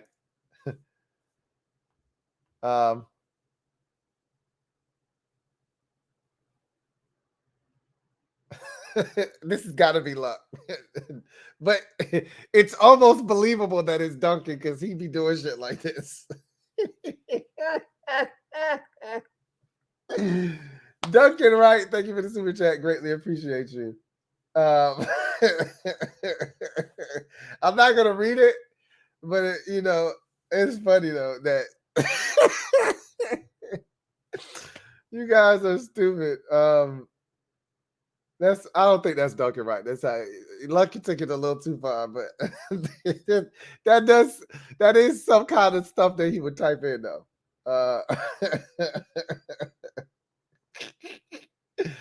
Oh, you guys are silly. Oh man. Miss Perry, thank you for the super chat. Greatly appreciate you. Thank you for being a member of the MOBB. Who writes, appreciate all that you do, Lou. Salutes to you. Salutes to all of you for holding the kid down. I asked for you guys to turn out and support, and all of you did. And for that, I thank you guys greatly. Can always count on y'all to hold the kid down and support no matter what. So I thank you guys once again. You know, this was going to be a rough one, but I hope I held it down for the home team well enough. Despite being 2-4, I didn't let them run over us, and I never will. Okay, we suck. We know we suck, but that doesn't mean we have to be silent because we suck. Always remember that. Don't let nobody tell you got to shut up. They want to shut us up. Shut us up. But I'm gonna talk my shit. As a wise man once said, "Can I talk my shit again?" You damn right. I'm gonna talk my shit again, even if it's not warranted.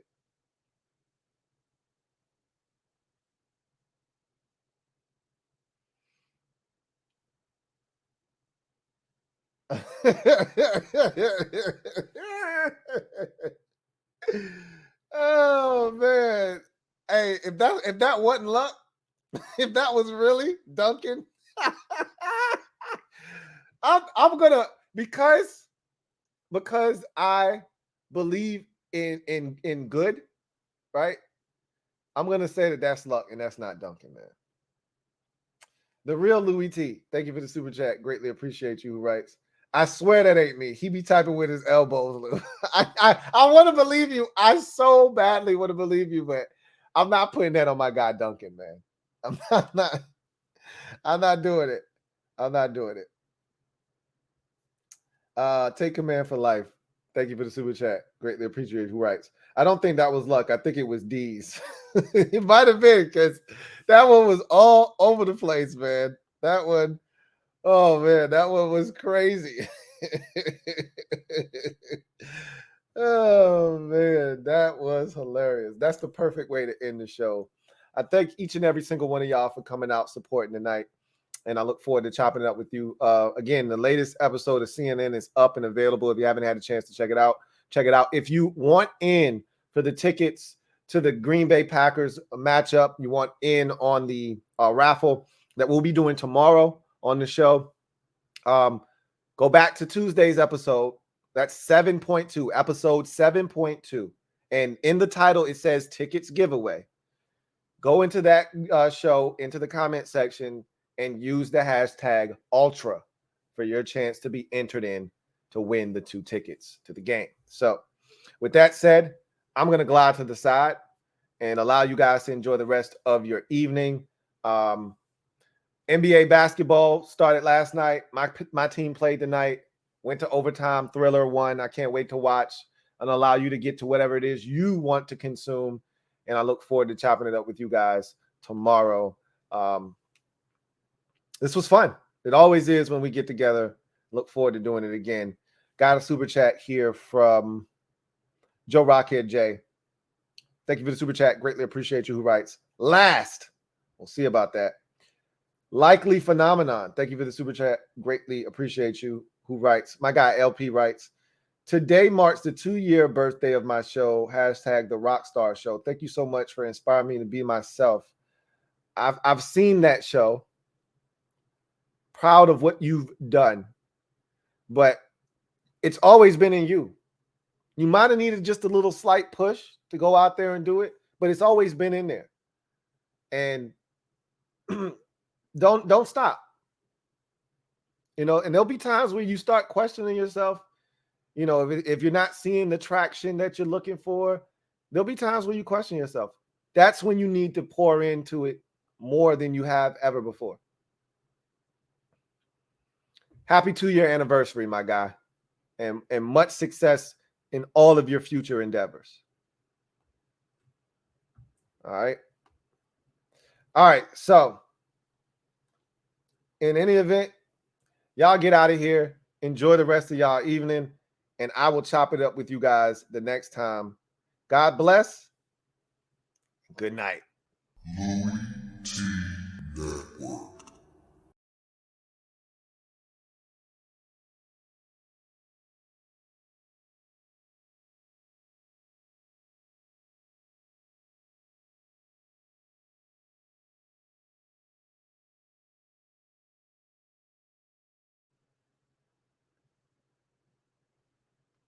I got another super chat.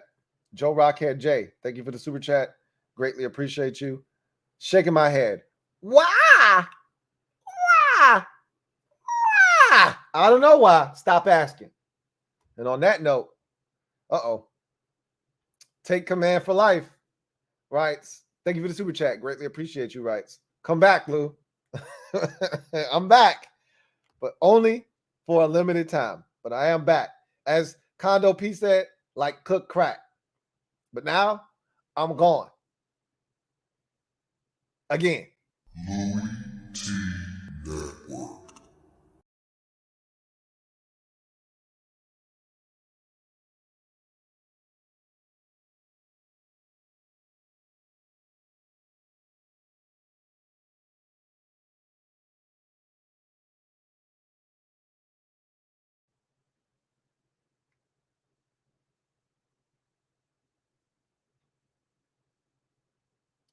Got another super chat. Smoke every day. Go on. Go on. Louie Tee Network.